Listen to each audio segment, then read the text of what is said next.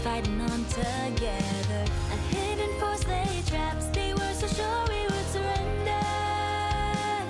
Yet we held our ground.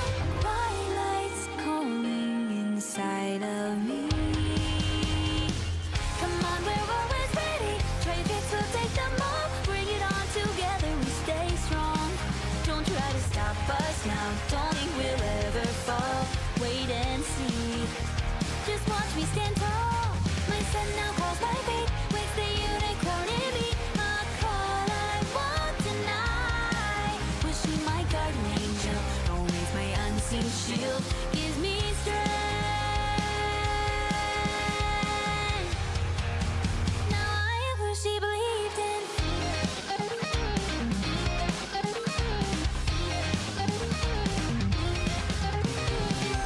Memories of her have stayed with me since forever.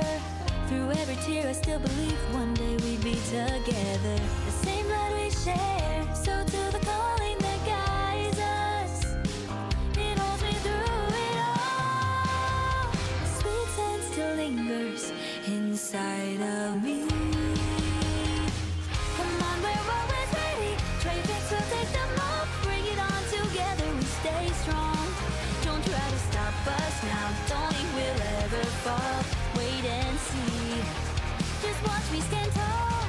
My son now calls my fate, wakes the unicorn in me. A call I won't deny. Wishing my guardian angel, always my unseen shield, gives me strength. Here I stand, I won't back down. A sweet scent guides me on, deep within a calling grows so strong. I'll rise to claim my crown and let my name be known. No one can ever block my way. My blood's my destiny. The unicorn wakes in me. A truth at last I see. She is my guardian angel, always my unseen shield. With her light, I found who I'm meant to be.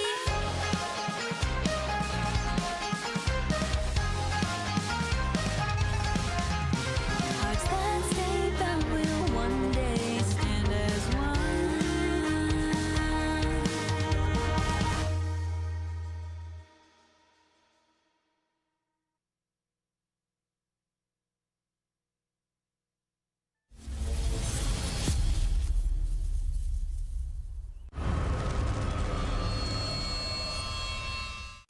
Through the sprocket holes of film, the traveler moves between eras.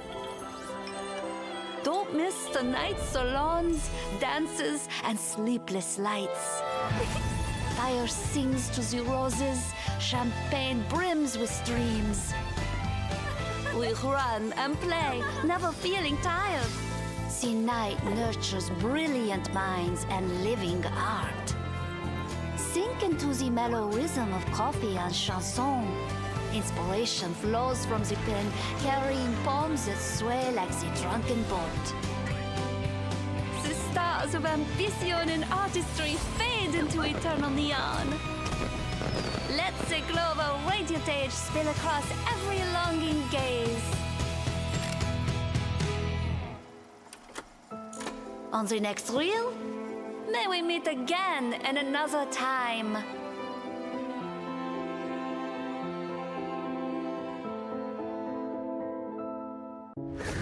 The gears of the Industrial Revolution crushed countless souls. In deep blue shadows, I built a sanctuary called Oblivion. Cyanotype uses sunlight to strip away memories and dissolve pain in chemicals. I thought this was salvation and release. But when the images froze, it tore open their noble facade and exposed that cruel purge. So I let go and allowed all the suffering and guilt I had stripped away to swim back to their owners within the rising blue smoke. Memories should not be trimmed, just as scars should not be trapped beneath rotting bandages. Only Only by cutting away pretense and bearing our pain can the soul grow new skin.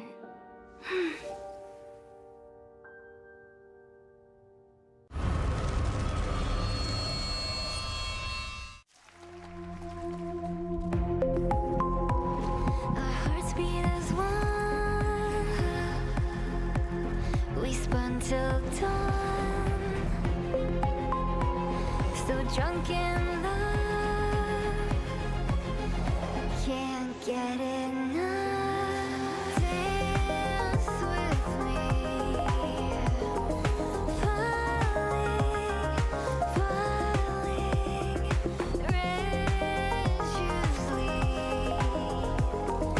Don't you trust me? Psycho by your side. One dance, one last night.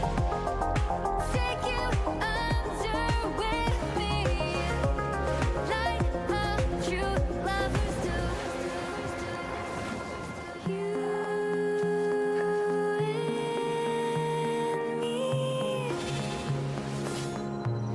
never apart. Dance till we drown. We'll like waters. Wait. Come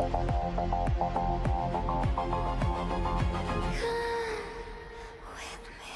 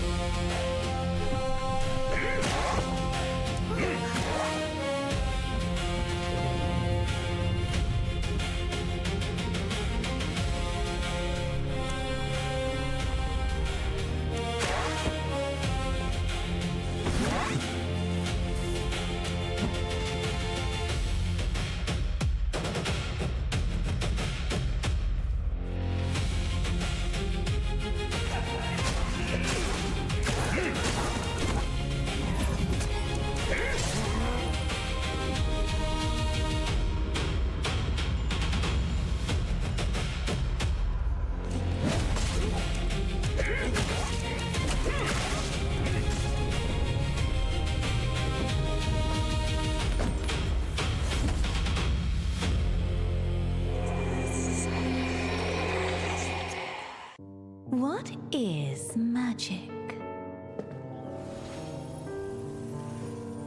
A perilous temptation.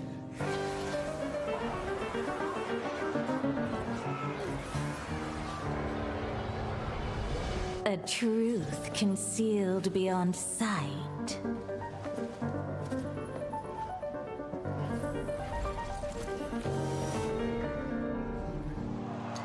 An unfamiliar reflection deep within the soul.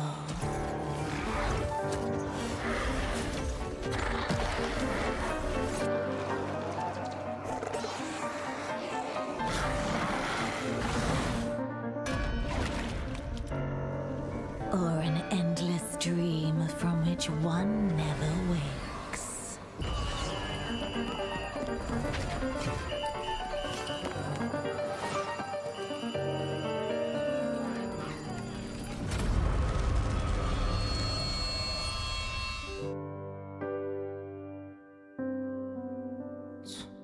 Those fools are far too slow.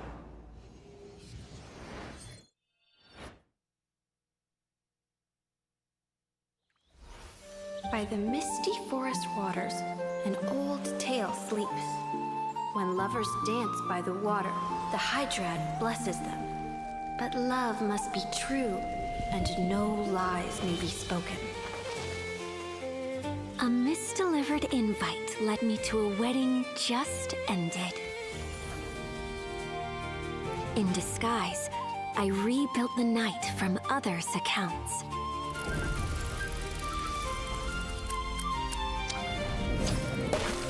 The wedding began with laughter and blessings. Where blessings failed, secrets changed hands in whispers.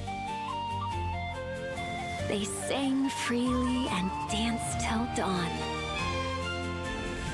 Then the bride and groom never returned. On the muddy bank, only a headless body remained. The truth waits at the legend's end. And I will turn the last page.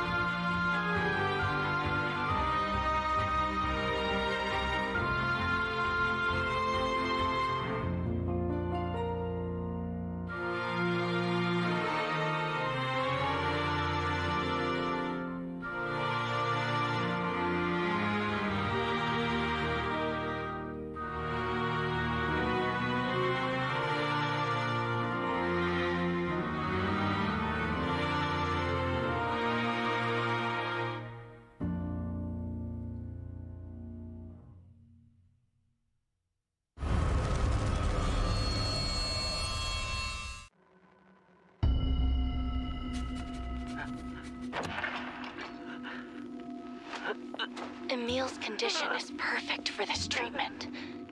Things will get better.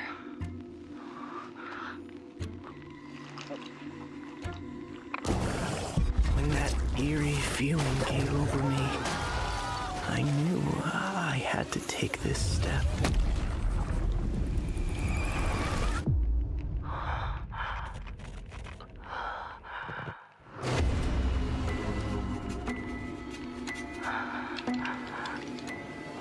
This is wonderful. You've made great progress, Emil. You're going to be cured. Ada, I think that's me. No machines, no drugs, no suffering there. You can feel the sunlight on your skin and your heart racing.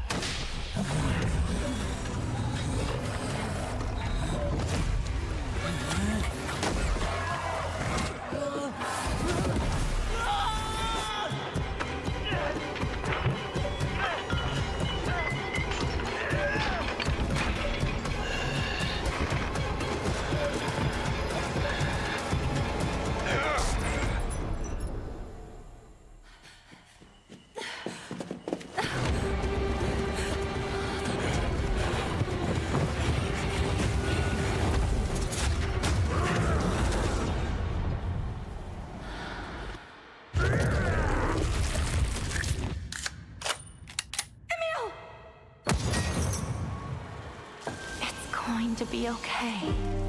We'll have a complete and stable future.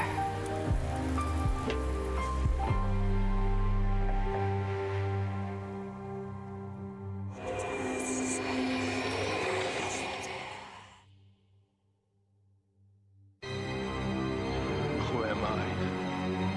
You said we were heading to paradise. A walking as a hollow shell to keep nothing but the void the frame must carry through the shocks that feels and wounds. The only piece this wreckage ever owns. A walking as a hollow shell to keep. Is this a monster that lives in the head, breaking these walls until the falls live? Destruction's invulnerable to only bleed. Grave, all memories are engraved. Hold on to pain, keeping me safe. Break the chain of thought, break by break. Follow the cracks as remember the rest. She told me this the only way to paradise. Some are safe and sound and no one ever could find. Carry some voices of heads mesmerized. She said just follow me now, free my love.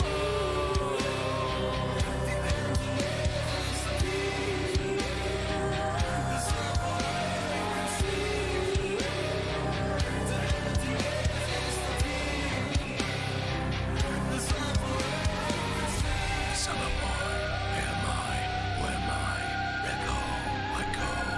Needles in my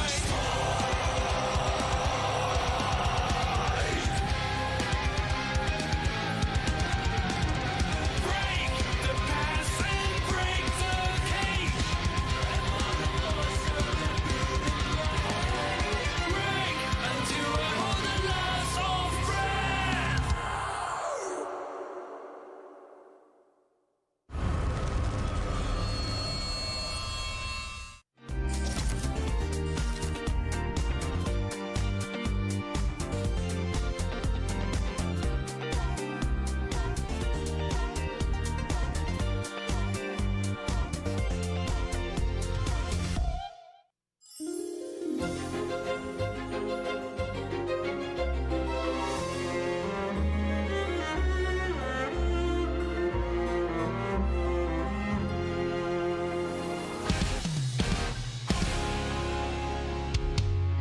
Petals wait in line for the morning bright sun to shine.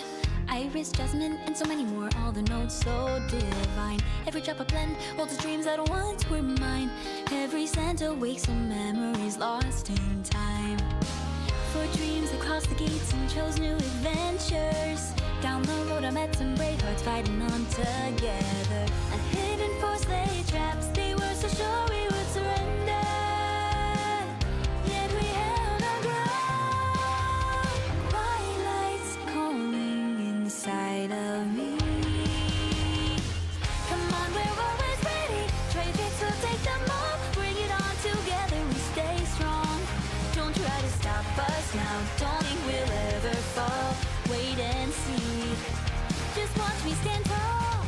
My son now calls my fate. Wakes the unicorn in me. A call I won't deny. Wishing my guardian angel, always my unseen shield, gives me strength. Now I am who she believed in.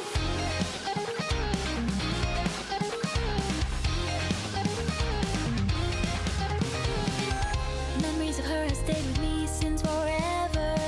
Through every tear I still believe one day we'd be together. The same blood we share, so to the calling that guides us. It holds me through it all. Sweet scent still lingers inside of me. Come on, we're always ready. Traitors will take them all. Bring it on together, we stay strong. Don't try to stop us now. Don't think we'll ever fall. Wait and see. Just watch me stand tall. My son now calls my fate. Wakes the unicorn in me. A call I won't deny. Wishing my guardian angel, always my unseen shield, gives me strength. Here I stand, I won't back down. A sweet scent guides me on. Deep within a calling grows so strong. I'll rise to claim my crown and let my name be known. No one can ever block my way. My blood's my destiny. The unicorn wakes in me. A truth at last I see. She is my guardian angel, always my unseen shield. With her light, I found who I'm meant to be.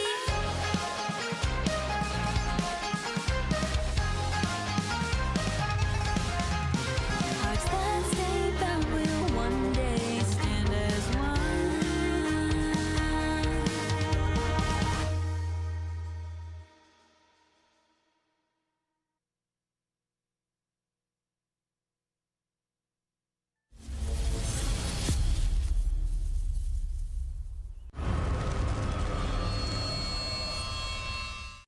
Through the sprocket holes of film, the traveler moves between eras. Don't miss the night salons, dances, and sleepless lights. Fire sings to the roses, champagne brims with streams. We run and play, never feeling tired. The night nurtures brilliant minds and living art. Sink into the mellow rhythm of coffee and chanson. Inspiration flows from the pen, carrying poems that sway like the drunken boat. The stars of ambition and artistry fade into eternal neon. Let the glow of a radiant age spill across every longing gaze. On the next reel, may we meet again in another time.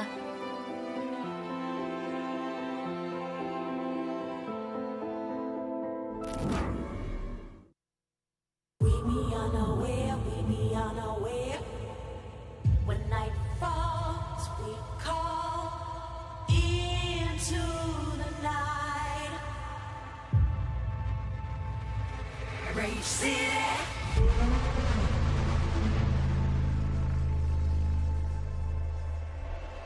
Rage City. When night falls, we call. We be on our way, we be on our way. We be on our way, we be on our way. Rage City. We be on our way, we be on our way. We be on our way. Rage City.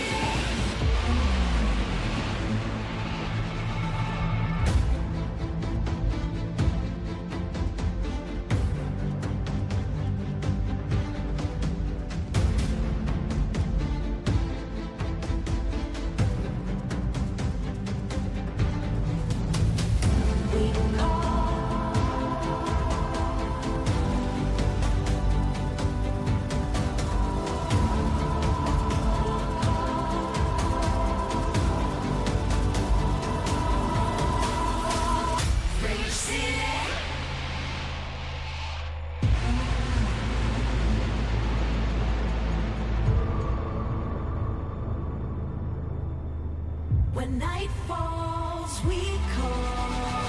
We be on our way. We be on our way. We be on our way. We be on our way. We be on our way. We be on our way. We be on our way.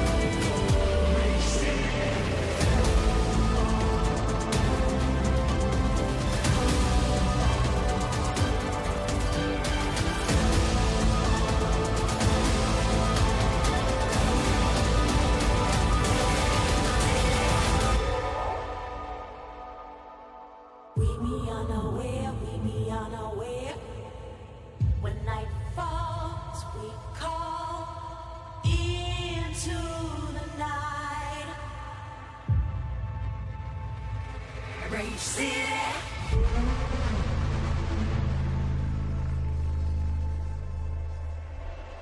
Rage City. When night falls, we call. We be on our way, we be on our way. We be on our way, we be on our way. We be on our way, we be on our way. We be on our way.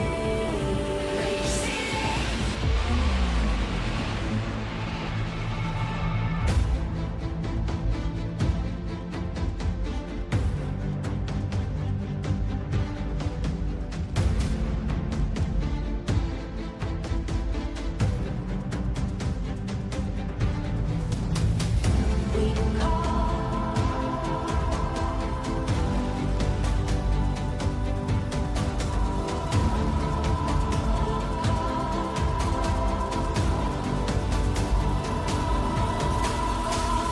Rage City.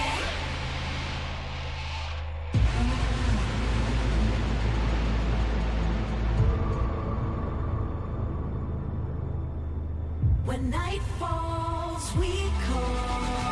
We be on our way, we be on our way. We be on our way, we be on our way. We be on our way, we be on our way. We be on our way.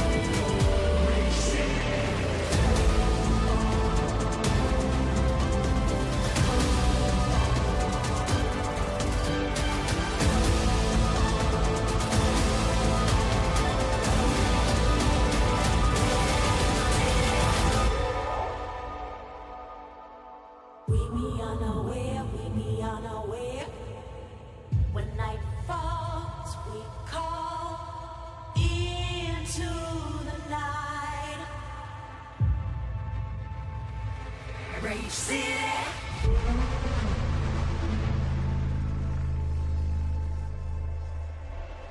Rage City. When night falls, we call. We be on our way, we be on our way. We be on our way, we be on our way. We be on our way, we be on our way. We be on our way.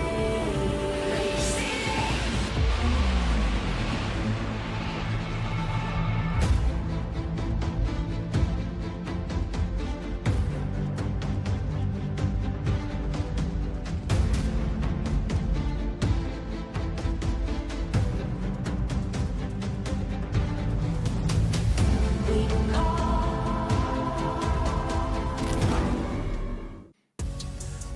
Welcome back, ladies and gentlemen. This is IVC NAEU 2026 Day 3. We just finished Day 1 and Day 2, and for today's professional commentary, it'll be brought to you by Kuro. And finally, Posh Vice, welcome and for joining us today. You're finally here with us.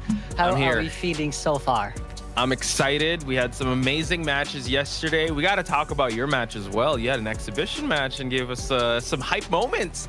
The only thing you need to know, guys, TLDR, he got a terror shock. Mad eyes, red Exactly. shirt, blink and boom, streams over. Kuro gets the dub, 4K. Don't rewind the tapes. Just Don't rewind. We don't. That's all. That's all the context that we need to know for yesterday as well from that. Exactly. But not only from the exhibition match too, right? It was also really good games between Bin versus PR, Bingus versus Prototype. As we saw as well, we went all the way to a best of 3, and not only that too, a game 2 nightmare.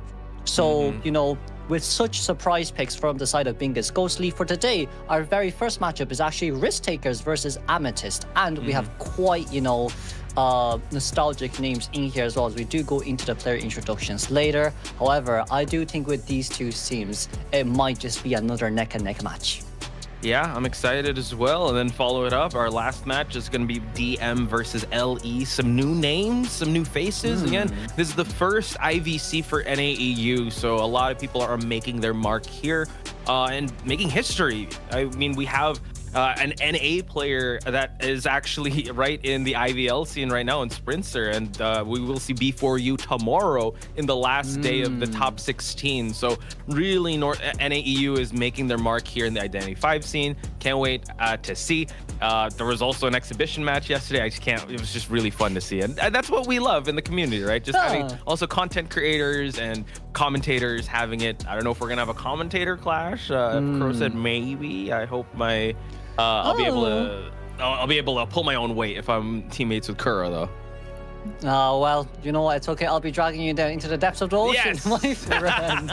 We won't be floating after that one, but let's just see who will be the one staying afloat today from top 16 to top 8. Because we're at the halfway point now, and the 4 teams that have already passed through currently is the 2 from yesterday is Mistletoe and Bingus, and the other 2 from from day 1, from Thursday as well. And now we're looking to see the next 4.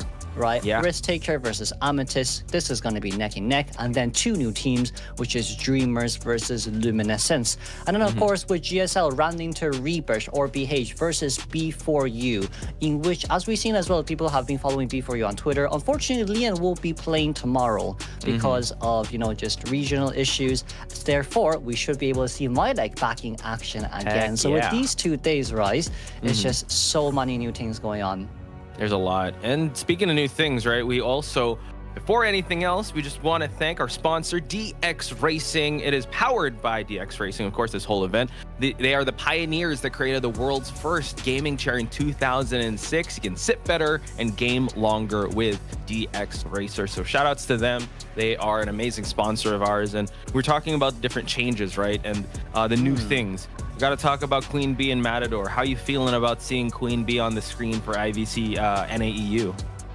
I do think she's still not escaping the reality of being a TIE Hunter 4 now. It's a little bit harder to win on her, I won't disagree with it, right? But she is still considered meta, as she can go up against, so many of the meta survivors too, such as Anti, Puppeteer, and maybe even the Matador from time to time. But I would say with the new introduction of Matador, like you can see from the Hunter side, especially during these 2 days, Matador has been like a consistent ban in at least every best of 3 games for the past 3.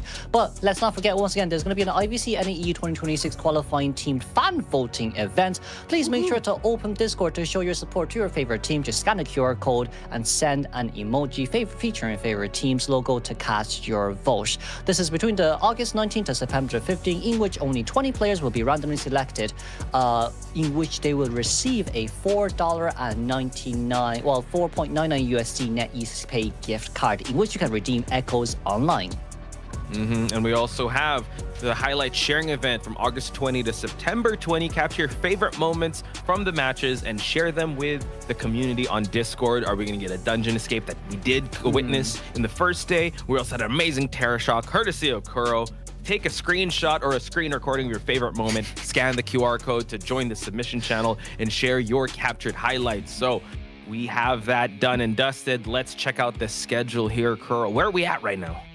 We're almost halfway there. It's already the 22nd of August right now. And of course, we started on the 8th and 9th, which is non-live streamed. And of course, 20th to 23rd is live streamed from 16th to top 8. And then 3rd and 4th of September, top 8 group 8 round robin to get our 2 out of 4. And then 5th and 6th, which is the weekend, top 8 group B round robin to get our last 2 of the top 4 teams. And let's see the prize pool here as well. A lot of zeros here, a prize pool of 60,000 USD. The champion will be getting the lion's share of that, 22,500. The runner-up, 11,300, so on and so forth. But Kuro, I would say the cherry on top is the prize pool, but what they are fighting for is their bragging rights to call themselves the first ever IVC NAEU champs. Definitely. But let's not also forget as well, right? When you win this, it will be a direct ticket to KOA. Heck And yeah. for our KOA regionals, there's now only, one qualifying team. Once again, with the ban pick rules, just to remind everyone, in each ban pick phase, you will be able to have 2 survivor bans and then 2 survivor picks, or maybe even hunter bans if it is available, and then 1-1-1-1. Now, with the global bans, the only change here is whichever character you use from round 1, games 1 to games 4, you will not be able to select the character ever again, therefore giving us even more variety in team comp stat players can choose.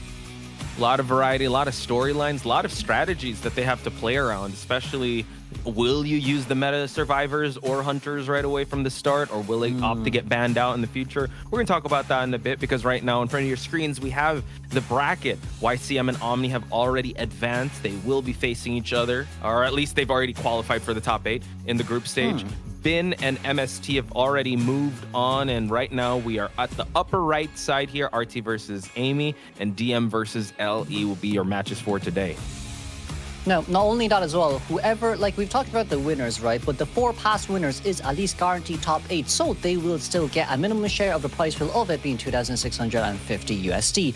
Now, for today's matches, it's going to be Amethyst versus Risk Takers, which is their very first matchup, and then Dreamers versus Luminescence, which is their second matchup at 6 o'clock UTC -4. So these are our 4 teams today, and only 2 of them will advance.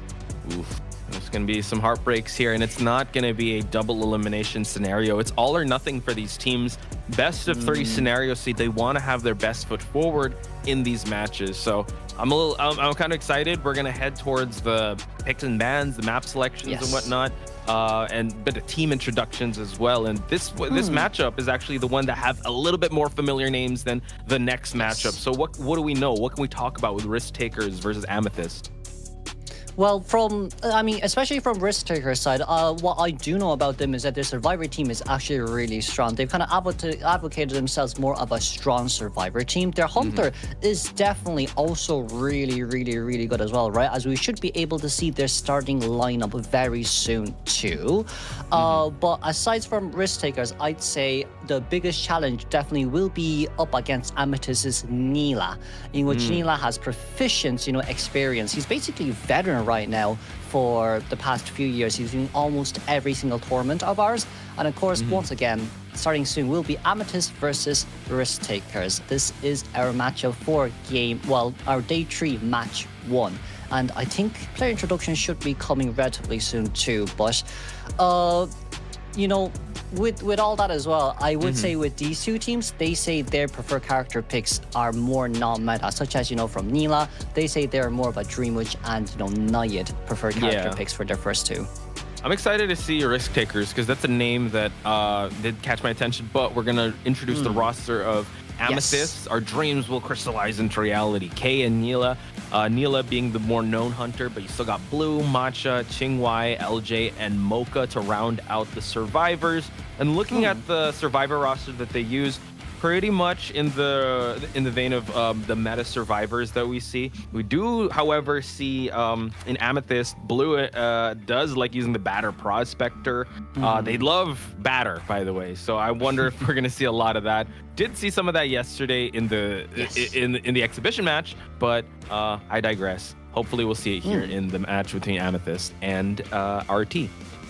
Yeah, and of course, we just we'll know the starting lineup soon later anyways, but let's have a look at Risk Takers first. Safe is not a place, we do not play. We have the hunter of it being RT Skyle, and then RT Aki, RT Eli, RT Emily, RT Maipika, and then RT Wukong. Skyle's preferred hunter picks on our kind of stat sheets here is actually Ripper and Gamekeeper. That is their preferred character picks, right? So just speaking of Ripper as well, after the buff recently, and unfortunately speaking, this is Gamekeeper before buff. Therefore, we might still be able to see some, professional Gamekeeper body block areas or stuffing areas to prevent Amethyst Survivor from gaining a lead. I'm excited to see that. With their tagline, safe is a place we don't play, they're really going to put it all on the line there. And Yeah, kind of the best of, I mean, that's before the buff and after the, so at least they'll get the best of Gamekeeper if the Gamekeeper is going to come out right away. But then again, that's just our stat sheet. They could be hiding something. They could have a Queen Bee. They could have a Hullabaloo that we did see a couple of days ago. They could also have the Goatman or any other meta hunters that we did see in the past. So I wouldn't put it past them if they want to change things up a bit away from their stat sheet. Definitely, yeah. Especially with it being kind of high stakes right now to guarantee at least top 8. As we know as well, right? It's kind of not even surprising anymore. Queen Bee, Goldman, Hullabaloo, Ivy, Opera, and then Q is your 6 current meta hunters that you can't play, you know, any rounds here at all, genuinely speaking, just because how much the meta has been shifting. However, Survivors does have quite a lot of characters to play as well. But let's look at the map ban pick here first, shall we? Yeah, so Arms Factory and Eversleeping Town is going to be denied by RT, but Amethyst is going to pick it's at the Moonlit River Park here. So I'm excited. It's a huge map. It's a map that we don't normally see in round 1. So they might have some game plans here, thinking that in our stat sheet, Dreamwitch Naiad on Neela's side, I'm pretty sure he might go with a Qist or someone else that has mobility here in this map. Yeah, and like with Amethyst map pick here, I do think it's, as you said as well, right? The movement is definitely going to matter the most. Queen Bee, as we said before, works. Goldman actually is really good on that map as well. Right. But seeing risk takers actually deciding to get their hunter Skyle out first, I do think this might be a way of saying to give the hunter less pressure. But being such a big map like this, it's just, there's not a lot that you can really, you know, prepare from the hunter's point of view. Survivors has way too many team comps they can play, but from the hunter's point of view, it might actually just have to be meta characters. Ripper and Gamekeeper from his character, you know, preferred picks just might not be doable for game 1. Especially global bans haven't kicked in yet. Yeah, Gamekeeper can go up against the full, I'd say full force of the meta Survivors. Speaking of meta Survivors, what are you expecting to see here in Moonlit River Park when it comes to Survivor synergy? Oh, I do think, right, as you can see with the map ban picks, well, with the ban picks phase we go for the characters, it's actually Enchantress and Archer first to ban. Scotland doesn't want any harassers. Yeah, that might give a little bit, so probably going for a hunter that doesn't want any harass, so I don't know. This does open up Aeroplanist, this does open up Puppeteer, this opens up a lot of mobility characters that can come into the mix for Amethyst. But yeah, we have seen a lot of Enchantress round 1, but in Moonlit River Park, I don't know if that was a priority, but hey, maybe it's a hunter preference that just doesn't want to be harassed. Can't be bothered. Oh, interesting. But Amethyst decided to go for Seer and Perfumer first 2 picks. Perfumer, I'd understand. And then we see the Grave Hero band there as well. So this might be an Officer flex pick immediately. Yeah. But you know, Posh, usually in Moon River Park, especially in pro plays in IG and IVL, they choose, like, you know, Patient Psychologist as first 2 picks just because of the amount of versatility and containment that they can get across the map. Yeah, because right now, sure, they have the support of the Owl, they have the kite ability, and now you look at that. Psychologist out of the mix here, not going to get that Wi-Fi heal. It'd be nice to see if they have a mobility character that can help them out. The synergy-wise works well, but you're going to be playing with big terrain in Moonlit River Park, and if you don't plan accordingly, your rotations could be off, and it could be really hard, especially once the kite is happening. So, ending it with a Puppeteer. It's a bit odd from my point of view, right? Because with such a big map like Moon River Park, playing Puppeteer here, yes, you want to kind of try counter the Queen Bee and Goldman. However, your only big issue here is I do think Meteorologist would have been way better, especially with Force Stop, especially with just rotating across the map and having that additional Tightener, right? So the big issue with Amethyst team comp here actually is just mobility across the map. Yeah. They don't really have dash potentials. They can move a bit faster because of Puppet, because of Officer with their items, but aside from that, maybe the Cypher Rush isn't going to be as fast as expected just because of how huge this map is too. Depending on the hunter, right? But I agree with you in terms of you can kite, but the transition's going to be harder. Not with, like you mentioned, a meteorologist, an aeroplanist that can be able to jetpack his way from first stop to second stop, or just move on accordingly, just safe and unscathed. Even an acrobat, but then again, let's see how they're cooking here, because Skyle is going to be coming into the mix, and in our notes, Ripper Gamekeeper, not sure if he's going to bring that out here in Moon River Park, and they chose to go hunter first, like you said, to alleviate the pressure from that hunter. So I'm excited to see what he could bring to the table here with a name like Risk Takers. Yeah, well, we'll have to see, right? Is it going to be a character that I think maybe Skull should go for more of a comfort pick? Yes, this team comp does counter both Ripper and Gamekeeper alongside with, you know, our usual meta characters just because of how tanky everyone is. But I would say Queen Bee here actually will probably be their best, right? Oh But Clown. Okay. This actually goes well with Clown. Like they get an owl just for them to be able to get the rocket dash. I was hoping Skyle had a pocket Ivy, and that Ivy would run roughshot against this team lineup. But Perfumer does really well. Like, he can perfume really well. Puppeteer can eat some rocket hits. Yeah, it's gonna be. This actually looks like a match that you kind of see in round 2 or 3, but they're bringing out in round number 1, as you said, comfort pick. So we gotta let them cook. Yeah, but for Skull here, right, ladies and gentlemen, the biggest issue here is everyone is a multi-hit character, and Clown, our smiley face, has limited items, especially with how big this map is as well. Huge. If we get quite an early game and you don't have items during the mid to end game, you're gonna have to take a lot of time to scour for them. Yeah. Let's see. The controls have to be on point. We're gonna see a zigzag spawn here with Matcha with 4th stop, LJ over at the 1st stop, Pingwai on the 2-story, Blue on Bridge Cypher, and we have our Clown here spawning in between the 4th stop and the 2-story building. So probably first chase Seer. I mean, who would we chase first here? Would you want to see a Seer first chase, Kuro? I think it might have to be a Seer first chase. Honestly speaking here for Skull, you're going to have to walk towards the Seer instead of instantly pulling up a rocket dash. Because of those 2 pallets here close towards the backside of 4 stop, that is what's going to prevent you from getting that early first hit. Now we actually look at the persona web here. Trump card, Insolence, no detention here, so has to go full, all gas, no brakes at the start. Meanwhile, they have 3 tide turners, 1 audience effect actually, and 4 all borrowed time, so they want to go for that end game pop. I'm excited to see how this one is going to pan out here. You got your commentators. That's Kuroshiro. I'm Poch Spice. We're bringing you the commentary action as we head to Moon River Park.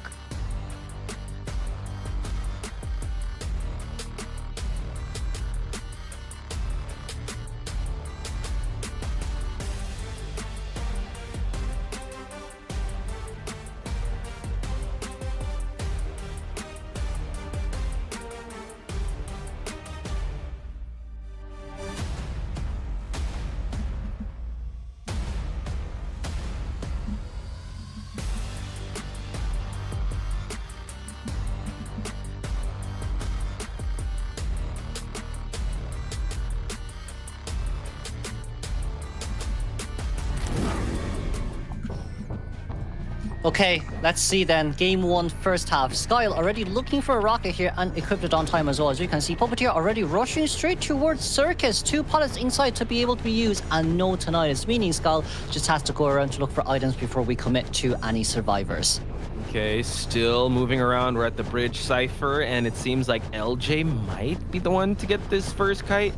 But then again, everyone could kind of decode really fast, and in this area it's so tight, and there are a bunch of pallets he could drop down here. But he's not able to get behind that one though. I feel like we prioritized the wrong pallet there. To be honest with you, maybe the longer pallet would have been a better idea, but for our first officer to be getting a hit that early on is really, really, really bad. This pocket watch will be kind of useless, so there's no point in using it anymore. So let's see how the mind game goes. 2 pallets running in front of us. We're going to have to see what the pallet mind game. Can we get the hit? We did, straight on towards Lozi, and the officer only successfully has gotten a 60-second containment time. Yikes. This is actually kind of this is a good spot for the Clown. Best possible scenario. They do have another tide turner in the actually, they have 2 other tide turners, so it's totally fine. Another pocket watch. The question is, are they gonna risk it? It seems like they're gonna prioritize Cypher rushing, and yeah, rewinding it back to that pallet drop. Yeah, it feels like the pallet that should have been dropped was the one with a longer terrain than the one that was the shorter one. So a little unfortunate. Perfumer now is gonna be forced to actually go for the rescue. The Perfume's gonna run out. I don't think we're gonna go for a backstep though, and now gonna force a rescue here. Gonna make play. Oh, okay.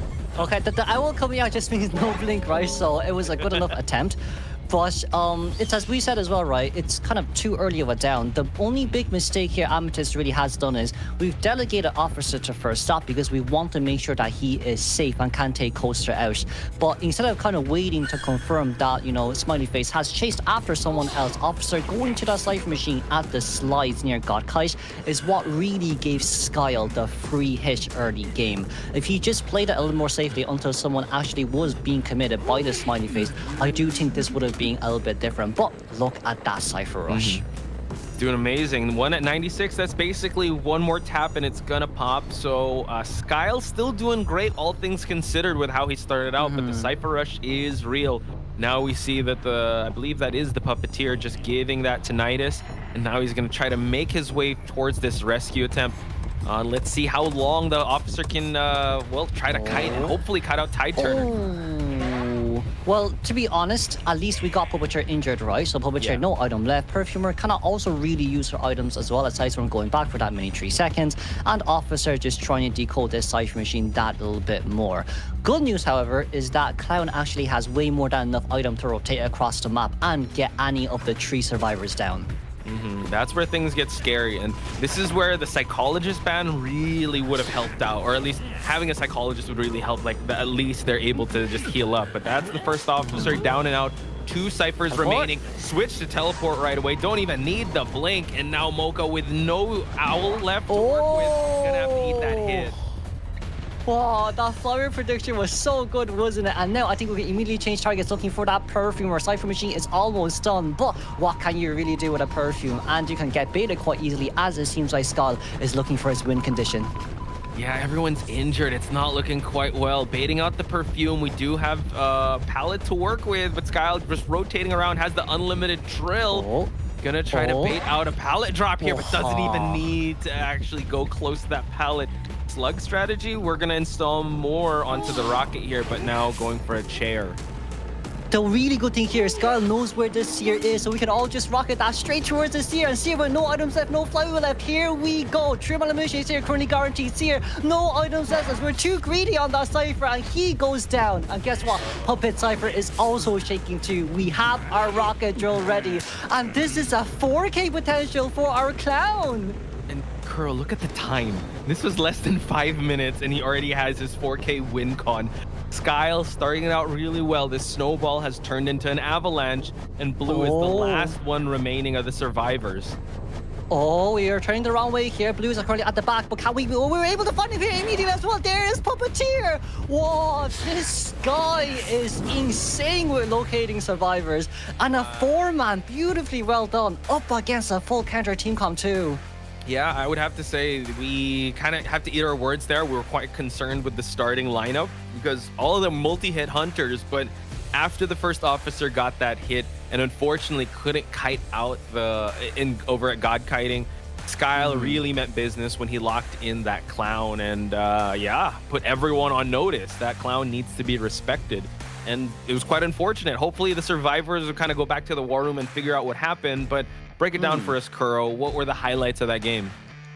I do think, right, we highlighted the officer's early game kind of rotation, which was kind of one of the main issues that started, but it was actually a Cypher Rush in which is what survivors actually haven't done well. With Perfumer giving a free hit to that Smiley Face instead of hiding away maybe upstairs to give more pressure, that's kind of where we're saying, okay, Perfumer got hit upstairs. Perfumer could have maybe used a perfume, drop down from the stairs, and then go towards the chair, where then you don't need to get Seer's Owl, and maybe Seer could have any more potential owls to use for the rebound. But looking at the match stats here ourselves, Posh, there has been no single containment past 30 seconds at all. That's terrifying. Shoutouts to Skyle, best deduction with the Clown to start things out of the day. Definitely woke me up. I mean, it's pretty early in my time zone here, and that put everyone on notice. I can't wait to see how he's going to perform around number 2, but he definitely set the stage, and we were thinking that they did this to alleviate pressure from Skyle. He's the one creating the pressure here, folks. He is the standard that I guess Neil is gonna have to keep up with in this matchup. And yeah, those are the two big factors, right? Getting a hit early on, and also they couldn't manage their Cypher Rush properly. Do you think that they could have like maybe prioritize popping ciphers than going for the rescue, because maybe go for a full blood rescue on the first officer, or was the position kind of cooked already since the perfumer is a 2-story? I do, to be honest, I think if Perfumer was upstairs and then she perfumed to come down, she would have had enough distance to actually go towards the chair instead of Seer using an owl to protect her, right?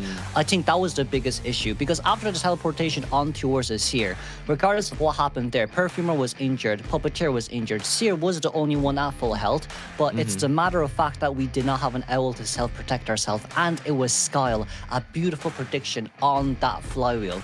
And that's kind of where everything immediately went uphill for our hunter.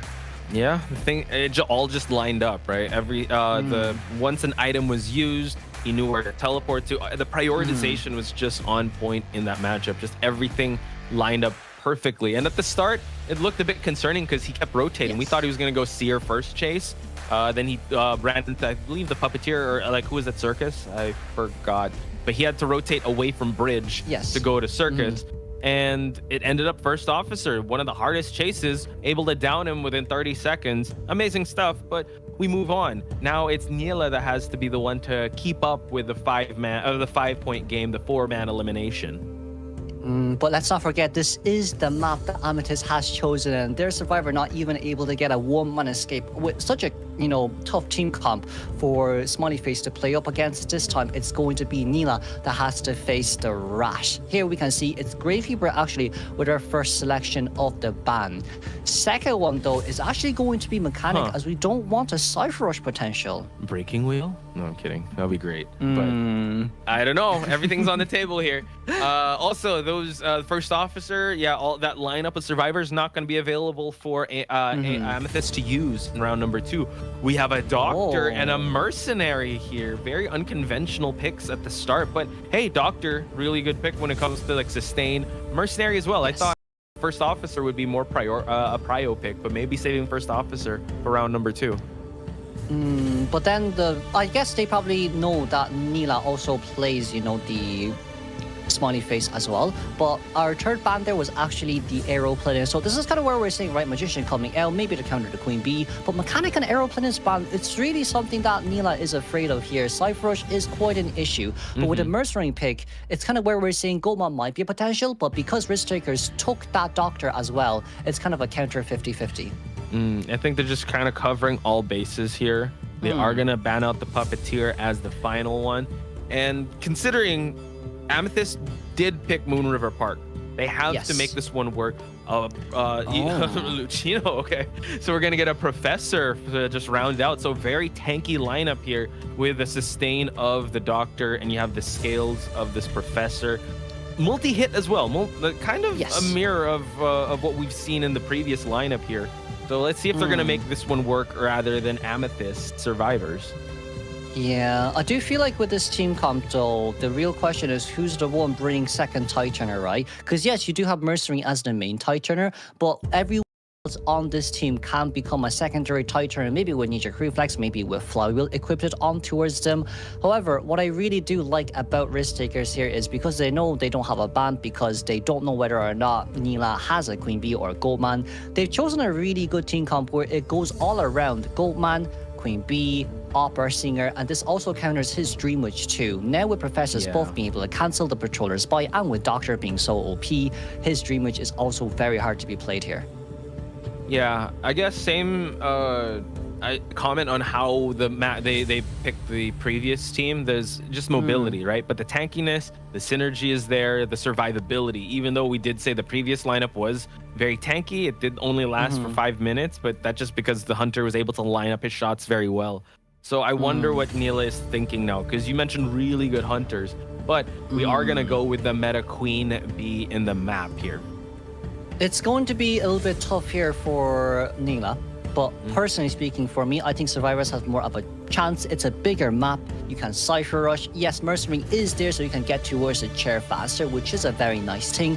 But Professor counters Queen Bee, Magician counters Queen Bee, and Doctor counters Queen Bee as well, and prevents the damage control from the mid to end game when Queen Bee is way stronger with presence. But I would kind of say here, right? the big issue with Moon River Park is whoever you decide to chase first, there is no potential of stopping any of the other survivors from decoding early game. So our down needs to be very fast early game. Yeah, and 5 minutes is the time limit of what Neela is going to have to go with. Again, it's not necessarily has to hunt that fast, but like you said, the down needs to be fast. We're going to see the same type of pattern here with Doctor having fourth stop and Professor having first stop. So Queen Bee, possibly same spawn if you want to kind of get a moth to a flame with a Doctor, but Doctor could possibly be bringing a full kiting build and just everyone's just going to try to rescue her. Yeah, and not only that as well, right? Doctor with those chips, stinger chip damages, those additional movement speed boosts here, you can see where her location currently is at. 1 free 50% movement speed boost just lets her rotate so easily. But with Queen Bee here spawning by third stop, our first chase potential actually could be Mercenary. There is a chance Mercenary here, Wukong, will be in danger. But yeah, I would say, right, running towards the back area and just rotating around can already guarantee you 30 odd seconds of containment time. Yeah, I could see that happening. So let's see if he has his wits about him, because the hunter in the previous game was able to stuff the rescuer at the start, because chasing the rescue is high risk, high reward, and risk taker is showing that they're able to do that. So Kuro, talk to me about the persona traits here.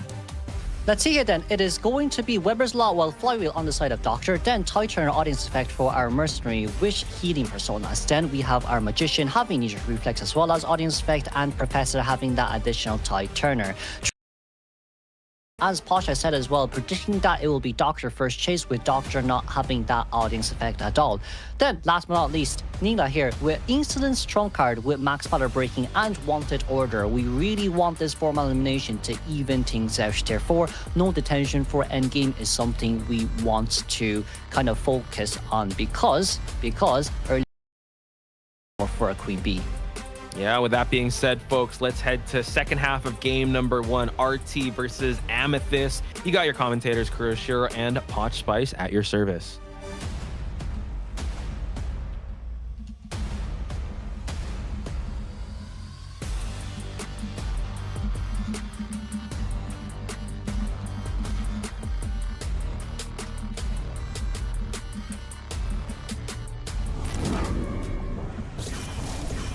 Let's see, Queen Bee straight for that Mercenary, as we said as well. But it seems like the Beast isn't going to reach, so Mercenary at least will be able to make, quite nice corner cutting here. And Queen Bee, this movement speed boost isn't going to be registering until around 15 seconds towards the game, and that's our elbow pad out. Yeah, and like you said, just head towards this area, the back of Circus, just to seek some good terrain just to work with. Oh, we are lagging.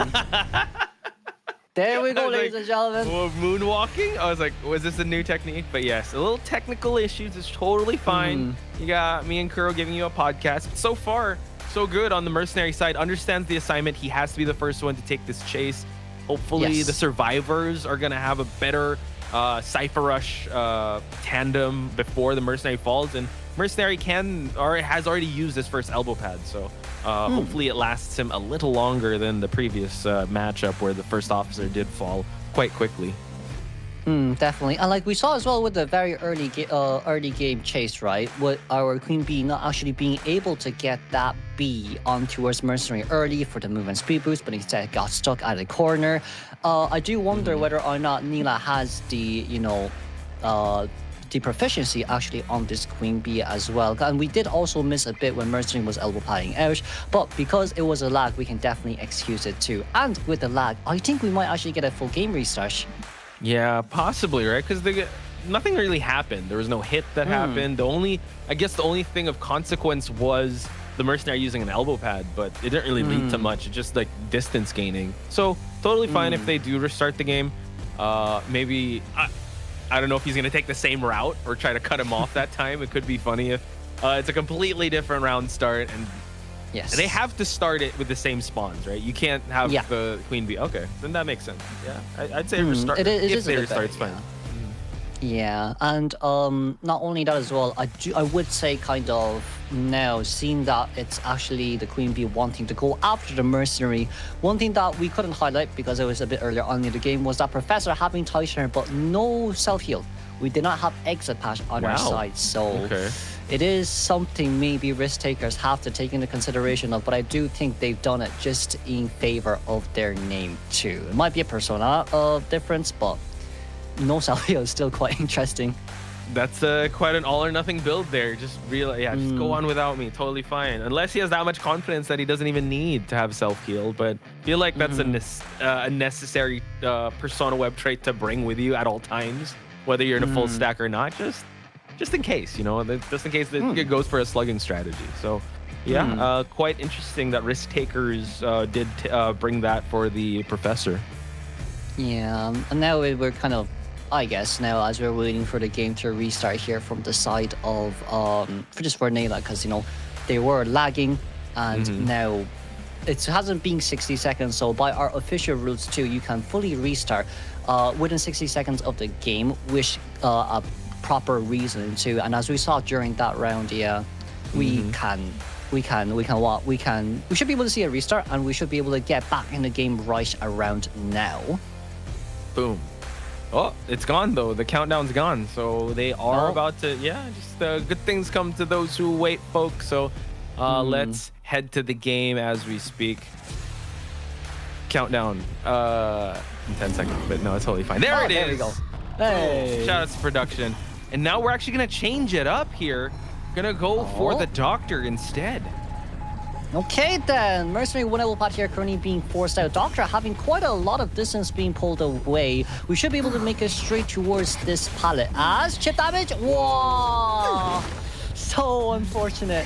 So close, but so far. Neil is gonna have his work cut out for him. Chase the doctor after unsuccessfully going for the mercenary, and now pretty good kiting spot here. Can cut a lot of terrain off, but 100% energy. We're gonna probably see a combo hit here. So wow, unable to get the hit through the pallet. Wow, Doctor got a chip damage. Can we dodge the next one? Eli, we need to be able to focus on this one, but it might be a chip damage. Walks over towards the side. The hit come through here first, so that's okay. Doctor is going to be able to get that heal, but the chip damage come through one more time, and it's an abnormal Queen Bee, by the way. Oh man, so this is very aggressive build here for the abnormal to actually work here. And now able to get the flywheel through. Can he get through the window? Oh, forced it out and gets hit through the window. Quite unfortunate, but amazing kite on the side of the doctor though. We're max presence now, however. So Cypher Machines, we can see here, right? It's currently around 250% decoding progress. Every Cypher Machine is currently being decoded, and wanted order thankfully on Professor, not on that merc. Okay. Gonna see if he's gonna try to just scope around here if anyone's in the area. What is he actually gonna kick that 36%? Is that the 51 or 36? But 36, I'm quite sure. Okay, mercenary elbow pad. Gonna go for a double combo here. Able to actually get the hit onto the mercenary, but Eli's gonna have to hightail it out of here. It seems like our doctor is currently rotating straight towards our magician, Mypika, who does have a... No, he actually doesn't have a Titan, excuse me. It's the professor. So we might be looking for a cell game here, potentially speaking. It's just a little bit hard to see where doctor actually wants to go down, as we're a little bit hesitant. But since all Cypher Machines are now currently being decoded, Professor Cypher at 71, and we're cheering back now towards that merc. This is kind of scary. They put that 36% Cypher all the way to 51, and now the abnormal is going to hurt even more. They don't have a backup Cypher. And I don't think they know what the trait is just yet, unless, we're going to see the abnormal happen right away, and we're going to stay in the game a little longer. Going to try to go for the bees here to try and stop this rescue attempt from happening. We use our hardened scale there, and we do have another hardened scale here to use. Chip damage, landed. Nice rescue here, as we shouldn't really be body blocking as the hit comes through. Now, Professor, seeing that the Cypher Machine has went down to 0, we should know it is an abnormal. Therefore, Professor and Merc needs to meet up and heal. They do, and now Eli, unfortunately, at this window.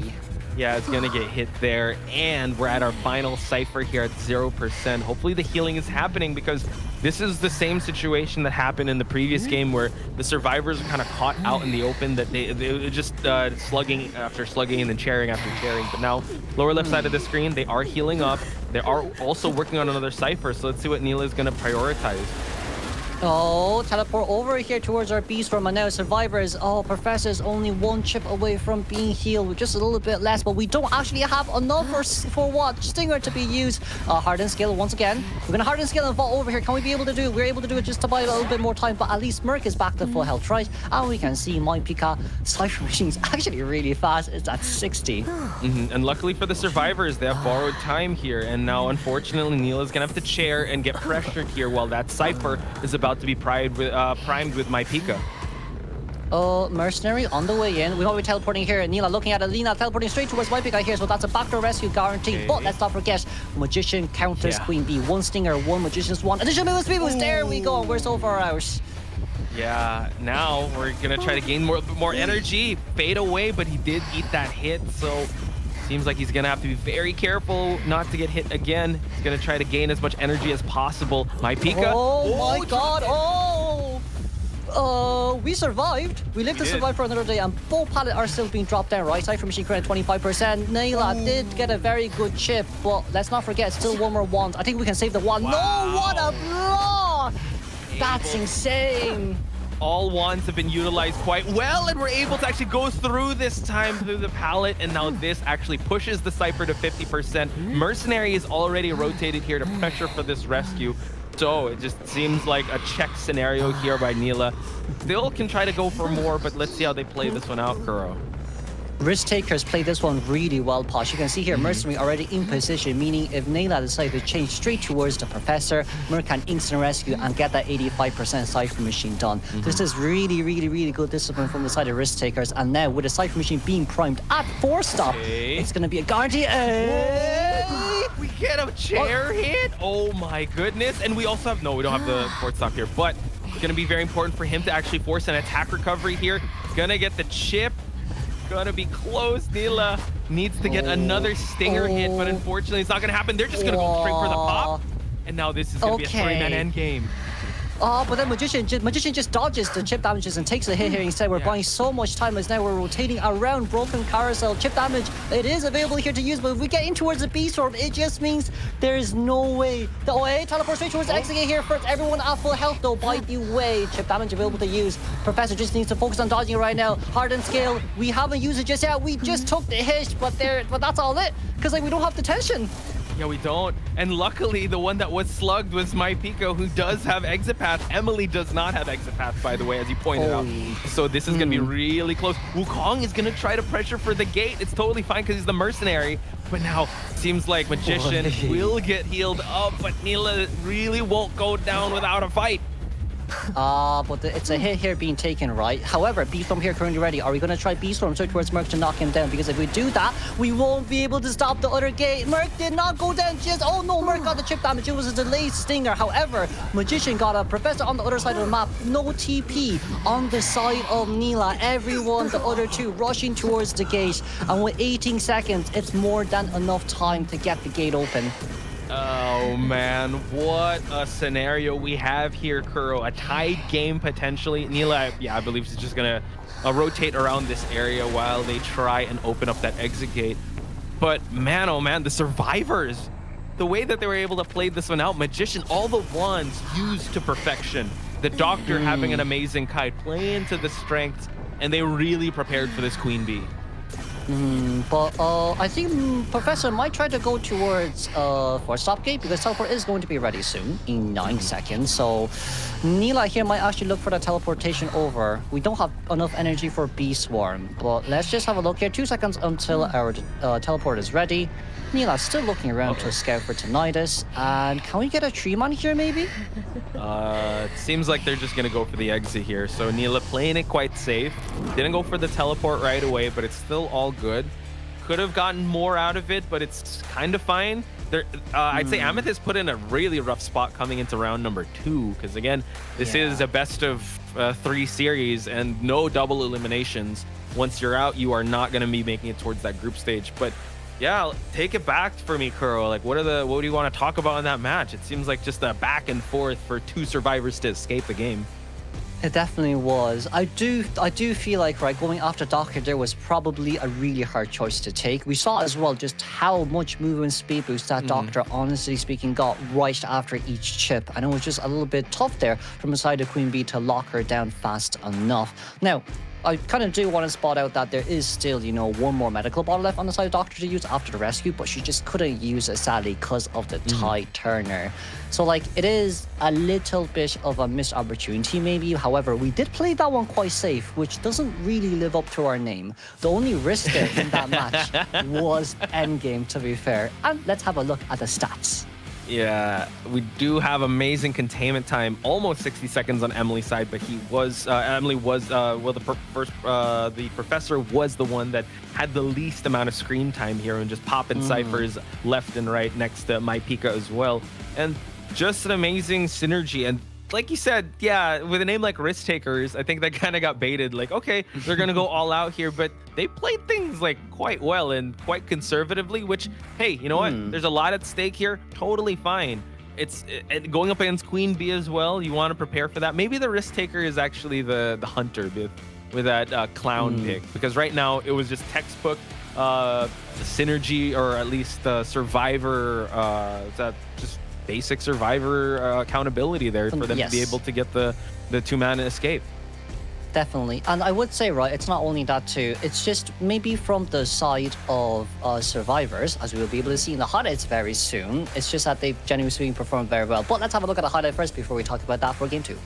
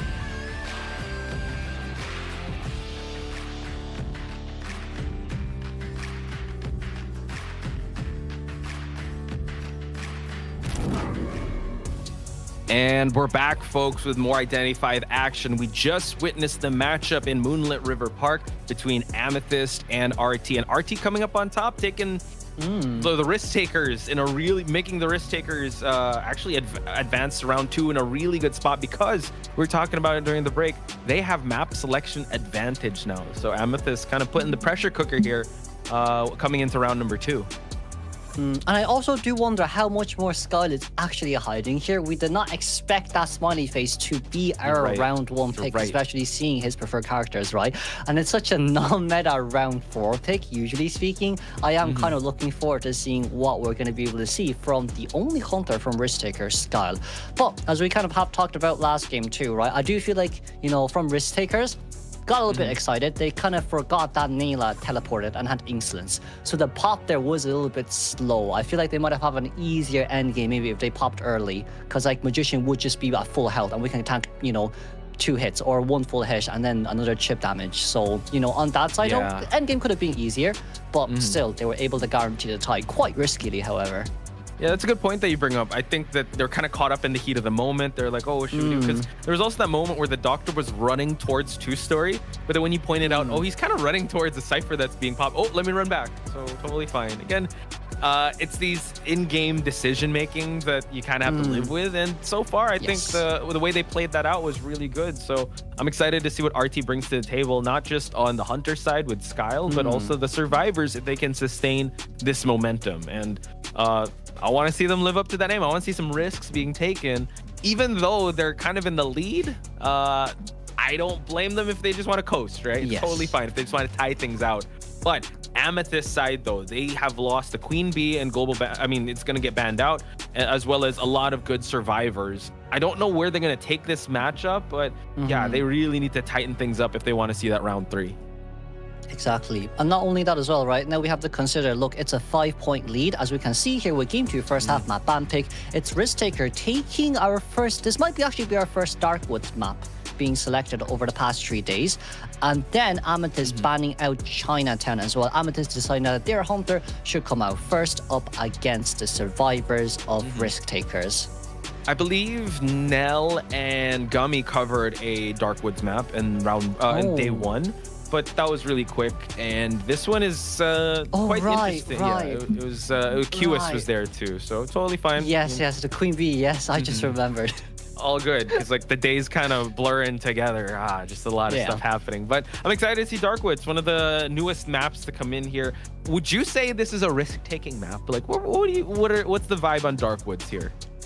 The vibe on Darkwoods kind of is escapologist for our main rescuers, since you know their mercenary is now gone. I do feel like this kind of gives maybe risk takers a bit more room to play when it comes to just, you know, lanternist, the lanternist, the archer, the meteorologist, which is more meta picks. But for kind of niche picks on this map, Toy Merchant at Watchtower at the Treehouse, and then you have Escapologist, then maybe the odd 1 or 2 Weeping Clowns that I actually have seen semi-pro plays do on this map that you can get quite a lot of advantage in, just because I do think this map is easier for Weeping Clown to drift around, since a lot of things are quite parallel. So let's just see what maybe risk takers here, our survivor side, have in store for us. I'll always remember the time I shared the mic with you in KOA this year, where I forgot which one was that. It was an Axe Boy map. I think it was up against ACT. Yes. Jesus Christ. The gift of IDV got the drop down. So you got to be very careful in this map when it comes to drop downs and projectile hunters, folks, because it could go sideways real quick. Anyway, Niela coming in here with the Hunter. Batting out Seer and Enchantress. I mean, he's still got a lot to work with here. Like you mentioned, he has a lot of meta hunters he could still go for. We've seen Goatman perform really well in this map. We've seen, taking out the Ivy, the Respect Ivy ban here. Okay, then. I would say, right, as you said, right, Goatman, Opera Singer, Qist is very strong on this map as well, right? So, like, there's these 3 selection, but it seems like with RT, we're opening up with a first barmaid of this IVC, and then Patient being selected as well. I feel like they're trying to counter, you know, the Dream Witch and Qist. Yeah, I just also think RT really likes their sustain or like the healing or support type characters here with the Doctor and now Barmaid. And we do know Neela does have a scary Dream Witch. And Dongshen also proving that this map is quite scary if you have a Dream Witch ready. I'm just taking out the Ivy factor because Ivy has been climbing up in the meta. Dream Witch is still very scary. Now, Puppeteer is the one that gets banned out. I feel like they can go for a container. Psychologist here actually isn't bad, especially as a second rescuer, right? However, if RT Survivor decides to go Flywheel comp here, if Neela chooses out Opera Singer, this comp crumbles really fast, like it does. Lego. Yeah, because the amount of hits, right? It's so fast how we can stack it up. Now taking out Mechanic, which I feel, might opt for Dream Witch, but I mean, going for Gardener, interesting. So just another tanky character here, having the 2 lovers, Ada and Mill combo, and the Barmaid to top it off. But yeah, if he does go Opera Singer, it could go sideways for the survivors. Yeah, and like with this Gardener here, they don't have an actual rescuer. It is quite risky. We chose this map as well. There's no escapologist. So from what I'm seeing here, it probably will be Gardener, Psychologist, and Patient of the three. Two of them having Ty Turner. Therefore, maybe Nayla here can take advantage of that. But with the Gardener being out, that just means that shield, even with Patroller biting on you, you're able to get the shield out too. It is a little bit harder here for Nayla to play Dream Witch, but that doesn't mean, you know, Opera Sting is available. That doesn't mean Hollow Blue is actually really good up against this team comp too. But does Nayla have it? I think it's really up to him with how he wants to play this one out. He's proven time and again that he's always on top of the meta. His Queen Bee was quite good. It's just, it was countered by a lot of the Survivor picks, right? He could have, I feel like with that lineup, maybe he could have shifted things up, but he kind of played into the Survivor's game plan of countering the Queen Bee. And as he pointed out, they are getting ready for that Dream Witch. So he might as well just kind of go for a Phantom pick here and just kind of go for a counter in that sense and not play into the Survivor's hand. Yeah, but then what else could Nayla play? Good Night here be doable? The last time we saw Night was in IGL with, you know, Miko Melodies, in which we managed to get a 4-man elimination in Darkwoods as well. But it seems like we're going to be having a little bit of a game pause here. It seems like Survivors are trying. I was a bit comfortable there. I see. Yeah, you must be sitting on the DX Racer, man. That's Definitely. Shout out to DX Racer. Any angle, exactly. Any angle of sitting, my back does not hurt. But he saw me deep in thought. I was like, oh, okay, I was looking kind of rough there. Apologies, guys. Yeah. But You were saying, like, it's Miko Melody. Yes, Nayad and Nayad, 4-man elimination on this map too. Does Nila want to try go for the same thing? I mean, he did give us in a stat sheet that he does have a Nayad, right? That can be possible. It just seems like their name should have been switched up if that's the case. Going for that risky Nayad. And yeah, honestly, if you asked me before this match started, my prediction would have been Amethyst to take this. But it just seems like Risk Taker's proven everyone wrong. Well, proven a lot of things out here. But this is where they can solidify it in this next round. Hopefully we get to see the same type of synergy, that same type of readiness from their survivors, and just kind of prove that they can hang with the best, since Neela, a veteran of the scene here in NAEU. If you do well against his team and him, you can go really far in the group stage. Exactly. So like now it's kind of like, okay, look, there's a lot of options that we talked about, but I would say from the side of risk takers, I don't think it's worth it to take the risk for you know, trying to go up against the Dream Wish. But it seems like that's the risk they want to take. Yeah. But like it's as we said as well, like in game 1, in game 2, usually you be a bit more flexible on your persona selections. Right. And for a character like Dream Witch, you really need that flywheel, or else like. You know, I was gonna say maybe their risk is that they just call out the hunter. Like, I know you're gonna play this, just play it. Like, we're gonna hard counter this, and please don't play anything else. That's the risk they're kind of taking, and it paid off because it played well with the Queen Bee. Now, are they baiting the Dream Witch? Because the cards are really in Neela's favor here. He could just change it up. There's a lot of good matchups he could play that don't play into that. I'd say it's a really tough matchup if he does play Dream Witch, but he banned out Enchantress. He also, what else did he ban? I know Mechanic, but that's just Cypher Rush, right? Puppeteer also. Puppeteer, yeah. Puppeteer is that kind of character that Dream Witch is very scared about, because once you go into your 8-second little Lewis, you can also undaunt away. But it seems like we are currently ready to go back in towards our map, not map selection, ban pick, as all we're waiting here for is Neela to select a hunter.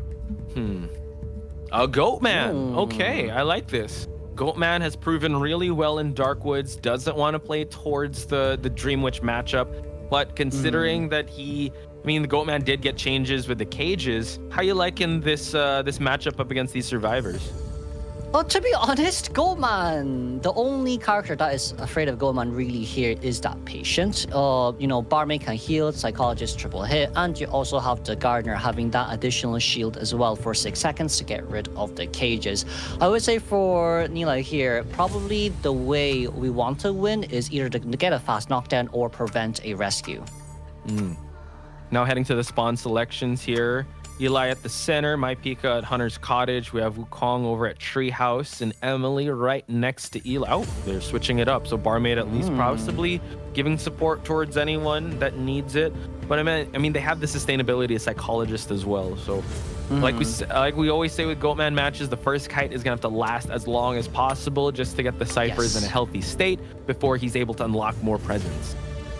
Now, with the gold one here spawning just at the treehouse, we're able to see Psychologist, Animal Cage, Mill for our Barmaid, and of course the Watchtower Gate for Gardener. Then of course, our Patient has to be the safest one in 2-story since Goatman counters Patient really hard and the hooks don't really do much as well. But it's as you said too, Posh, in this game, all we need to focus on is really just whether or not that down can be fast enough. And I would say, right, pre-nerf Goatman, definitely doable. Post-nerf Goatman might be a tiny bit harder.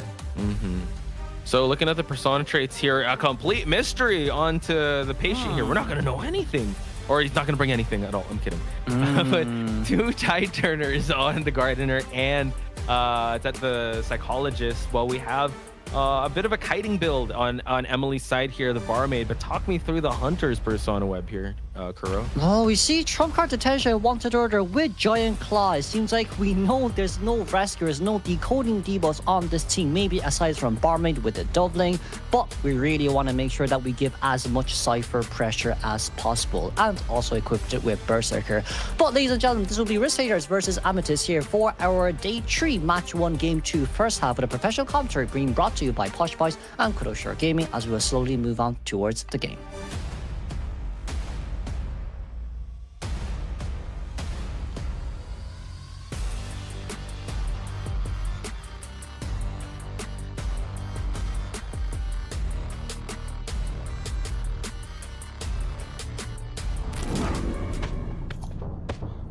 Goatman making his way towards the Dark Woods and just rotating around to find the best possible survivor here, away from the treehouse, actually the river part, and now we're at Hunter's Cottage, where the Patient was actually spawned first, and now possibly sees him tiptoeing around. Best possible chase for him, and he's gonna go straight for the Patient.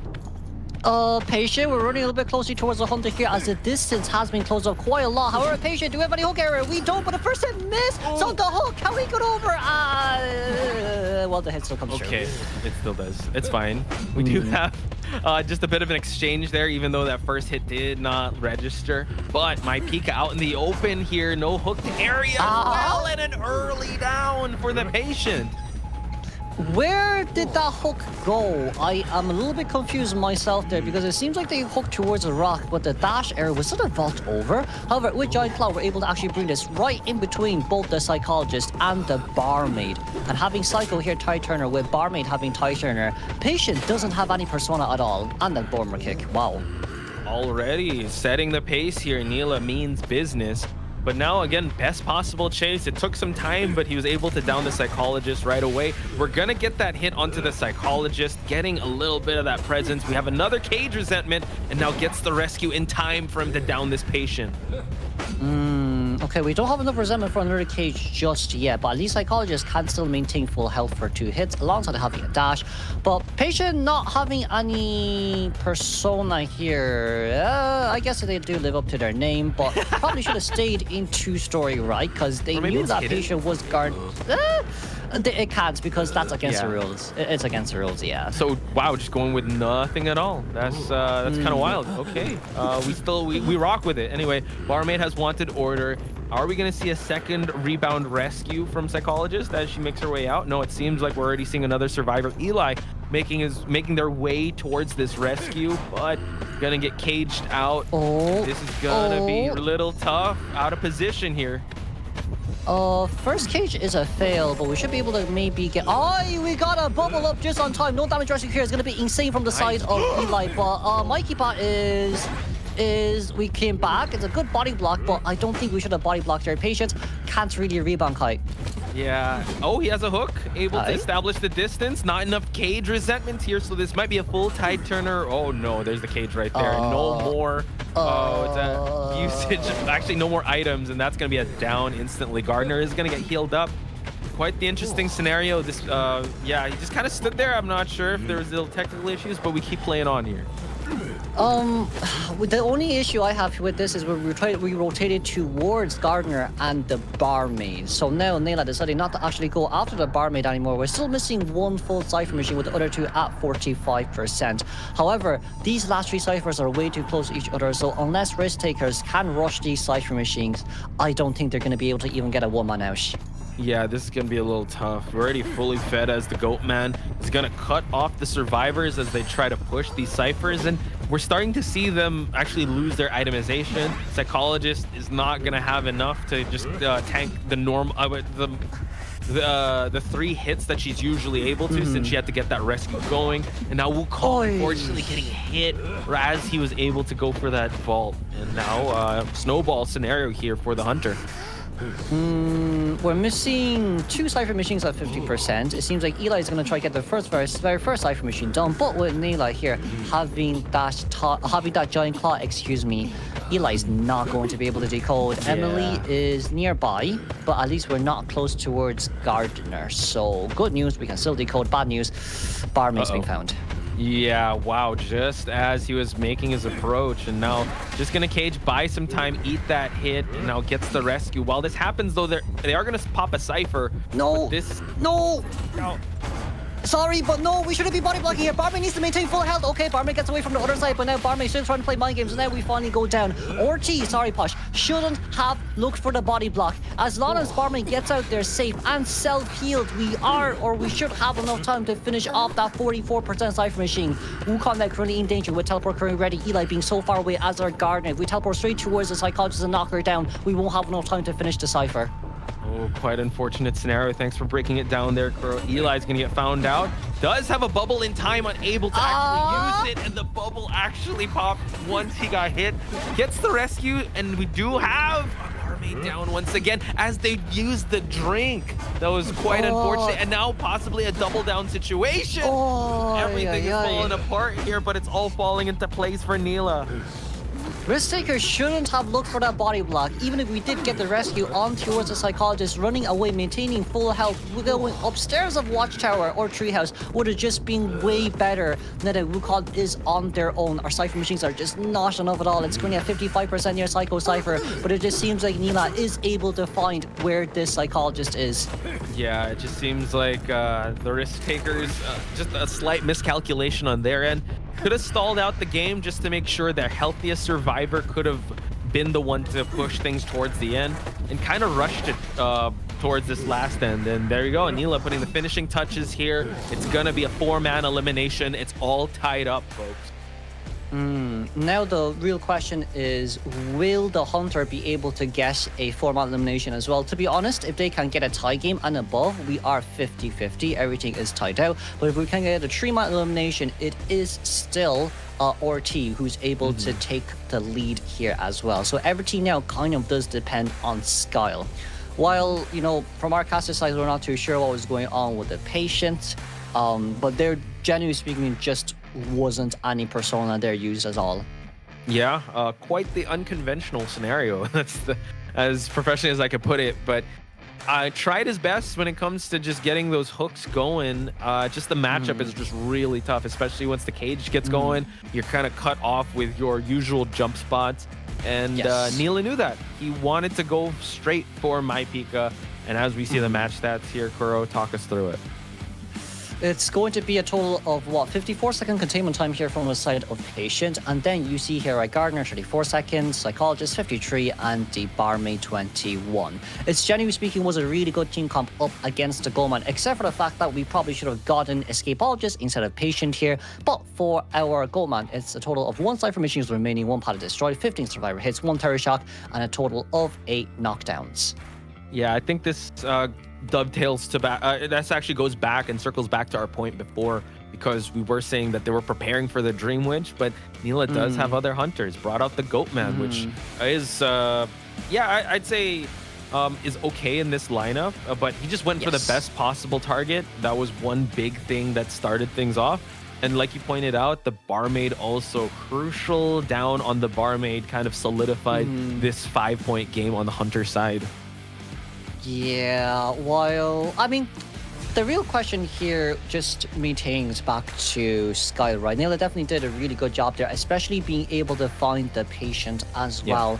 But, you know, it's as we talked about game one, the reason why Amethyst got four-man eliminated was because Officer should have rotated. And then this time, game two, the reason why, you know, Goldman was able to get such an easy fast down was because patient should have rotated, but should have stayed, in two-story, but instead he decided to rotate.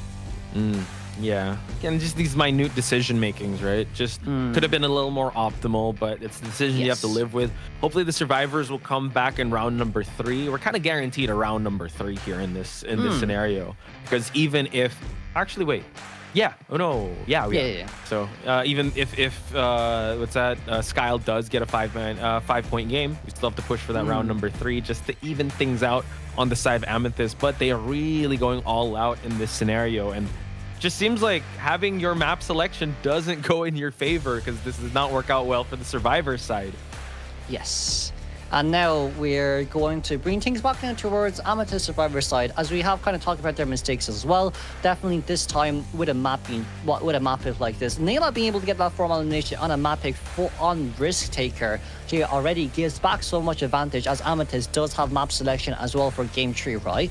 So with our tables now currently being flipped, Amethyst tie game is what we need, especially from the survivor side. If we can aim for more, then great. On a map like Darkwoods, is as we said, Escapologist is very strong.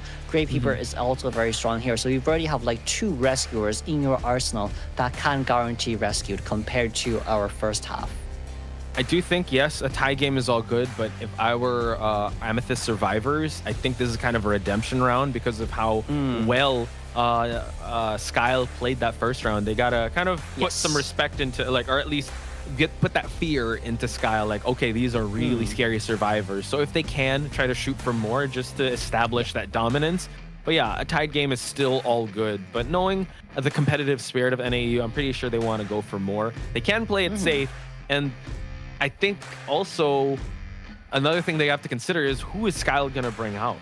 Ripper, a gamekeeper? Like, who we thinking about here? Because we didn't, in our notes, we didn't even have Clown, and he brought out a Clown in Moonlit River Park.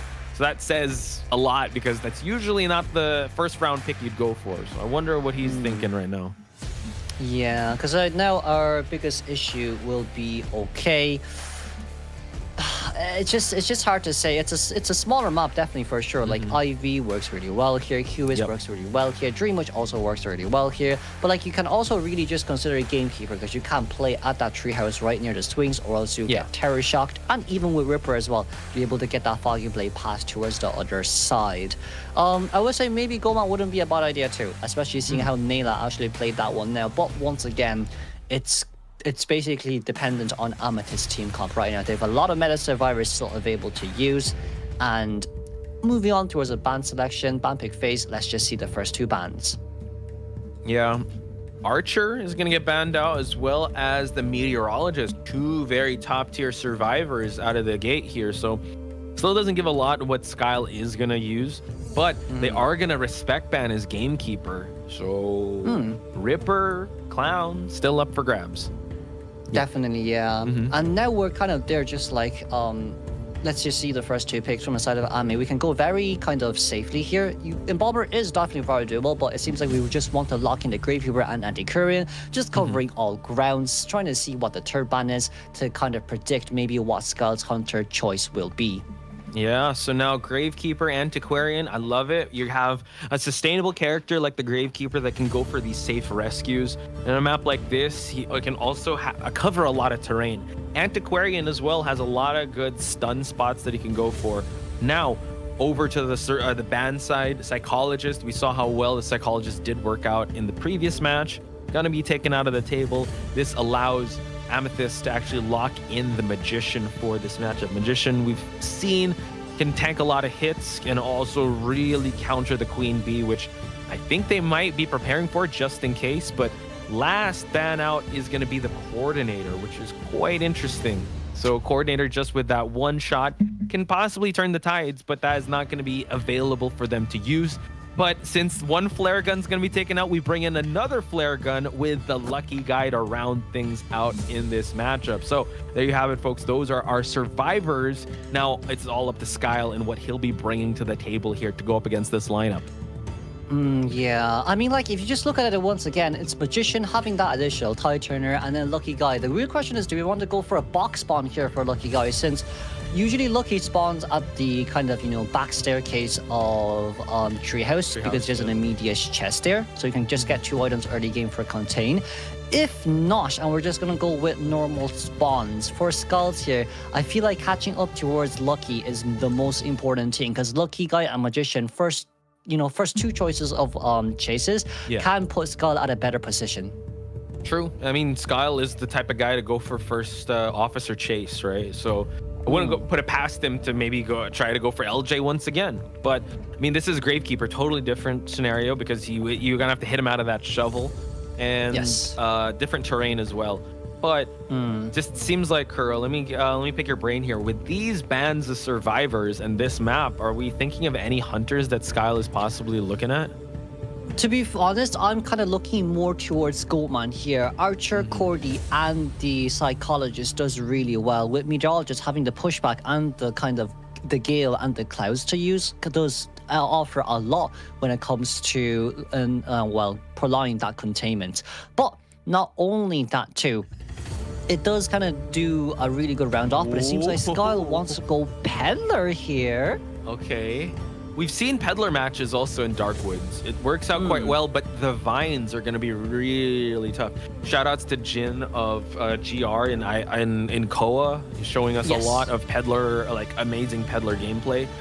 But yeah, this just shows the versatility of Skyle. Because of Peddler is a hard character to use. You're gonna have to have resource management on top of resource management with how you use this character. The matchup though, I think you could just bind the Lucky Guy for him not to get the second item going, and it kind of makes sense now. He doesn't want any stunners to go for him. So now let's look at the spawn selection. With Peddler here, I think they can just spawn normally, because Lucky Guy, even with 1 item, can kind of contain Peddler with a decent amount of progression. So, ladies and gentlemen, let's have a look here. We're deciding that Luoji, our Gravekeeper, will be spawning in middle, Mocha as anti-current at the main gate, then Qingyu for our Magician at Treehouse. Then we have not Corner House, but 2-story mansion for that Lucky Guy, as our Peddler spawns at Animal Shelter. Yeah, so it's either going to chase that Lucky Guy or get that rematch with LJ in the previous matchup. So it's going to be tough. He's going to have to want to go for some affinities here. What resources do you think Peddler should prioritize getting first? I do think Peddler should save the affinities for a while, because, you know, you can make a wall just right at the walls of 2-story, which allows you to kind of make it for an easier catch-up and to kind of dedicate what other resources that you want to use. But for now, Posh, Persona points. We do see Trump Card Detention, Claustrophobia, Mischievous on the side of Skyle. Meanwhile, we do have 3 Tide Turners and a full kiting build on Tomoka's side. And they just seem to be ready to just take this first chase. Hopefully, either Blue or LJ will be ready for this potential first chase, though. Yeah, the nice thing here is that Peddler kind of negates the illusion. So with Vines, you're able to actually catch up towards the Magician. Yeah. No borrowed time. Oh, wait, 1 borrowed time, actually, just onto the Gravekeeper. So they want to get out of this. They want to just pop the ciphers and get the heck out of here. Definitely. But let's move on straight towards the game, and this will be Amethyst versus Risk Takers for our Day 3 Match 1, Game 2, second half, in which last game was a 4-man elimination by Amethyst Hunter. This time, RT Skyle. Let's see what he can do.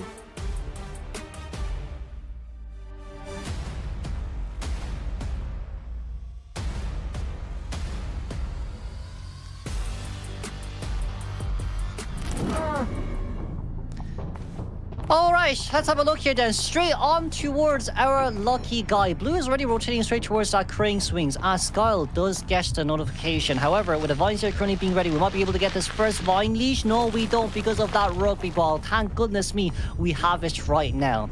Now then, as we do move straight towards the back of this pallet, it's not really a good idea to move into it, as Peddler can just make a wall, and instead Lucky Guy looking for our double pallets here just outside of 2-story. Wall here currently being used. Lucky Guy still having having a bit of ball left here on our hands to use, and with just that bit of a ball peel pull, chip damage will not land. However, normal hit will come through in exchange. Cypher Machine with the overalls in 45 seconds is a total of 40% here on average, as Blue is running straight to the Hunter. Bind here is pretty ready. We should be able to get Lucky Guy out of here really fast, but no, instead Lucky Guy looking to go towards the back, and we're gonna get in towards that window. Okay, taking out the wall here, able to actually cut off the Lucky Guy, but getting this hit early on is good, but the second hit is actually proving to be a little harder than we expected here. Blue doing an amazing job with no items and running the route really well. Playing, nice blink open here. There's actually no flywheel, but instead tie turner on Lucky Guy. So we're able to knock Lucky Guy down here in 85 seconds before the 90-second chair. But it is, as Posh has said, because of the second vine miss, in which was very close, Lucky Guy was able to extend this from average of 50 to now almost 3 full ciphers done. Yeah, so good start for the survivors, especially if they're just kind of playing for that tie scenario. We do see lower left side Magician, but I think it's going to be Gravekeeper making his way towards the rescue. LJ is already here. Gonna go for the stun, but no, the bind. Ooh, not just at least got the rescue, but still could have gotten it without a hit though. I just feel like their Peddler wanted to look for the Vine chip and normal hit right on towards Gravekeeper, but for now, just gonna use our Metal Affinity to guarantee that hit on Lucky Guy, as we do see 3 full Cypher Machine done and only 1 anti-current as a harasser who's currently at Animal Shelter. Okay, so now Gravekeeper is going to be focusing on just Cypher popping duties. Magician does have that next tie turner, possibly making that next rotation here. And Faster goal? Can he actually? He didn't bring Giant Claw. So That's 4. Okay. Still all good. Magician now just, you know what, feeding that Tinnitus. Doesn't have to go for the rescue right away. They want to play for that end game pop. So 2 Cyphers still remaining. Both are about to hit, well, the last one's about to hit that 50% mark. So now Magician can make his presence felt here. Gonna see him try to get that bind, but still a lot of time here, Kuro. Oh, we didn't get the second chip damage there, unfortunately speaking. No damage rescue from the side of Magician, excuse me. And now it's a body block from Magician. Last Cypher now currently at 60%. Lucky Guy, can we dodge this fine? Unable to, and quite unfortunate. They just need to pop. Lucky Guy does not have borrowed time, nor does the Magician. So they just need to pop for this end game. Hopefully a 3-man end game, just to really amp up the pressure on the risk takers here. Unfortunately, the wall didn't come out here to allow Skull to get the chair fast enough, but we have another 10 seconds until our teleport here is ready. Let's just see which is the last Cypher Machine here currently shaking. No one except for Gravekeeper now has borrowed time. Mocha Cypher Machine should be shaking soon, but it seems like they're going for the heal here, which is very smart. Yeah, I like this. Just prolonging it. We don't want to rush it. We only have 1 Cypher, so let's try to heal up and maybe give us more options before we push for the end game. So Gravekeeper is going to get healed up. If Magician can get healed up as well, that's going to be great. Mocha is going to try to touch this other Cypher at 5%, leaving another Cypher open. So backup on backup here. Skyle put in a really tough spot. Oh, here's Anti-Quarian. Unfortunately speaking, no flywheel in, so the normal hit can't come true. But if we chase after Andy here, both herself and Magician has no borrowed time. Therefore, this just means one thing. 3-man elimination is very, very, very, very probable here. Oh, that was so close, but he did get caught up. Able to not get the stun, and the Antiquarian has fallen down. Gravekeeper might be the best bet to go for this rescue since he does have shovel, but able to get the basement here. Oh, no. That was very... Oh, no. Probably thought that he didn't have enough distance, I guess. Oh, pallet has been dropped that's annoying. Okay. So now, seems like they already just go for that endgame pop. Detention is in the air, and like you said, a 3-man is possible here for RT's Skyle. Our Gravekeeper here is going to go run straight towards the back of Treehouse, so we're not going to be able to hear Tinnitus here. We're trying to bet on the fact that Skyle will teleport over. However, having Tinnitus right now, can we spot out where Gravekeeper is? Gravekeeper is currently hiding very, very, very, very well here, but we should be able to lose Tinnitus and Skyle now leaving this vicinity. If we teleport over, we do see Gravekeeper right now, but he has shovels to guarantee his escape. He's gonna try to bind, but no, unable to actually get it. So a tie game can actually change everything. And now it just seems like, let's see, he's gonna try to go for the Metal Affinity here. Ground and pound, unable to actually get him out. And now it's gonna be really tough. It's gonna be a 2-person escape. Dash, quick move, dash, quick can just easily dash out here, and there we go. Skyle able to guarantee the tie here is already good enough, but also from AMEY Survivor side, that's what they just needed to move on towards game 3. It is now tied up with all the points. Therefore, Incredible if game showing. 3 ties up too, we might have our first overtime, Posh. Oh my god. How could I forget? Didn't you have the most OT that one time? Whoa. Allegations. I Allegations, know Posh, Gummy but- was the tech pause queen, but who was the OT king here? Or was it the other way around? I'm not sure. I'm not sure as well, but you know what? We love overtime here. There's a chance that AMEY's Dream Wish can come out, and we get to see True. more from the side of, for the side of Skyle as well. But I feel like, for this game, their peddler pick was more or less just to keep it hidden what they want for game 3. Maybe game 3 is where they're saying, okay, we're going to play who they're the best at, who they're most proficient at. I think, big brain plays on the side of risk takers. And I would say, though, shout outs to Amethyst, because I think this is the Survivor gameplay that they wanted to showcase and not the previous one. But definitely a good showing on their side that they were able to really counter the peddler there with, I think there was only like a couple binds that they were able to do. Sure, the Antiquarian unfortunately wasn't able to get that stun because she was in a really tough spot. The walls weren't really close, but it's still all good. They still got that tied game, courtesy of LJ and Tingu, for them to be able to actually get the escape going. First off, like, really good kite at the start by Blue's side, and considering that Lucky Guy couldn't get that second item, it still worked out quite well on their side.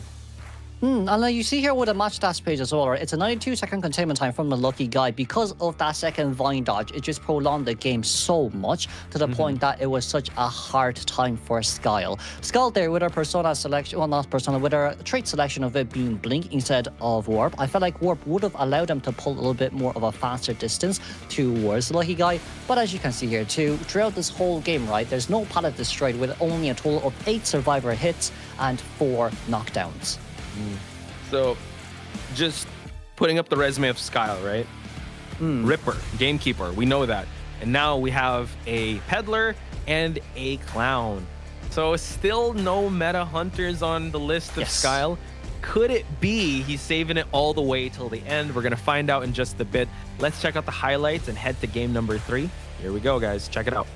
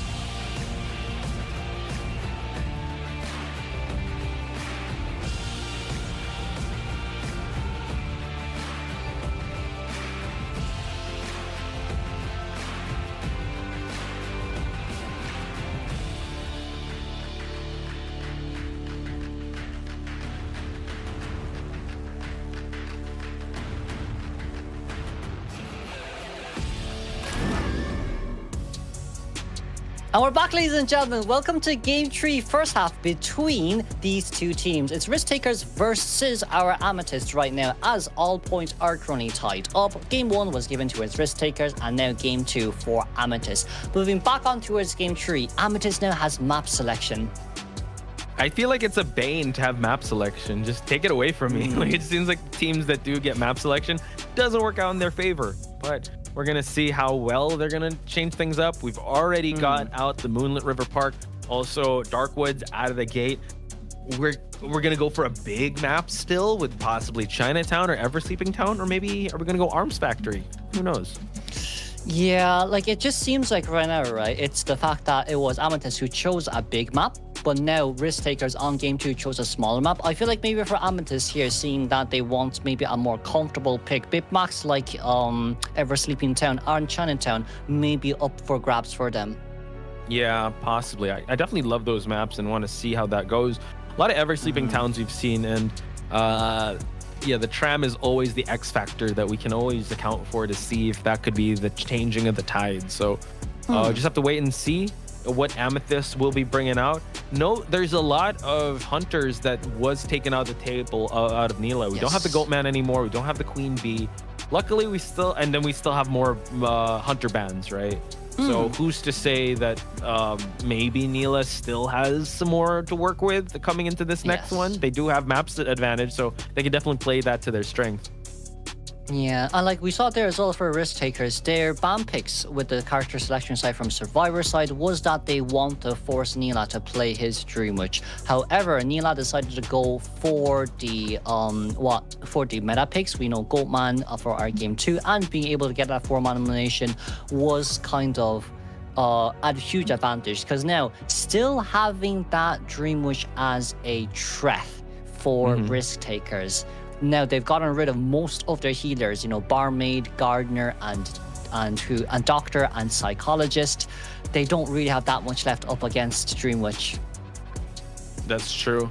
That's always going to be a constant threat. And let's say Arms Factory, Dream Witch, right? Or just any, well, Eversleeping Town also Dream Witch can work, but I mean, Arms Factory is just so claustrophobic. It's going to be really tough.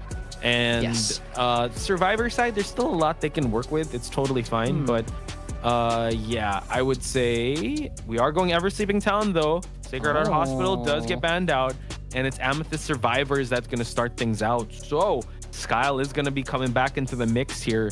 Maybe this is what we said at the start. Maybe this is just to alleviate the pressure from Skyle. I'm not sure. It seems like the Survivors were the one that, well, I mean, Survivors and Hunters have showed that they can perform well under pressure.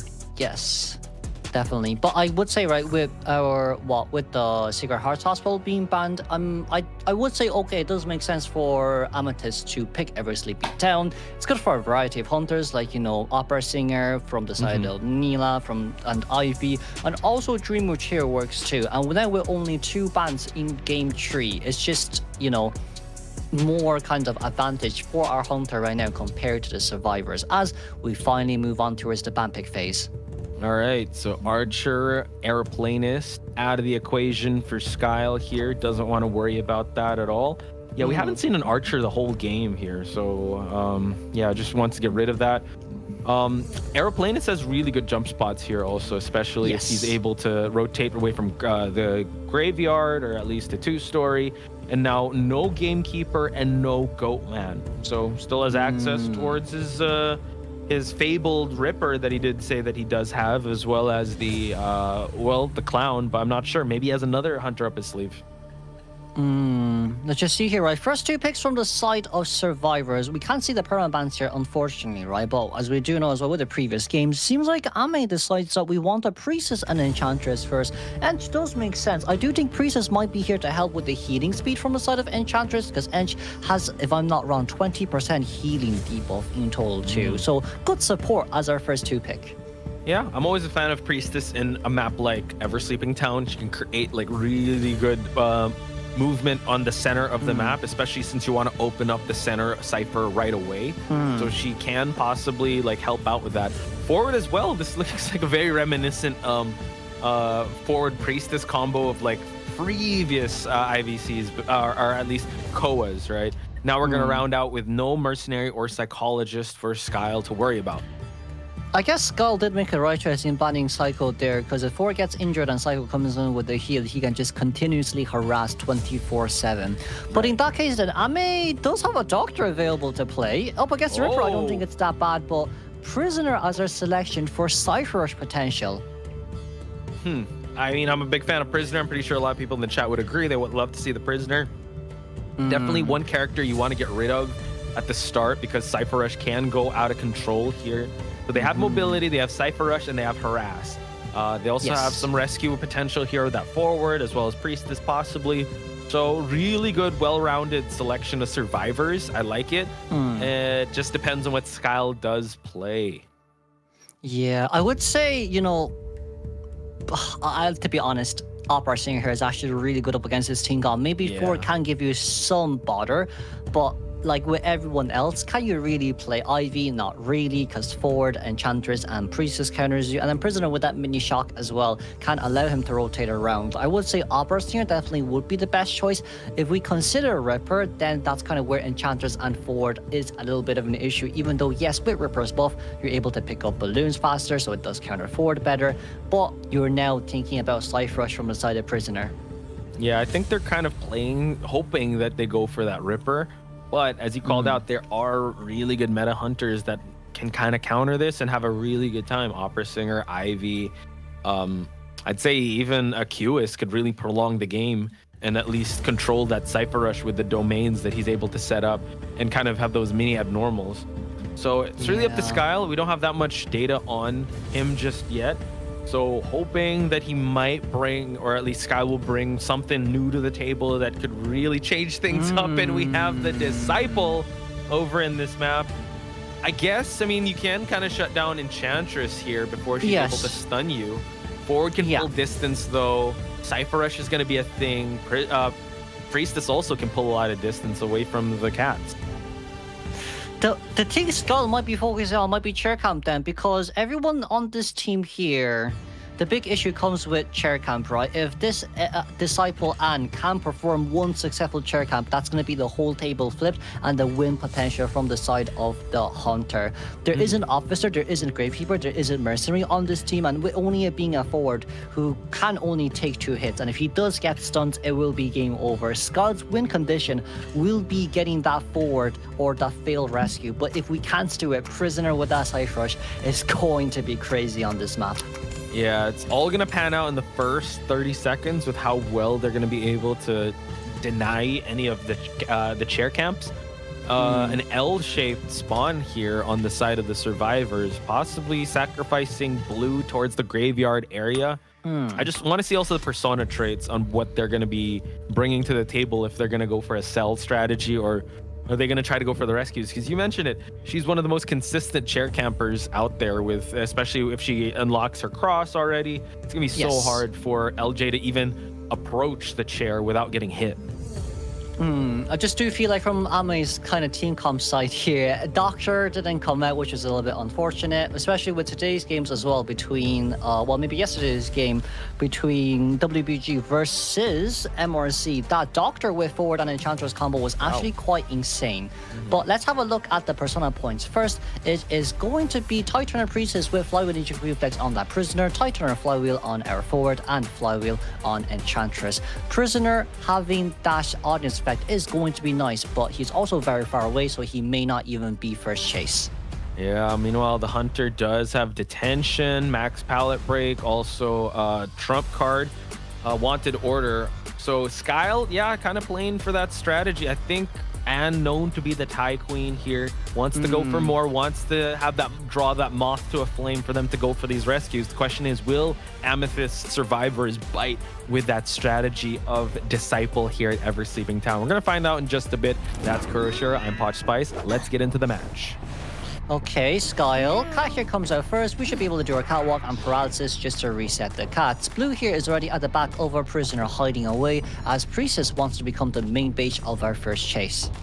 And it seems like Skyle will actually take a left and actually leave the Prisoner into his decoding duties, but it seems like they might do a bit of a switch here because Priestess is on her way towards the graveyard, but he's kiting on top of this Cypher.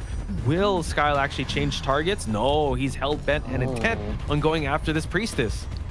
Well, Priestess, all portals now have been used. It's not going to be another 20 seconds before we can get anything, but Priestess wanting to get on towards the tram here. We should be able to get one pallet broken and then an instant jump with paralysis just to reset the cat. Very good discipline from our disciple as now Priestess taking that first hit. LJ is in the vicinity here. Are we going to see a stun support come out? It is. They are prioritizing opening up that center cipher, which is the correct move, but you're kind of kiting on top of a lot of survivors here, so got to be very careful. Nice drop down pallet, but the blink and just stun, and now we're down here. LJ now forcing a pickup possibly, but you don't want to overextend here because you don't want to get hit then rescue, because it's going to be really tough. We're buying so much time here just with Forward standing, waiting for the next hat to be ready. It's a nice leech on towards the forward, but right now we're going to have it bring it back towards a survivor near a chair. It's going towards Enchantress, so unfortunately speaking, Enchantress, are we going to try stun down? We did, and body block will come true. Enchantress did what she needs to do, and no cat available to use just yet. Forward, can we come in for a backdoor stun? Forward needs to come in for a backdoor throw, and there we go. Beautiful stuff, and now forced to actually change targets here to Mocha. Mocha did get that stun, and now dropping down the pallet. Gonna get another stun, and this allows the distance to be established. We're gonna go for a silence, able to actually make it towards this pallet, and now we have ourselves a bit of stack to work with here. Didn't win the point game there. Very nice, very patiently done there by our Enchantress. However, Forward still being nearby Forward. We need to come for the ball stun here right when the cat comes out Forward. We did it just on time, and no swing. Swing was kind of by a flywheel, and now the jump going back to Forward. No hit from the rugby ball, not even used just yet. Now we can rugby ball pull straight towards the next pallet. As we can see here, no survivors even on chair. Charge attack here will finally land. That was wild. LJ breaking ankles and just making sure his survivors stay alive. This Forward doing an amazing job, and now we're all focused onto the Forward here. They're all healed up, and Forward does fall. I would say though, Kuro, I was hoping the ciphers would be in a better state. It's still all good, but that was a lot of support on a lot of sides. A Prisoner kind of carrying the team ciphers here. Definitely, but now the wanted order on the Priestess here is probably the worst part of it all. We do have a portal here to use to get towards the chair, but Skull doesn't want to go for it right now. We could probably prevent Priestess from portaling, but right now we're just waiting for the portal to be ready. We're going to come for a stun, and there's the Anne on the other side. No damage rescue from the side of Priestess right now. Forward having so much distance to pull away, and Priestess now just going to go for the run back. And guess what? Prisoners rushing those ciphers. Beautiful rescue there. Just sucked the disciple away from the chair. No damage rescue, totally fine. Used the tide turner very well, and just like that, they have their end game scenario going. They can go for another rescue if they want to, or just go for a pop, because unfortunately the Forward does not have any borrowed time, so it might be a little bit risky. But Qingwai is actually here, can go for another portal strategy. Unable to actually get it in the right time. We got through. Can we pop? Oh my god, a 4-man end game, Kuro. It's so far away here. Disciple needs to use 2 cat jumps here, and maybe even potentially blink it down. Let's see here. Cat comes out. Does it leech it? Does it leech out towards the Forward? Having the rest of the ball left. We're able to pull straight towards our side. And blink, the desperate blink there from the side of Sky will not be able to get this tie game. 3-man escape on the Exegate, and that is cinema.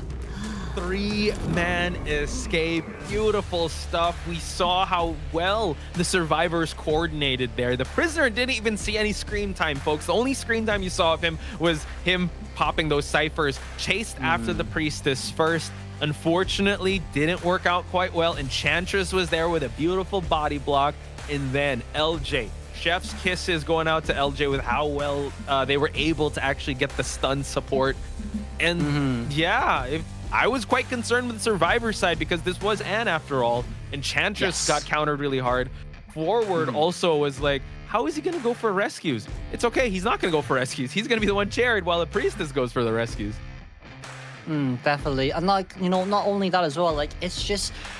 I could fully understand, we want to chair Prisoner towards a more, a survivor that's decoding. But with the Enchantress coming in, they'd be able to get a successful body block, and then Forward backdoor stunning with Enchantress, providing a little bit more help and support. This is kind of the game that's what Anne's really scared about. Yes, you can't balloon harass, but the mid-kite harass is still something very valuable, as we can see there from AMEY Survivors Team Comp that they've done a great redemption, especially after game 1. That was beautifully well played.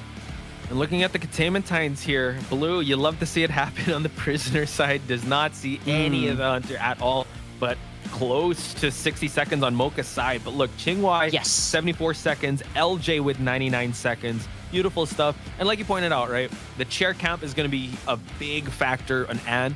But the fact that AMEY realized it, the survivors realizing that, let's just not go for any chairs. Let's go for this full support that did happen. And yeah, they were able to manage their ciphers quite well. So amazing job on their side.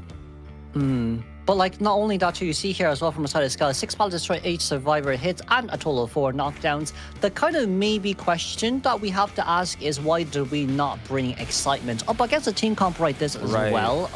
Posh, everyone stuns. Even with that mini stun from the side of Prisoner, it is annoying. But with one excitement, a lot of these things definitely could have changed around. Now, I do understand having Blink is good, but this is now a high-level play. This is a 4-man team. This isn't rank. They're going to be able to communicate to say when the 4 should come in to harass, and they always do know it should be during the mid-kites and not the balloon rescues. Yeah, that's a good point that you bring up, especially if you want to play to Anne's strengths. You want to be able to get that down early on and just get that chair. Make sure that the survivors are kind of scrambling to not get ciphers going. But yeah, the chair happened so late in the game that 2 ciphers were already the remaining ones left, and everyone was just on the corner of that map. So yeah, I think having that excitement could have changed things around, and just a little unfortunate that our disciple didn't bring that. Yeah, and not only that as well, it's kind of like, while we saw towards the mid to end game, I guess the biggest benefit there was we knew where Priestess was, especially when we got the catch leash on towards her when she's coming for the rescue.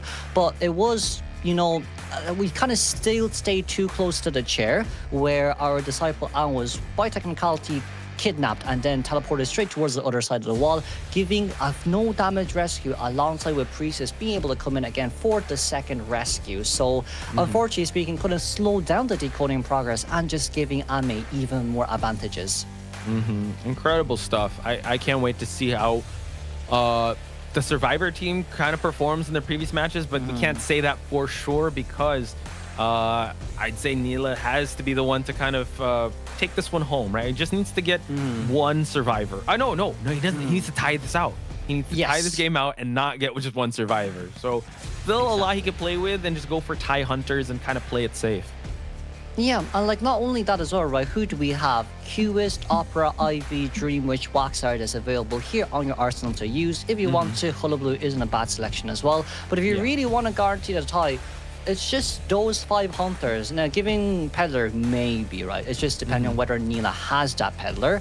But you already have 5 meta hunters. You're always going to be guaranteed to get a 1-man elimination before all 4 ciphers pop. So win condition here now for the Hunter of Amethyst is going to be insanely easier compared to getting a 3-man escape for risk takers. Yeah, pressure is definitely on risk taker's side. How they're going to play this one out. I think, they should not throw caution to the wind and kind of go all out with how well they're going to perform in this scenario. And just, it's going to be really hard because what they've shown is they kind of play heavily into what they think Neil is going to be playing. It proved quite well with the Queen Bee. It went kind of sideways in the previous matchup when he went Goatman.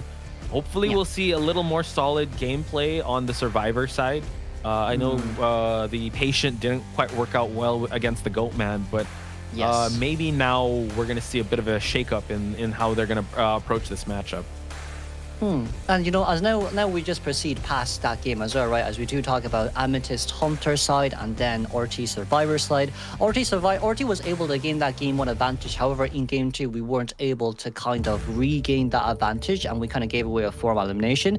This time though, when needing a 3-man escape up against Neela, who has so many hunters, as we now move on towards the ban pick phase, I feel like Neela just has to do with the normal Seer and Priestess span and go for whoever he decides with a flex pick of 5 meta hunters available to play. Dang, we see Kuro predicting the future, but we do see that this Archer, totally fine, but the Seer does get banned out, which is a really good was a ban on the side of the survivors. But look, just taking out the Dream Witch as well as the Ivy, big respect onto Neela's well, I'd say calling card hunters that he's definitely known for. So we are gonna get our first survivors to make it to this map. Neela's decision with Archer makes sense because this year during Koa, he also played Knight. But in exchange for that, right, you see from the side of RT, they know Knight is also a possibility. Therefore, Mechanic and alongside with that Aeroplanist coming out, full Cypher Rush, trying to aim for that end game as fast as possible, maybe even within 3 minutes. Possibly. I think that's something that they have to control, but another harasser gets banned out here on the Enchantress. We saw how well the Enchantress worked, even in a matchup that wasn't her best on paper. So just taking that out of the table, really good. This kind of opens up they already used Antiquarian, I believe. So Puppeteer is going to be locked in for our survivors here at RT. Okay, so with this, they're actually going quite safe. There's no harassers on this team just yet, so no one actually just to buy more time. A lot of this will be kind of dependent on our early game containments. Coordinator as our final ban. If we want a forward here isn't bad. I do think forward here isn't bad. Ivy is gone, Dreamwitch is gone. And if you're up against, all other hunters, single hill hunters, forward is definitely the right choice here to buy time and to, harassment game. Wow, so going with no harassers at all with Perfumer. I was actually going to double down on that point and go for possibly even a Matador. Go for someone that could just give some stun ability. But Neela doesn't even have to think about going with excitement, because the worst he could get is just that pushback from the jetpack of this Aeroplanist. But it's still all good. He's just going to have to worry about Cypher Rush. Yes, and not only that as well, right? Neela, this is a really, really, really good Naya team to play up against. You chase after the Mechanic first, and it's basically guaranteed 3 hits for you to gain so much presence and even unlock max presence even earlier if we do decide to bring Insolence here as well. But from Survivor side, I'd say in this case, right, everyone has to run Flywheel and Knee-Jerk Reflex together. Titan is just a bit of a pick and choose for Aeroplanist and for maybe Puppeteer or Perfumer, but this Mechanic is going to be the core focus of our game. Yeah, and I don't think it's going to be as with the Prisoner. We thought we were going to chase after the Prisoner first. She's going to need to hide out and make sure she hides out the Mechanic doll as well. It's fine if she gets found out, but as long as the Mechanic doll is the one that's out and about, I think that's going to be a problem for Neela. However, like you said, this heavily plays into his Naiad. Not even Nathan. Yeah. In this matchup, though, it still kind of works out quite well. I think it's just the Aeroplanist that can pull distance. Puppeteer also can work out quite well, but focus is on that Mechanic. Yeah. The only downside of Mechanic is if Mechanic drops a doll in between pallets, it's going to be quite hard for you to actually get rid of the doll, especially where you need 3 ball stacks on towards that hullabaloo. Therefore, ladies and gentlemen, we're gonna have to see what Neela decides to do, because for me it's warp, right? For me this game is really just play warp. We don't use blink, you don't use excitement. Warp is all what you need. Instant attention all the way through. If not, Instant's trump card can also at least guarantee something. Worst case scenario, Posh, Instant's confined space, but I don't think he needs it, especially when hullabaloo vaults over pallets. Yeah, I agree with you there. It needs that warp to be able to close the distance. We don't need to reinvent the wheel. Just go for something super effective and just make sure that we down the Mechanic, prolong the game as much as possible, and go for a bleed out of all the resources of the survivors just to secure them that group stage slot come 2 weeks from now. Yes, definitely. And like you see here with the area selection, it's going to be Aeroplanist in the middle, with our Puppeteer here at the school bus stop. Then, of course, balcony given towards our Perfumer and Mechanic spawning by the entrance of Graveyard. Neela here, it's a very good spawn. We close off, not Enchantresses, sorry. We close off Mechanic's rotation towards Graveyard, and instead forcing her towards a more open area. And it's hard also for Mechanic to go straight to Corner House. Considering also there's not much there's no hiding spots at all for the doll, so he's gonna be able to monitor that away from the Graveyard, and it's gonna just really be tough for my Pika to even open up that cipher. But talk to me. We have the Persona Web here. How you feel about it? Oh, we actually did bring 2 borrowed times here on towards our Aeroplanist and Puppeteer. Everyone has audience effect except for Mechanic with Flywheel Knee-Jerk Reflex, Perfumer with Flywheel Tide Turner. Then Neela here going Insolence Attention with Wanted Order and Hunter's Instinct. Seems like there will be no Destructionist on the side of Hullabaloo, which is quite rare to see. But this does give Neela more advantage and more chances to stop the rescues. The question is also what trait is he going to be bringing, right? We want to see that warp, but he could bring whatever he wants because this may potentially be the last game if Neela can secure that tie. But folks, we're going to head to Ever-Sleeping Town between Risk Takers versus Amethyst. You got Kuroshiro on that side. You got Potch Spice here giving you the commentary action. Let's get into game 3, second half. All right, here we go. Neela, tie game is all we need. This is Survivor. We got a beautiful 3-man escape last game. This time, though, can we replicate the same results from the side of RT Survivor as Eli's main rotation is now going towards Corner House? Okay, already sees the blood marks on the floor. The scratch marks are going to be proven true. Already got the white mark. Gonna just transfer his puppet here. Nice movement away from the mechanic. He's going to just drop this mechanic doll just to make sure that this won't actually bite him in the end. And it seems like he's unable to actually make that rotation happen, so he's leaving the doll up. Eli here already downstairs. Wow, Neela going upstairs here is really bad because I think it's 30 seconds on the cooldown here before that item reset. So the doll goes out first. I think we might be able to change targets here. Possibly, but we've already notified where Eli's going to be. And as you said, the warp is going to be good. We have another double surprise here. Just needs a black mark for the first hit to register. Gonna see, able to actually get it. And double now... surprise? Oh. If we landed that, it would have been easier to get the down. But you see here, right, the slow vault because of the snow zone. And now with mechanic taking knee-jerk reflex out, we still have one more doll to use for that body block. True. Can he drop it in time? Able to actually get the black mark. So close yet so far. And now goes for the double surprise down. Cypher progress looking quite good. Didn't drop the second doll. So he just has to worry about how well they're rushing these ciphers. But then again, Neela just needs to play for that tie.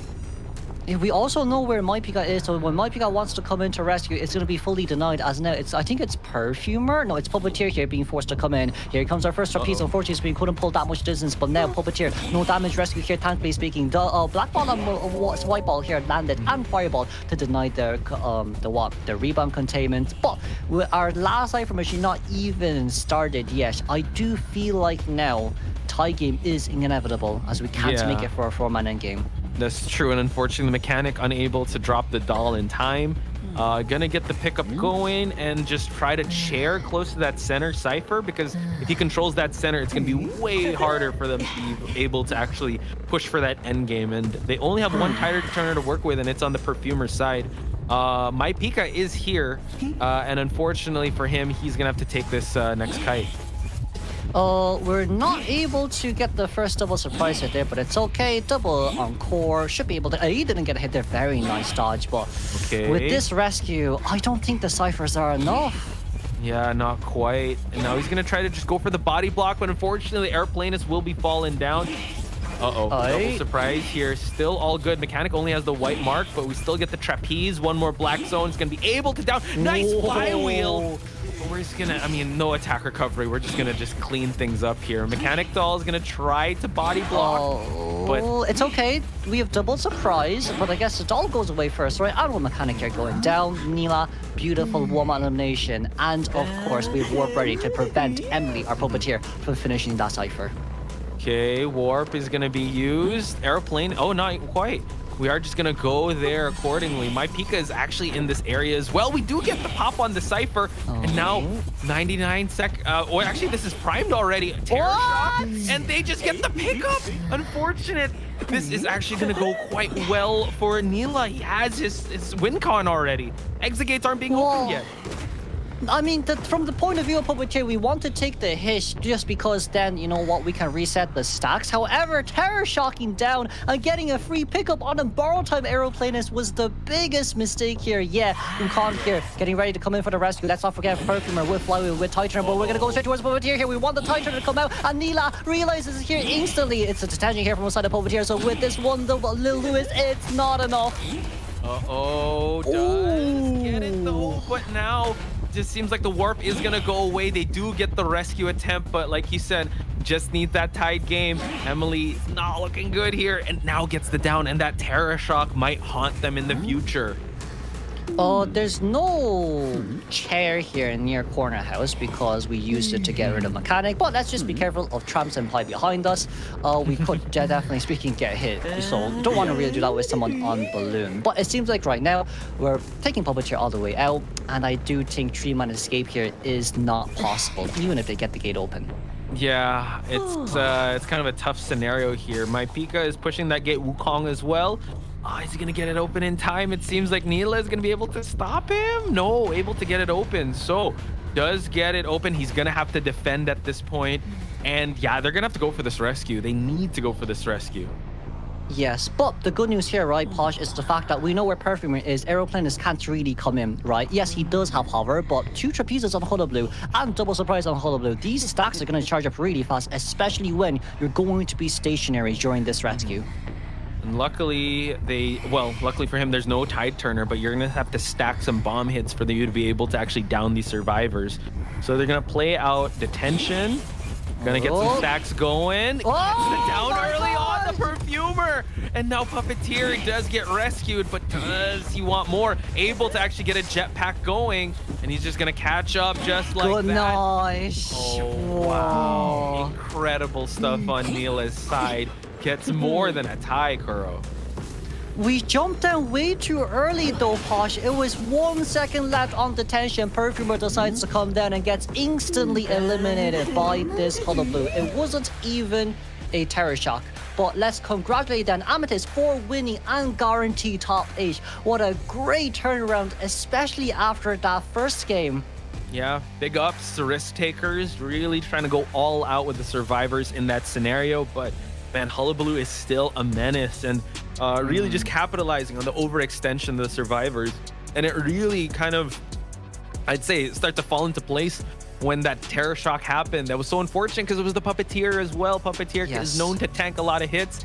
Kind of put them in a really tough spot for them to force the pop happen, but you already got the pickup, so borrowed time was no longer a factor when that happened. Quite unfortunate, but we got to celebrate the fact that Amethyst is one of your teams to qualify for the group stage. Exactly, and not only that as well, like with that heavy pressure from game 1 after losing with a 5-point lead, being able to return back with a 4-man elimination and tying things up, and then survivors bring out the victory of a beautiful performance from their team fight with Enchantress and the forward, and of course with the prisoner and, you know, our priestess for the rescues. This one now, like moving in as Amethyst takes top 8, they are going to be our first team in the Group B seedings. Yeah, I'm excited to see how well they're going to perform in the group stage as well.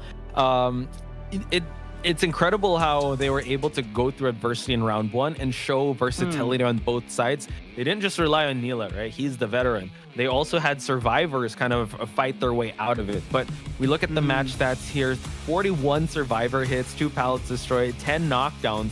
A lot of containment time, but it all actually fell into favor of the hunter. So it was just a little unfortunate if you were rooting for the survivors, risk takers. Again, give them some love in the chat. They have proven that they can hang with the best of them, and the fact that they took Amethyst all the way to game number 3 says a lot about their performance. I can't wait to see more of these risk takers in the next tournaments. Yes, and the next one will be for co-op, but let's just look at the match stats here, right? It's going to be Mechanic 75-second containment time, which our Perfumer 16 seconds, alongside which the Aeroplane is 32 seconds, and the very last one being Puppeteer having 43 seconds as well. So like, Mechanic's early game containment, honestly speaking, was great. The dull body block right after the pallet drop bought so much time. I would say maybe it's just the fact that we didn't drop the bot down once again, because we still had a bot on us for Cypher Rush, and if there was that bot outside, this could have been very different.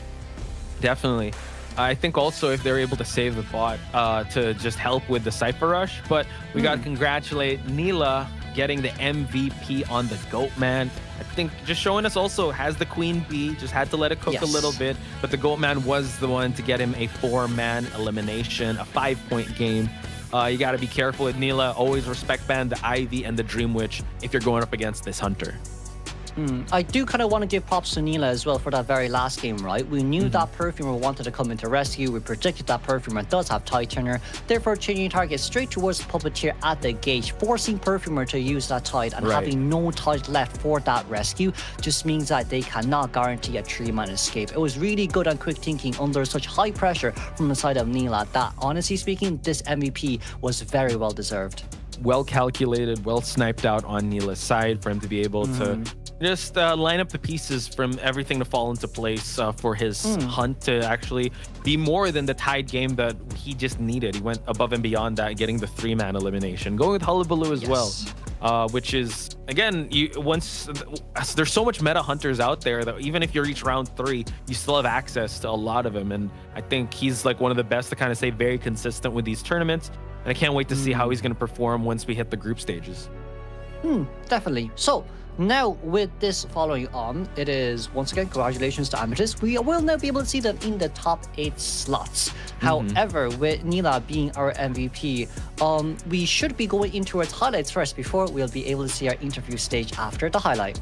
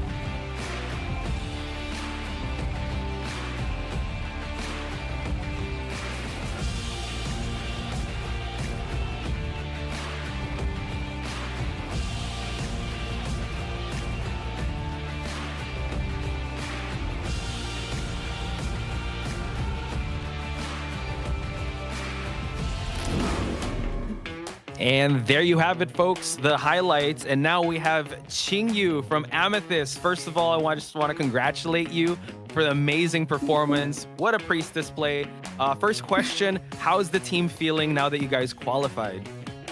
We are pretty excited about this because from the down of round 1, and we just keep our hard working, and we turn it back, so we are really excited. That's great to hear. Of course. That's, yeah, honestly speaking, you know, with the pressure from game 1 and being able to rebound back from game 2 and then moving to game 3, your priestess in that game, Qingyu, was honestly speaking brilliant. Having wanted order on you and then being able to perform a kidnap rescue with that portal, was that all within predictions, or was that just a bit of luck from your side? To be honest, it is the lucky. We got the luck. Well, I mean, it still worked out quite well. It gave us such a big highlight, and I'm sure you want to celebrate with the rest of the team. So the last question I want to ask you is, what can we expect from you guys in the group stage now that you guys qualified? For the group stage, we will keep hard working and show you guys more of our characters, and nice. Yes, we still have a lot of things to improve, so we will try our best. That's amazing. Qingyu, I'm excited to see you guys perform. Congratulations once again with your performance. Can't wait to see you guys perform in the group stage. Go celebrate with your team. Thank you so much for your time. We'll talk to you again in the future, okay? Okay. Congrats for winning once again. Cheers. Congrats. Amazing stuff, Qingyu. I mean, kind of humble, I'd say, like that. Even though it said it was luck, I'm pretty sure it was calculated. Yeah. I'll be the one to say it was calculated. It is because, like, you know, the way that all two of her portals was directly on the chair. She was really humble that was there with that practiced. one. Yeah. That was Exactly. good. Yeah. Because like it's not even the fact that it was next to the chair. It was behind the chair. It was directly on the chair. Yeah. Right, so with that precision, especially from the priestess, you can genuinely see how much effort they have placed onto that, onto the practice sessions as well. Yeah. I did, generally speaking, ask the question just to give them a same. bit more of a boost. But they were very, very, very humble. I know, Chingy. Shout outs to them and shout outs to the entire team. And as we said, the MVP Neela, right? Shout outs to Neela with how well he was able to perform, not just the Goat Man, the Hullabaloo, and the Queen Bee. Can't wait to see how Amethyst is going to perform. And as Chingy said, they still have a lot to improve on. Can't wait to see how well they're going to perform in the group stage as they keep being that hungry team to just perform better and better. And believe, they're in the group stage, Group B, right? So B4U is in that group. Exactly. So facing for this top 4 will be quite difficult. Now then, once again, let's not forget there is still our highlight sharing event that we have to kind of notify everyone. Once again, just a bit of a reminder, from the 20th of August to the 20th of September, just take a screenshot or screen recording of your favorite moments and you just scan the QR code to the official Discord and share your captured highlights. After the event, 10 players will be randomly selected for all participants to receive a total of 4.99 USD NetEase Pay gift card, which is around, if I'm not wrong, 100 echoes, so that is almost an A-tier skin from the shop. Yeah, I want to see those highlights of the forward stuns by LJ, the amazing Priestess Rescue by Qingyu, and the amazing Hunter performance by Amethyst Neela. So do get that going, guys. Scan the QR code and participate in the highlight sharing event. Exactly. So with all that in mind, once again, it's congratulations to Amethyst. To Amethyst for winning and making it towards top 8. We will see you back here for our second round between Dreamers versus Luminescence after a short break. Okay. Oh.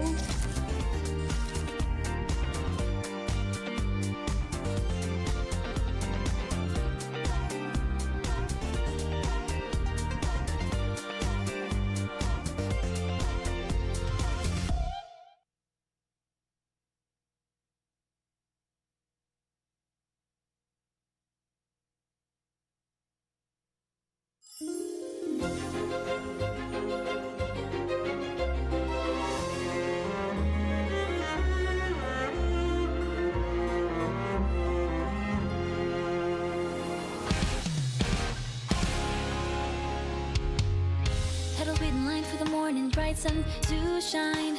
Iris, jasmine, and so many more, all the notes so divine. Every drop of blend holds the dreams that once were mine. Every scent awakes some memories lost in time. For dreams that crossed the gates and chose new adventures. Down the road I met some brave hearts fighting on together. A hidden force lay traps, they were so sure we would surrender. Yet we held our ground. Quiet lights calling inside of me. Come on, we're always ready. Trade bits, we'll take them all. Bring it on together, we stay strong. Don't try to stop us now. Don't think we'll ever fall. Wait and see. Just watch me stand tall. My son now calls my fate. Wakes the unicorn in me. A call I won't deny. Wishing my guardian angel always my unseen shield gives me strength. Now I am who she believed in.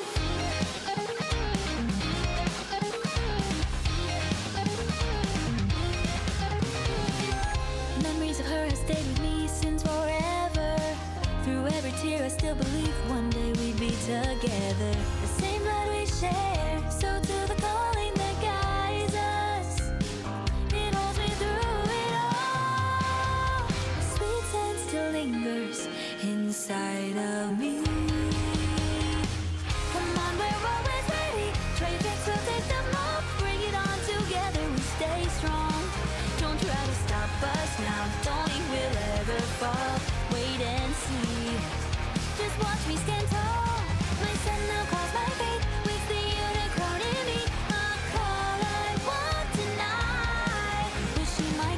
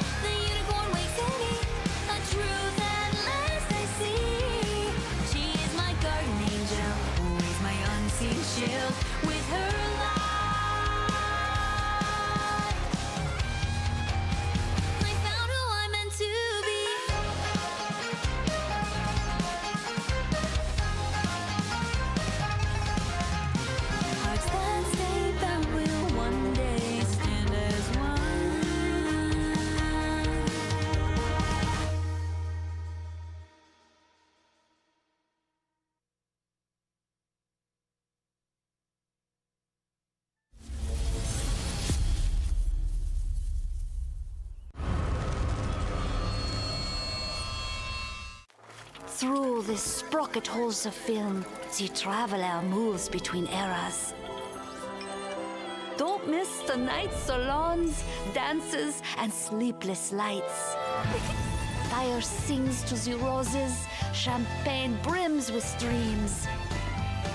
We run and play, never feeling tired. The night nurtures brilliant minds and living art. Sink into the mellow rhythm of coffee and chanson.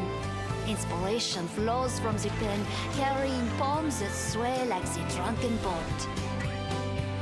The stars of ambition and artistry fade into eternal neon. Let the glow of a radiant age spill across every longing gaze.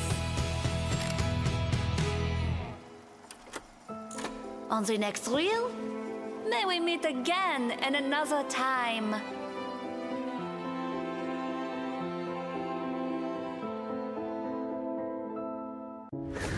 The gears of the Industrial Revolution crushed countless souls. In deep blue shadows, I built a sanctuary called Oblivion. Cyanotype uses sunlight to strip away memories and dissolve pain in chemicals. I thought this was salvation and release. But when the images froze,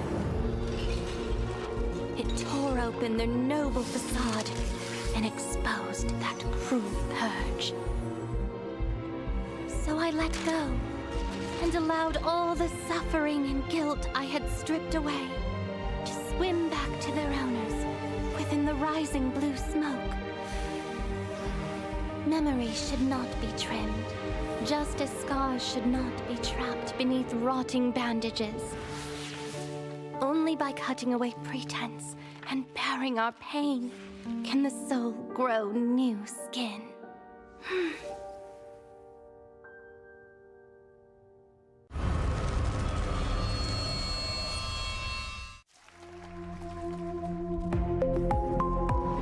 Our hearts beat as one.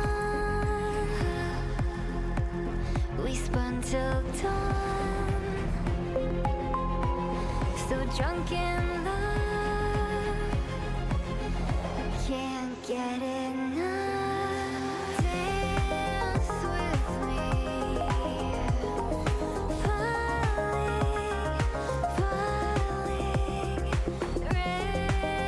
religiously. Don't you trust me? Psycho by your side. One dance, one last night. Take you under with me, like a true lovers do.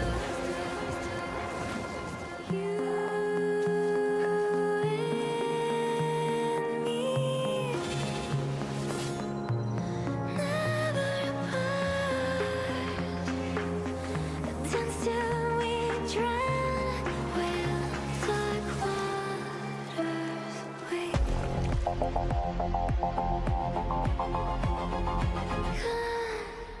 with me.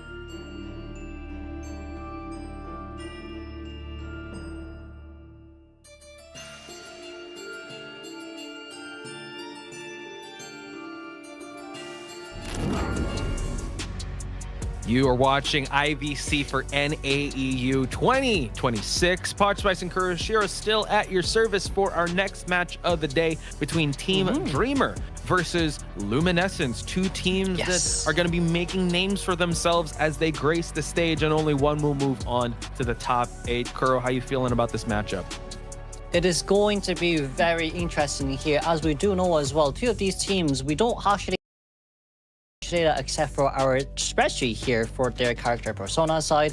But I would say for today's matchup, it's going to be a little bit more interesting to see what we can pull out of the bag, right? Especially after that first game, 4-man elimination on a Joker. I do think the expectation is going to be set very high between Luminescence and Dreamer for our second half of day 3. Yeah, they have quite the interesting lineup when it comes to hunters based on the notes that we have. But as you mentioned, you know what, they can always pull off an upset or pull off like a bit of a trump card in terms of selections when it comes to hunters or survivors. So can't wait to see what they bring to the table. We have some interesting picks here, but we're going to introduce the teams in just a bit. But it will be starting soon, folks. Dreamer versus Luminescence as we look at Dreamer, the team Dreamer. So let's see here. The hunter is DM Lim AMEY. Sorry, I was listening to the audio there, but it was a little bit hard to pronounce. And then survivor side is going to be 147, 3 AM, Chata, Kira, and May 7th. Break your dream is the motto for dreamers. Kind of wild that, yeah, Dreamer, but we're going to break your dreams. We're going to crush your dreams. Kind of ruthless here, but we're going to move things on to Luminescence here, lighting the way to victory. We got Gummy, not on commentary, but hunting. And then you have Sinyu, Angel, now the survivors of Angel, Bane, Chori, Corpwise, and Hearts. Hopefully I pronounced that correctly. Corpsey Y. Right? Yes, Corpsey Wise and Sherry. I was listening to the audio. I don't think we pronounced the O, so it's a bit trippy. Oh, it's Sherry. Okay. So I think it's chosen. a bit hard, honestly. But like with these two teams, like as we just have seen as well, the starting roster from the side of both teams today, it will be from the side of DM first. It is actually going to be Ling AMEY as the hunter, then 147, 3 and May 7th and Tata, as you just seen earlier, and the sub is actually Kira. Then from the side of Luminescence, their starting roster will be Shunyi and as the hunter, and then Corpsey Wise, Bane, Angel, and Hearts for survivors, with Sherry as the survivor substitution. So with that, those are our two starting rosters for this matchup.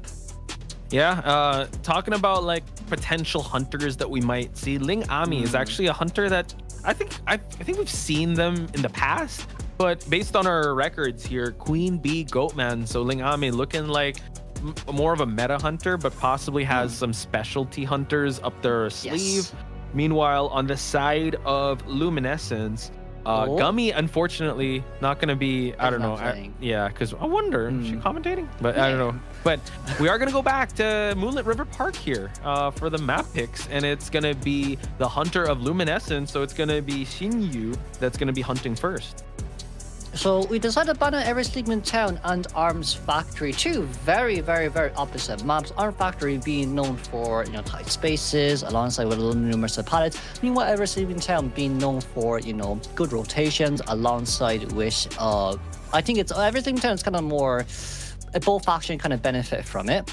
But I'm interested now into seeing what Luminescence's what idea is here with banning Ever Sleeping. But the Moonriver Park from Dreamer, I do think it's most likely trying to utilize that coaster, that tram, as much as they can. Yeah, I don't know if they have something prepared, because based on the hunter of Luminescence, they do have a Qist. So that could be a really good pickup here on this side. However, you know what, we kind of have to throw out the meta out the door, because our first match just showed that a clown can get a 3-man elimination. So, or was that 4-man? It was a 4-man, right? 4-man. Yes, it was a 4-man. Yes. Wild in this day and age. In the big 2026, a clown getting a 4-man elimination, round 1, full survivor roster could be chosen. So anything is possible here. I wonder how they're going to play this one out.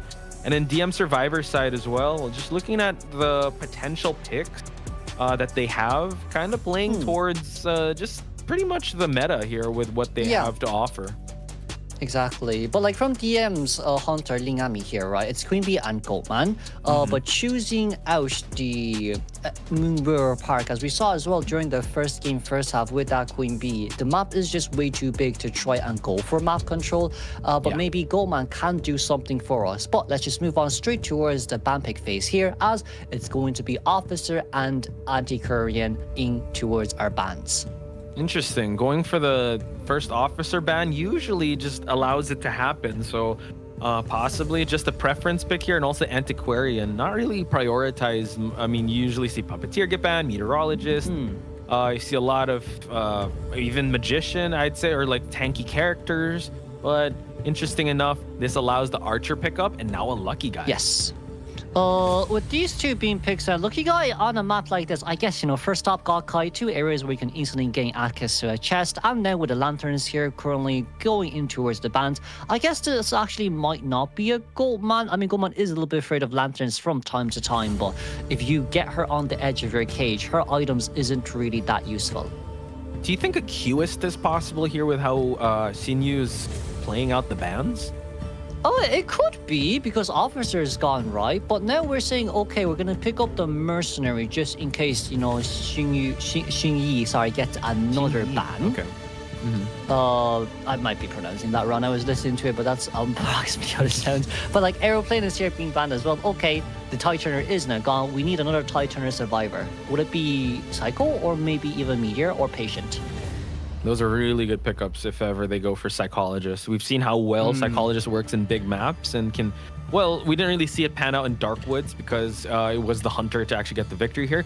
But no, we're actually going to go for the Acrobat. So not going for Sustain, more going for kiting characters here with some stunning potentially happening for the Lucky Guy, but for sure the Archer will be coming out. And Ivy would go crazy here. But from the side of Xingyi, this is really good for him because he does play QS, right? And with Acrobat only having one ball to use to jump from the stops, it's not enough to prevent that QS from getting hit on towards you. True. So I feel like this Acrobat pick here isn't really that good. Patient definitely would have been way better up against the QS, where you have a cook and then you have a dash out. Acrobat only has just one dash in one direction too. You even pointed out Meteorologist would be a really good pickup here with the Wind Gale, with her to be able to actually move, actually just get really clean transitions, right? If your Airplanist is gone. Psychologist could also go really good here with just the utility that could actually give a lot of kite ability, or at least a rebound rescue for the Mercenary, just in case he gets hit. So yeah, let's just, maybe it's a preference pick on Kira's side on the Acrobat. It can go kind of crazy if he gets fourth stop and just has a god kite there. But it's all up to Xinyu with how well they play out this next matchup. Like you said, Qist is here. He can go for the Ivy. He can go for a lot of the meta picks here if he so chooses. Yes, but then again, right, it's just this team is very good for Qist. The Lucky Guy. If you chase after him first, only one item, not much left to use. And you can see here as well, Xingyi, that's just the way to go here. Why go anyone else when, Qist is generally speaking just way better. Acrobat, one ball, can't rotate away from just 2 contact points. And then the Lucky Guy is just a very easy chase. Mercenary here with his slow healing is going to provide such a long heal, to the point I feel like from Survivor side, they have to prioritize on healing Merc and then slowing their decoding progress down, because of the fact that we don't want that inertia speed boost to prolong for that long. Not to mention, the harassing coming in from the pickup with the Archer, you could just easily black hole capture the Archer just to make sure you just put her away and displace her. But we digress. We're going to head towards the spawn selection points. Seeing that we are considering, 3 a.m. is going to get the first stop, while the Acrobat 4th stop, 147 2-story, and May 7th in Bridge Cypher. Qist could actually go for Kira right away just for him to be able to exploit the Acrobat 1 bomb, or maybe go for 147, but he does have that change of elevation. Seems like we are going to go for second stop. I feel like maybe for our Qist here, right, we kind of thought, okay, potentially speaking, it will be Lucky Guy either as first stop or as 2-story.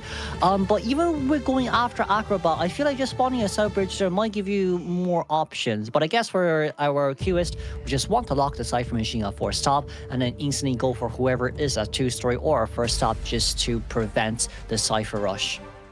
Okay, so Sinyu bringing what's that? Insolence, Detention, Overwhelm, and Palette Break.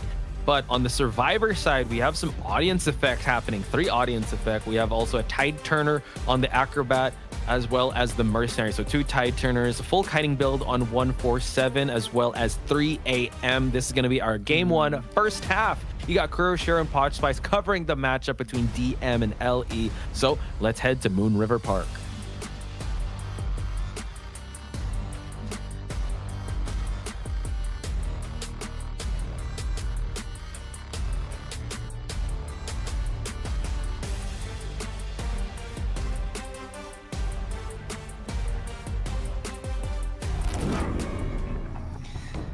Then, ladies and gentlemen, match 2, game 1, first half, straight towards our Archer, not going for Lucky Guy.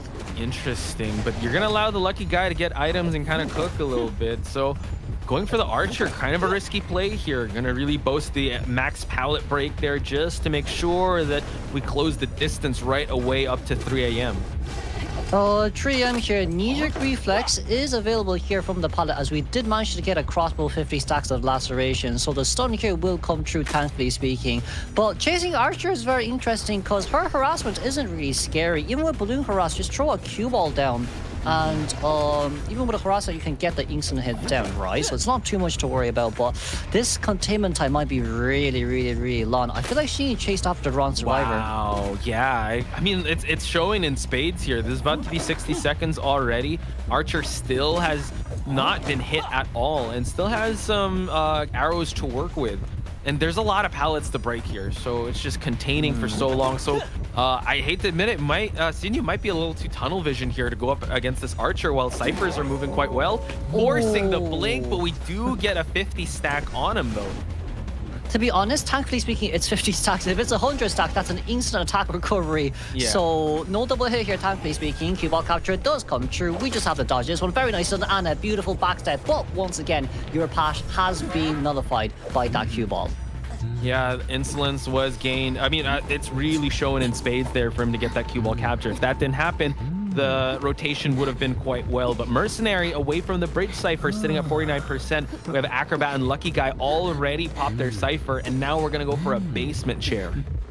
May 7th on the way in, but Mercenary here is actually the one that is hiding for now. It seems like we want to get towards the back of this circus, as you can see on the bottom left-hand side of our screen. We're hiding at quite a corner there. So Merc might be able to find an opportunity to elbow pad in without getting hit. So let's see, has already peeked in, and Sinyu is going to try to defend as much as possible. Elbow pad, but unfortunately didn't shoot it quite well. It's going to be on cooldown. No, we have to use it right away just to get this rescue going. Cue ball capture straight at the exit. Archer needs to take this no matter what, and I think we can just bring it back down into its basement. May 7th won't last old pad to use. We're gonna have to force this one, or else what? The body block here is insane. I don't think Archer can get out. Mercenary might have to take another hit here. Oh my god, and now able to actually get out of the basement, and now cue ball? Cue ball? No! Yeah, couldn't capture the Mercenary. Still gonna force the basement here, but luckily the Mercenary, unfortunate elbow pad at the start, but still able to get the rescue going. Still all good. And now Acrobat does have a Tide Turner to work with. Cypher progress looking quite decent, but man, there's just the basement camp is just so good on Sinyu's side. Shingy missed the opportunity to cue ball capture for the exit because Mercenary can't get out, right? So we missed the opportunity for a double down. Acrobat on the way here. No drop down hit, unfortunately speaking. But at least with this rescue coming out, we can try that once again. Shingy, we need to be able to get this done properly. No hit on towards this Archer, thank God. And now waiting for her to drop down. At least now Acrobat can get out and we won't be able to see the same thing happening during the first rescue. Yeah, I felt like the flywheel, but again, just to get away from the cue ball, right? But at least we have Tide Turner just to carry away. But this is the last chair of that Archer. We have 2 Cyphers left, and that mini abnormal could just stack up like crazy. They need to go for those heals just to prepare themselves for the end game. And this is where the QS really shines, when he's able to actually separate, divide and conquer the survivors and also pressure ciphers. Oh, Kira, we're in danger right here. 2 mobiles available on hand to use. QS with 10-second inertia speed boost here. Over the window first we go, just to slow everything down. However, this is quite a short window to be playing against. And 1 charge attack hit here with Impulsive. Should be able to get the goo. Oh, Wow. we did. Just about enough. Yeah, right through the corner, able to get it. Lucky Guy does have a flare gun and also a perfume bottle to work with, but he's the one on that last cipher. So, and he's gonna actually be placed close enough for him to actually harass the cipher. May 7th, getting the rotation going just for him to be able to pressure this rescue. 147 might have to hightail it out of here. Oh, but that just means our Mercenary can get it back to our rescue. We do have an elbow pad there to use, but I don't think we need to consume it just yet. It's going to be a slower rescue here from our side, but Lucky Guy, Perfume, and a gun. We should be able to tank at least 3 hits before going down, but the blink open. No Perfume now available on hand to use because of this. We are missing a full cipher, and it's at 0%.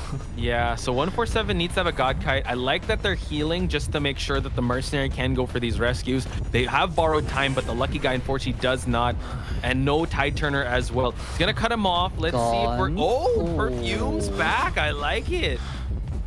I think with this then, it's a successful kite because both Mercenary and Acrobat back to full health. We couldn't get the hit past the pallet there, unfortunately. And now with the Cypher Machine finally being started, we have Flywheel, we have a gun. We might want to save the gun for a little bit later on, but the Flywheel comes up first and we missed a hit. Okay, another pallet to work with. Pre-drop it, and nice job on 147 side, breaking ankles. We still have a flare gun to work with, and we have 2 stories to run into. Mercenary, elbow pad, and a pocket watch here for Lucky Guy to pick up. I think we dropped it by the window as well. So now, target changing straight back towards Kira, but Mercenary going towards Lucky Guy's Cypher Machine here. Lucky Guy, we've seen that the Cypher Machine actually at Gawkai has been opened, but he can come to the South Bridge to open this chest on the other side. Now, Kira taking this 3rd containment. Kira has to be very careful here. Some pallets to work with. We're going to be able to actually use the bomb to make this rotation happen. Forcing cue ball capture. Kira unfortunately steps in the line of fire, and now they're trying to rush this cipher. At least Acrobat did get healed up. We are seeing them rush the 80% cipher, and it's all good because the Acrobat does have borrowed time. Oh, I don't think we're going to be able to stop this. It is instant pop. We should instantly pop here because we have someone currently at the gate, Acrobatic Bash, and then Lucky Guy at the front. But for now, May 7th, we want to force him to use a little bit more cue balls. Popping here a little bit too late. 1 elbow pad. We can pull distance, but this is a QS with 5 seconds of inertia. But look at that, exit gate is already opening up. They don't have blink, and this May 7th could actually tank 1 hit before he does fall down, and he's able to actually run the gauntlet here while the Lucky Guy tries to make it towards that back exit. May 7th is going to eat that hit, and now let's see what Shinyu's going to be doing. Is he going to settle for a tie, or is he going to try to go for more? Oh, wait a second. The 2 survivors are currently at the exit. Can we make it straight towards the dungeon? Can DM make it to the dungeon here? Dreamers, can we do it? Mercenary trying to rotate towards back. And that's a dungeon jump. Can we get there on time? Lucky Guy's too far away. He's just at the gate. My God, that was close. Too close for comfort. My goodness, just the rotation's a bit away. I thought the Lucky Guy was already there. Man, he was really across the map. Quite unfortunate, but the survivors were not playing around. Amazing performance on their side. Kuro, I really have to bring it back to chasing the Archer from the beginning, even though the stacks weren't there. It was a little tough. You got the Lucky Guy to utilize, well, just his... The perfume didn't really mean much, but the fact that 147 just broke so much ankles and had that flare gun to work with just really paid off at the end. And it begs the question, chasing the Archer first, was that really the best option for our Hunter here? I'd say definitely not, right? As we saw there too, we contained for like 2.5 Cypher Machines. Yes, middle Cypher Machine was being pushed back quite a lot, but because it was Archer first chase, we decided to get rid of the harasser. That really doesn't do much unless she actually comes in for mid-kite harass. We see here as well, with just the stats, 95-second containment time for this Archer. And of course, with the rest of the teams, it is exceptionally well decoding progress done. And with Shinyi here, only 10 pallets destroyed, a total of 11 survivor hits, and a total of 5 knockdowns as well.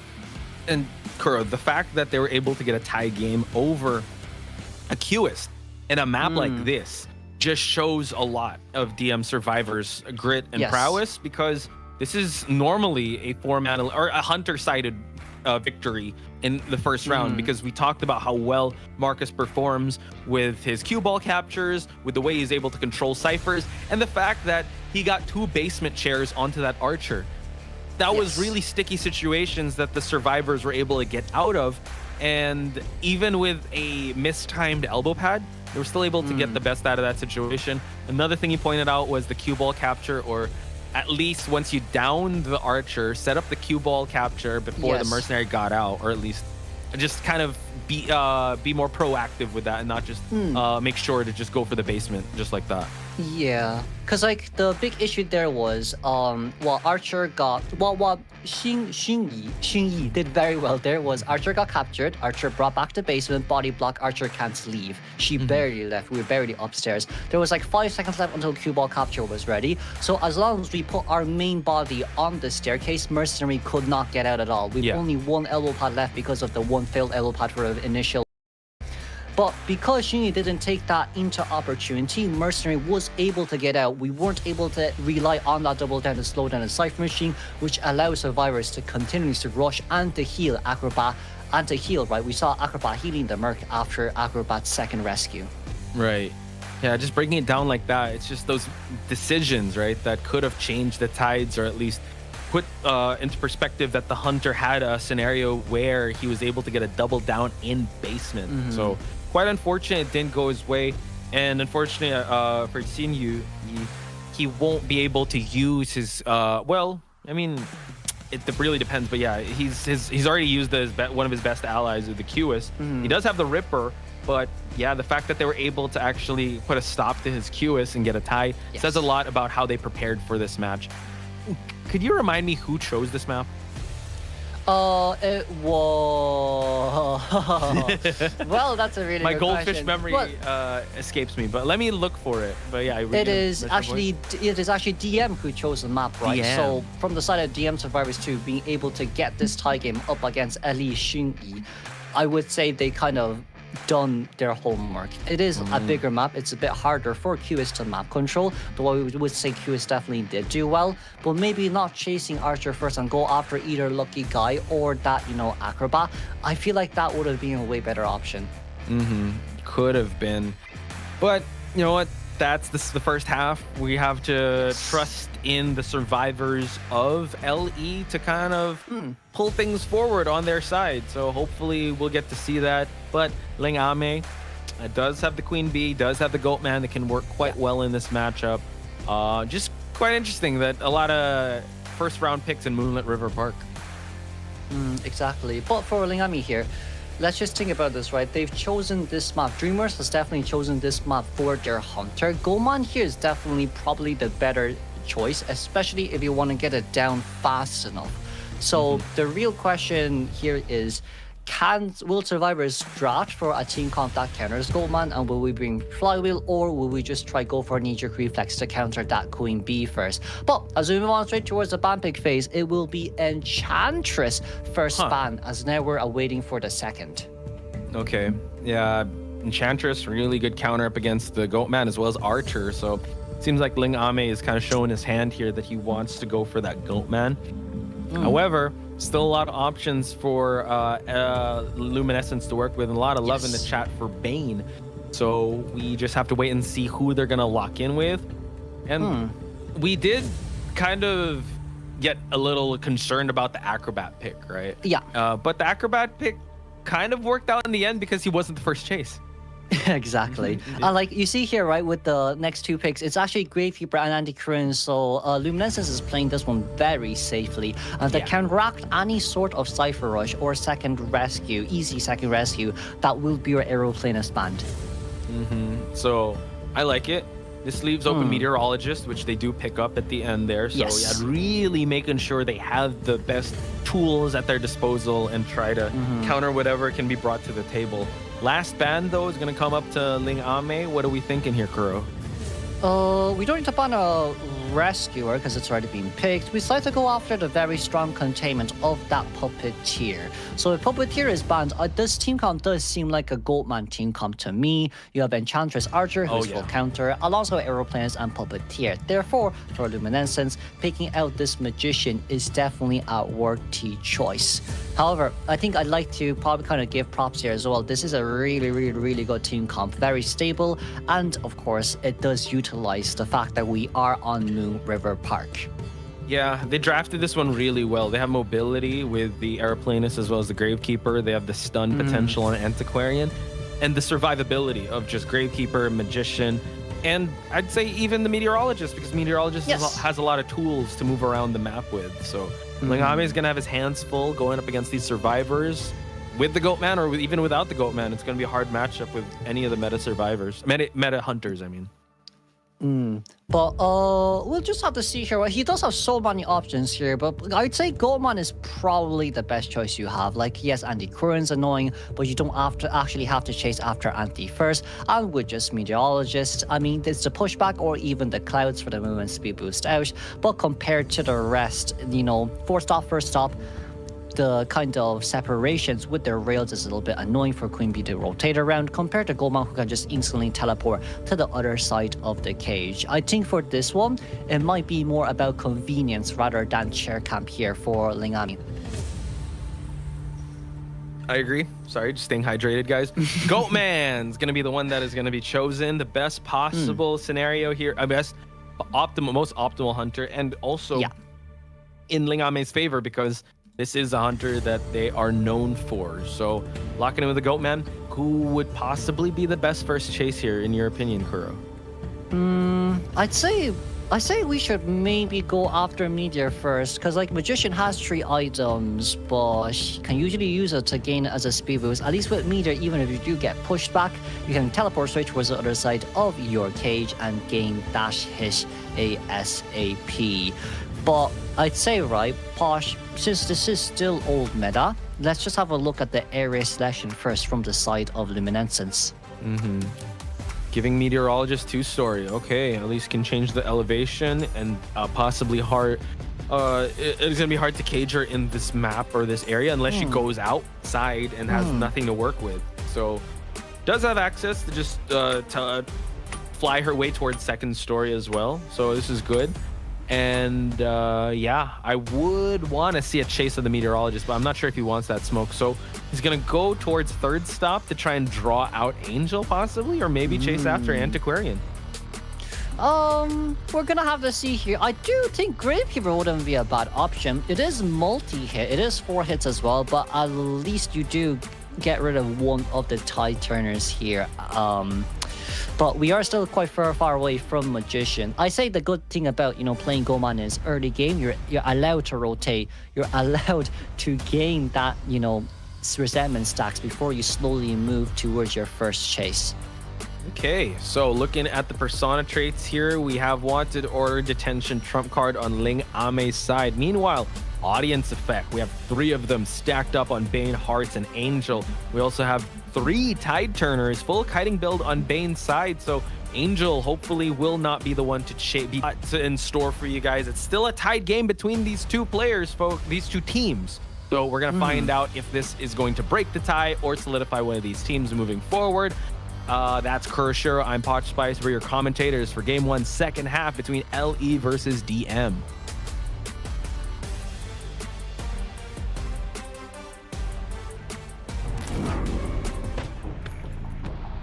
Alright, Lingame, it seems like Bane is actually going to be first chase here. Alright, will this be a very fast down, or will this be the bane of your existence? Now, with the cage here currently now being ready, we're spinning for that 5% additional movement speed boost, but if we do teleport towards the back, it's an easy disarm here. So it seems like we're just walking for the catch-up. Yeah, spin to win here on Bane's side. Wants to get close to these walls just to make sure that the stun will be good, but slowly building up the resentment, right? Want to be on open ground here.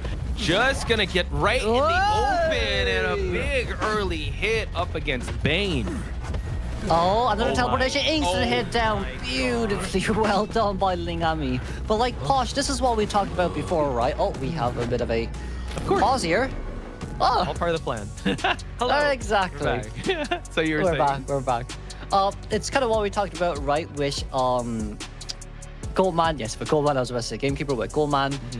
It's too annoying to deal with, right? The Yeah. force stop, the teleportation is generally speaking the nice thing about that Goldman. But also getting the edge of the cage on the survivor and instantly teleporting towards the survivor, such as, you know, anti-Curium. This is where we are, you know, saying Anti actually can't use any items, as we just saw there too. Yeah. But with this tech pause, it is one of the players currently lagging, so we're kind of going to be here for a little while before we kind of go back towards the game, because, you know, once again, connection issues at the end of the day. Yeah, so it's not going to be the same as how we played out the Queen Bee game, because nothing happened there. But here, significant things have been happening with, unfortunately, the Antiquarian did fall, did get caught out in the open there, couldn't have anywhere to stun. And it was just really unfortunate that the rotation didn't quite work out well. And as you pointed out, just teleporting right behind her towards the end for the knockdown. And sure, we're not going for the Meteorologist at first, but if we're able to actually eliminate the Antiquarian, which I feel like had a full kiting build. Yes. Yeah, so that's actually maybe part of the plan that they wanted, but they wanted the first chase, Antiquarian, but not like this, not this fast. Yeah, but of course, you know, the same thing as well, right, from the side of Ellie. It's now kind of saying, okay, with this kind of issue now currently happening, we did get anti-current then only at Cypher machines on average at 30%. But we will be ready to get back in towards the game now, as I think we are going to be continuing just where we left off. Yeah, so tough task ahead for the survivors with an early down, and unfortunately that was within a minute, and you're already put in a really tough spot there. So let's get back into the game and figure out how the survivor is going to dig themselves out of this situation. And now, putting Antiquarian towards this fourth stop chair. Yeah, you see here as well, Meteorologist having wanted order, thankfully speaking, it is not that Gravekeeper. But we know where Gravekeeper is currently coming in from, and it's also an excitement here from the side of our Goldman. Wow. So even if the disarm does come out, there's no really chance of rebound containment. That's true. So at least we forced it out. Oh, wow. Able to actually get the hit and forcing Corpsey Wise to, another cage is actually ready, so we can actually cut him off. Oy. Oh no, unable to actually get it. So this is actually going to be an easy rescue. And Corpsey Wise just going to get that chip damage. Totally fine. It's a bit unfortunate, right, for Lingami. It's a no damage rescue, but for Bane here, we want to actually stay upstairs as much as we can, so then we can utilize the disarms. But here comes the hit, and the flywheel, unfortunately speaking, will be a broken wheel. Excitement still on the hands here to use for Goldman. I do think we have to come to rescue again, because we at least want Goldman to use that excitement, so then there's no chance of teleportation right after the first elimination. And it seems like that is the case. Gravekeeper is going to stick around this area just to go for a possible early rescue. A shovel is ready, and we do have a wanted order, so he knows where he's coming from. But it's going to be kind of scary if he's able to actually close the distance. Oh my god, nice, able to actually get to the shovel in time, but the Antiquarian is in a really tough spot here. But now we go for the excitement, Kuro. There we go. Well, I mean, the good thing here is, right, even after such a bad early game, it's going to be Gravekeeper easily going down. A bit unfortunate, Shovel wasn't ready.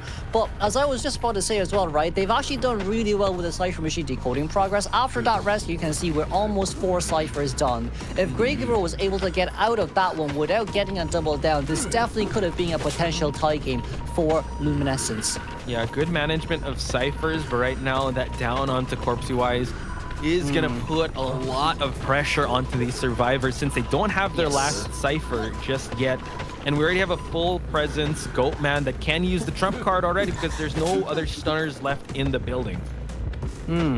And here we can see Heartswise is very close to nearby. All these survivors are actually very close for the hit, but like survivors are coming in very early for the rescue here as well. We're barely at like 5% and we're instantly forced to rescue. Still have another resentment cage here, able to cut off. Corpsey Wise gets the last effort, so a down was going to happen. At least they utilized all they actually have another tide turner to work with. But Angel, be very careful. He gets the Gale just for the stun, and this actually prolongs the tide turner to actually run out, but this will allow Angel to kind of go for the rest here. But no proactiveness on Ling Ame, able to actually injure Hearts. I don't think this is the most optimal Cypher Machine to really be at when Goldman is so close towards, right? You have the other Cypher Machines there as Circus, which is probably, the back of Circus, which is probably a bit of a better idea. But for now, Angel is still maintaining full health, and that is our last Tide Turner available on the hands of Meteor to use. Yeah, Hearts needs to find a way to heal up because just one chip damage away is not optimal at all. Able to get the backstep? No, unable to get it. Another push just for him to be able to close the distance on this rescue. Got to be very careful. Just gets the regular hit. And now a Tide Turner is in effect for Corpsey-Wise to be able to move on away. Nice. He has one shovel to work with. Oh, but Meteor, gotta be a little bit more careful here. Corpsey-Wise needs to look for a dash straight towards the pallet. Can we look for a dash anywhere else? Get behind the pallet here right in front of us, but it seems like Liam is gonna destroy it instead. I just feel like Corpsey could have maybe tried to put down a pallet there early, but unfortunately speaking, this one is a black cage, so you can't teleport towards the other side. That was quite unfortunate, and now has his second survivor down and out. And it seems like DM is trying to go for more than just a tie here because we're still stuck at 63%. We're still sitting on excitement, by the way, but he could change that easily. Backstep, hasn't found Angel yet, but another push. Beautifully well done. Our cage has also dissipated too. That pushback was able to allow us to break the cage, and now Hearts being the one in danger, just one chip down for this Magician. Angel's been really good on the wind gales, just excellent stuff by providing a lot of time and distance. We do have three magic wands to work with, but a regular hit, actually even an uncaged hit, would actually make this Magician fall down.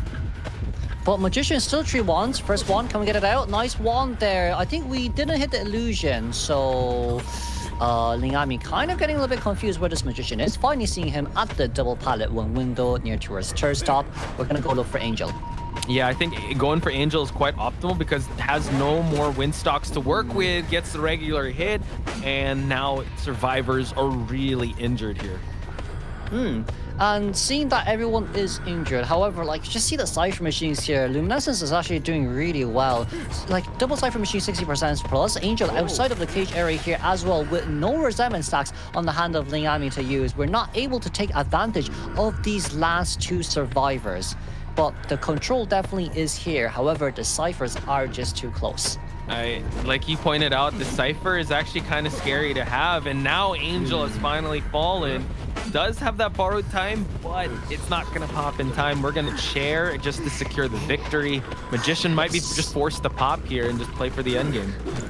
We can just teleport towards Magician, to be fair, because he... Oh, no, never mind. Warps over here instead. Just about the same, but whether or not you have the tension, Magician is one chip down. Wow, and just like that, Ling Ame, excellent work here. DM in a solid lead coming into the second game. And the Goatman, like we called out in our notes as well, one of the hunters that he does really go for, just proving how scary he is in the meta. To be fair, Luminescence did really well as a survivor team for Europe too, so there also was kind of that difference there being made from such a bad early game of triple Cypher Machine at 40% to end game having our Cypher Machines popped with 2 survivors left. I'd say you can see here as well, right, if the early game, was just a bit better, this end game could have been way different, and we definitely could have guaranteed the tie. However, once again though, it is still congratulations for Dreamer Ling Ame for getting that 4K. It's a solid 5-point lead. I think it just started out in his favor because we're going to look at the match stats here. Getting chased first was Bane, and just getting caught out in a really tough spot where the Antiquarian couldn't get any stuns going. It's just unfortunate. Then from there, the momentum just really fell into the favor of the Goatman. Even though in the mid game it was getting really tough, but the fact that once Bane was eliminated and Corpsey-Wise did fall down, the Cypher Rush was not in their favor. I'd say MVP on the survivor side was Angel, because Angel had all the utilization of the Wind Gales, all of them hit, and it did provide them enough time for them to actually prime the last Cypher. Just so happens that the numbers caught up to them, and they couldn't have an end game scenario where it could have been at least 2 survivors up and about once the exit gates were ready to open. And we also saw there as well, right, with the stats page, it was a total of 57 seconds containment time from our anti-Korean. So after that early first down, the rebound kite for the second rescue was there for sure. Being able to force out the excitement, allowing the cooldown to go in for that teleport just gave Survivor a lot of time to kind of rebound, except for Grave for unfortunate double down. But let's have a look at the highlights here first before we move on towards Game 2 first half.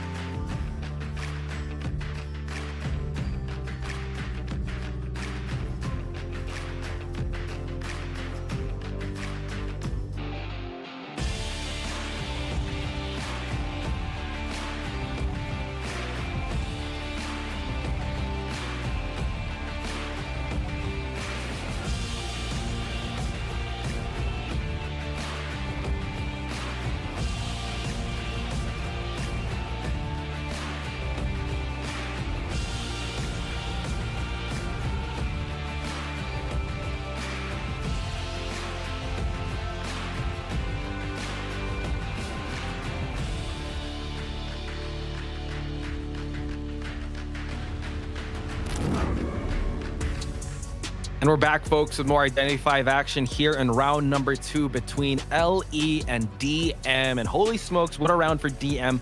Winning on the Hunter side in that fashion definitely puts a lot of momentum on their side. But LE really wants to try to bounce back. And DM was the one that chose Moonlit River Park, right? So now hopefully LE is going to come back here with their map selection. So, well, Luminescence right now, as we have seen before, now it does go back towards, I guess the map selection has to be more comfortable for the Hunter, right? QS was already used by the side of LE, meaning from our own stats page here as well. For Xingyu, he does also play the Ripper. So potentially speaking, maybe we can see, you know, maps like Arms Factory or even maps like Red Church, where Ripper does excel a little bit better at, especially with Peepers.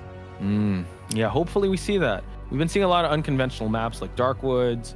Obviously, I want to see a compact map like Red Church, like you mentioned, maybe an Arms Factory. I don't think we're going to see Hospital, but we could pray for it for the survivors, but I don't know if they want to take that risk in this next one. So still up in the air here for our survivor. Well, depending on who, but on our team LE. They want to be able to make this last till that game 3, but DM in a really good spot to end it with a best of 2. So now, right, let's just see what LE's final decision will be on that map selection. I feel like for Dreamer side, they can actually allow Lingami to come out first round because they do now get to choose which faction. So just to maintain the momentum of our Hunter definitely is not a bad strategy as well for Dreamers. But still, once again, it's a 5-point lead. So you know what, with game 2 coming in, I typically see game 2 as the most flexible round for both Hunters and Survivors, but maybe more leaning towards the Hunter because you can kind of test the waters before we move on towards game 3. So we do see Lakeside Village getting banned out by DM, but Leo's Memory is what LE chooses. So quite the average size map. I mean, we do have change of elevations. We have the hiding factor as well if Explorer comes into the mix. So, and it's going to be LE's Hunter that's going to be making his way. So Xingyu is going to have his hands full here going up against the Survivors once again.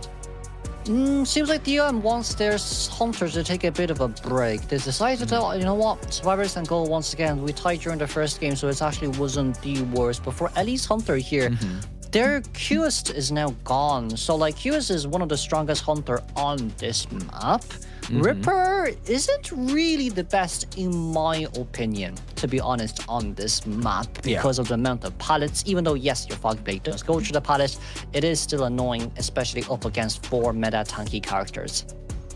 I want to see, surprisingly enough, we haven't seen any Opera Singer today or Ivy as well. That would go really well in this map unless it gets banned out. Opera Singer just kind of struggles with that 2-story window, but that could be mitigated if you are able to cut them off before they even get to that 2-story window side. But yeah, I'm excited to see what they offer here. How does Queen Bee fare in this map? She's good. She's actually really good because the rotations and the containment areas is actually like the containment areas where you can throw your stingers out kind of suits Queen Bee a lot more, in my opinion, compared to Ripper. But let's just have a look at the area selection. Well, not area selection, the ban pick here then. It is going to be that Antiquarian and Enchantress first 2 bans. And let's just say maybe opening wise, right? I guess we can go with Queen Bee band. Yeah, so like Xingyi has now no Queen Bee left. There is the Ripper available to play. I'm quite sure we do have Magician available to use if you're really scared of Ripper. If not, I would say Aeroplanus is definitely one of the top options to be selected. Your jetpacks just in between areas and for the rotation helps out the most. But let's see what Dreamer's current decision will be. It seems like it's going to be forward and Matador. Okay. Forward in game 2, ladies and gents, really, it's not optimal, but it is there for you to use. Now, worst case scenario, this becomes an Ivy. Then forward is kind of useless. Opera Singer may be a chance, but this forward, I think it's going to be pretty rough.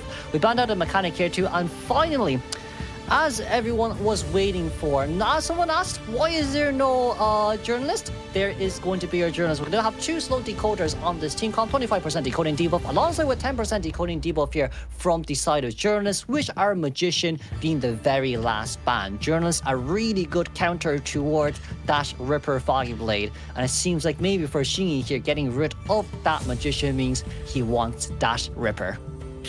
So potential Ripper play here, and now just to add more pressure to the hunt is going to add a prisoner into the mix just to make sure that, I guess the hunter is going to have to make haste in the first chase. Oh, bars. In how well he's going to be able to actually go for this. So it's going to round out to forward, Matador, journalist, and a prisoner. I wonder if he is going to actually bite, or he's going to show us a little bit of a variety here and take someone else instead of a Ripper. We see the switch here as well, right? It's actually Kira here playing that prisoner. So with prisoner in the 2-story area, we're kind of really just forced to go after prisoner first because he's the fastest decoder.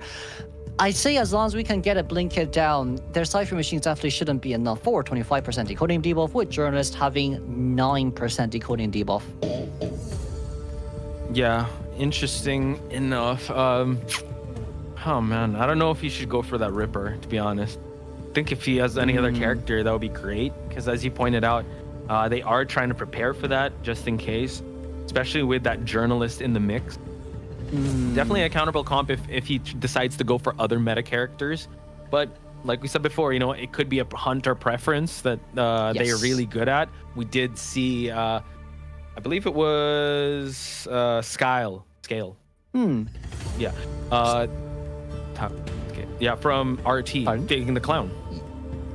Yeah, but like, okay, she's just gonna go with his pro pick here. It's going to be that Ripper. It is what he said is a preferred character pick, but hard. Like, you forward can put away, you have journalists with that little Orphe that basically says you're not allowed to, you know, swing at all until that pallet is broken, and then Matador being Matador can just dash. Well, Matador can't actually dash towards Ripper because the Foggy Blade will hit him first, but let's just have a look at this area selection mode.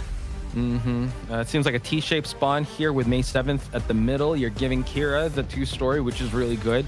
Shack area is going to go to 3 a.m. while 147 is going to be at the right side of May 7th, allowing the Ripper top right spawn point. Ripper spawning by Christmas tree gate. It seems like we might want to try our luck to see if we can lock 2 story cipher machine, but that is only if there is no cipher machine at that corner abandoned Christmas tree at bottom left. So with this, I would say first they should be going towards Matador. Ripper has a bit of a chance, especially with your Foggy Blade. When the Matador dashes towards you, he'll take the hit first before he can cancel it. That is definitely something that they want to go for. We are going to see the Persona Web here, Detention, as well as Max Palette and Trump Card on the side of NAEU. However, we have 3 Tide Turners, a Flywheel, as well as Borrowed Time build onto 147. No audience effect here, but I mean, you don't really need that with the Prisoner out and about here in Leo's memory for that decoding speed. Yes. So then, with this, from our Detention, Destructiveness with Mischievous from the side of Ripper, this will be DM versus Ellie here for our Day 3 Match 2 Game 2 first half. And of course, Ripper is going to be the highlight of this game. Can we get a 4 elimination or not? Let's have a look in towards the game.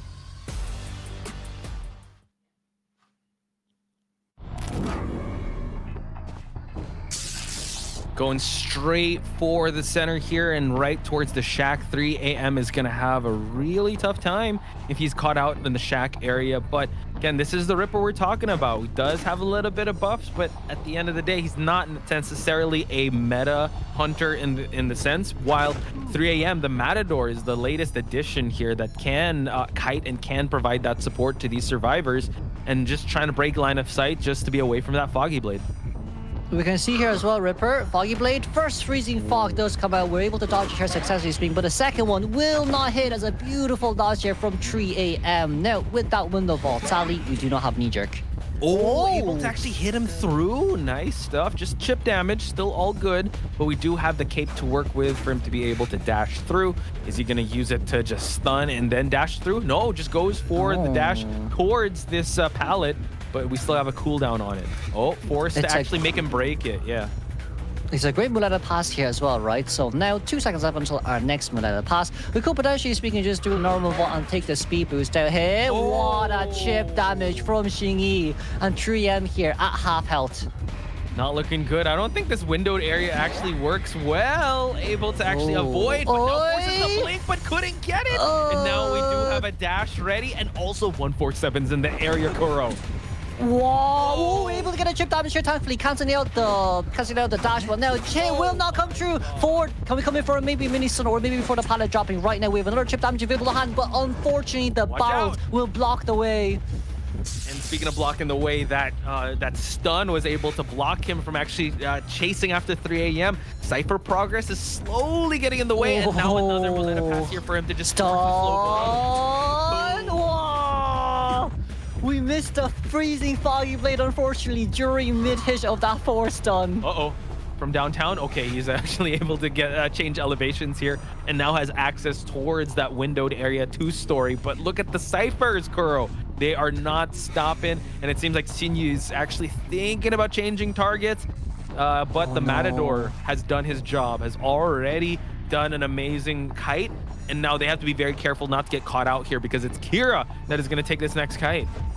Okay, stun available in the hand here to use as well. And another execution. The first hit does not land. Freezing Fog does not come through with that chip damage. However, ladies and gentlemen, at the same time, Matador is currently getting healed. So, with no one here on chair just yet, Prisoner able to rotate towards Christmas Tree Runes, these 2 pallets, and with a connection nearby is going to allow him to contain for such a long time. Just gets the stun drop as well. Prisoner does eat that chip damage, but it's still all good.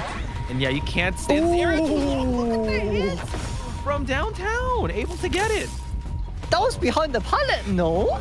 Yeah, he's got aim for days, dude. He just got that hunter instinct, but right now forward is here for the harass. Still around more than 40% of the ball left. Forward pushback, unfortunately speaking, isn't going to get much there. However, if we change targets for forward here, I don't think that's a great idea. Flywheel on forward's hands. Let's just see here. Flywheel does not to come out here first. 147 rushing towards 3M as the pause comes through. Quite the scary scenario. I thought the forward is actually like, wow, he's got nerves of steel. I would have pressed Flywheel. I would have tried to just press a button just for me to be able to get out of that area, but he was doing pretty well. Oh, but wow, what a game so far. Cypher progress looking kind of okay. It can still turn sideways, but at best, I don't know, maybe a tied game because no one has sat on a rocket chair just yet. They still have all their tide turners. Exactly. And not only that as well, you're still having that prisoner outside decoding. Him linking the cipher machine just means that there's actually only one cipher left. And we also saw there too, right? Because the prisoner was available, that's how Forward was able to come in early to get that harassment for Matador. But unfortunately speaking, I would say it is what it is. We did lose the Matador, and because of that, changing targets, Prisoner just bought even more time. We thought Prisoner was an easy chase, but how wrong were we? Yeah, I will say this much though. The Ripper, the most success he's been receiving is through the chip damage. Through the window, through the walls, he was able to get the chip damage going. So I don't know if he has to keep relying on that because it seems like the swings aren't kind of working out, or the regular hits, because the stuns are quite on point. But man, it's this next half, or like after this pause, he's gonna have to kind of go all out here to just force a tie situation happening, because I could see a reality where endgame is gonna be 4-man up and about, and then you just have to go for a detention down just to get at least 1 point. Exactly. But like from the side of Shingy there, he did also miss the blink as well, right? Because like that blink 100% should have missed, but I think muscle memory came in. We saw how he blinked in and then moved backwards. Oh. That's usually what hunters do, right? Especially when it comes to survivors coming to rescue. But I think he should have just walked forward instead. Walking backwards kind of forced the blink to be missed. But we shall now move back on towards this game, and let's see if Forward can succeed into escaping from Ripper. Like you said, we do have a flywheel. I think the cooldown is still all good. So let's see how this one will pan out. Is it going to be the Ripper going to get the tie game, or are we going to see the survivors get a 4-man end game right out in the open? Flywheels right away, just establish a distance, and now we use the football just to get towards this pallet, but he's going to get hit with another chip damage, and now we finally get it down. However, ladies and gentlemen, we have a tied prisoner with a tied turner knee-jerk reflex on that Matador, alongside with a tied turner on Journalist. So let's get Journalist to come in. Prisoner connecting our remainder cipher machines should be able to get the cipher machine done on time, as Matador now will be in a bit of a pickle.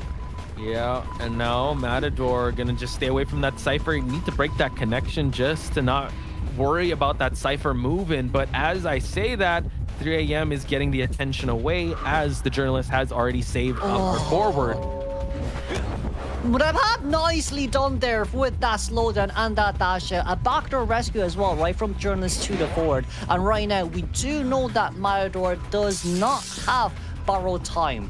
However, it has to be Journalists coming in for the rescue. It seems like when they close the connection, I think that's the 89% cipher. They can actually just open a new cipher. Let's not risk this too much. Yeah, and I think Forward needs to get out of here. Journalist needs to go for this rescue. No, they're actually going to force the case here. And this is going to be tough. Like you pointed out, this was the 89% cipher. Can we? Oh, abnormal! And we abnormal it. Yeah, that's what happens. They can't open another cipher. We do get a backdoor rescue. We also have an exit path to work with on the side of the Forward. You don't want to tempt fate too much, guys. This is kind of scary. You're playing with fire. Okay, hear me out though. We're only missing one cipher machine. Prisoner Matador should be able to rush the cipher machine there at middle, right? It's already at 10%. Journalist and Forward both have borrowed time. As long as Journalist rescues, we have Orphe rescue. We can't get in here without getting a double down. We can't successfully get a rescue. We cannot get stopped. Both survivors now, cipher machine at 40%. Journalist in position, but Shingy just does not want to leave. He doesn't. He's in between a rock and a hard place. May 7th already in the area here. Can't tank 2 hits. You just need to avoid the bug. He's able to get little Orphe out, and now we get the rescue. We need to go for some body blocks here. Forward cannot. For life. Let's see. Try to go. Force heal. Force heal. Totally fine. Just force it. Force it. Nice Irish, knock it down. We need to spin. We need to clutter up together. Forward, you can't leave. You need to clutter up together. We pick up Journalist first. That's good, and the pop comes true. Journalist, unfortunately, will have to be sit on that rocket chair. Forward did get healed. Matador? Totally fine.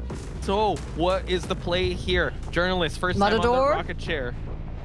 Oh, I think Matador might actually be found here. Matador needs to leave, but this allows Forward to pull distance away. Matador just has to stay in Shack. It doesn't matter what happens here. What matters is you give Forward enough distance to pull out. Shingy here, tunneled on towards Matador, but knows that he cannot now leave. But look at all the rest of the survivors. Forward has Dungeon at the corner, but tonight is here from the side of Forward here once again. Is our Matador coming back? He's coming back here from the Shack area, but it seems like right now, back straight towards the chair. We can't get towards the gate on time with no teleport and only just one abnormal. That abnormal didn't really do that much as the Cypher Rush. The survivors, they're making their way out.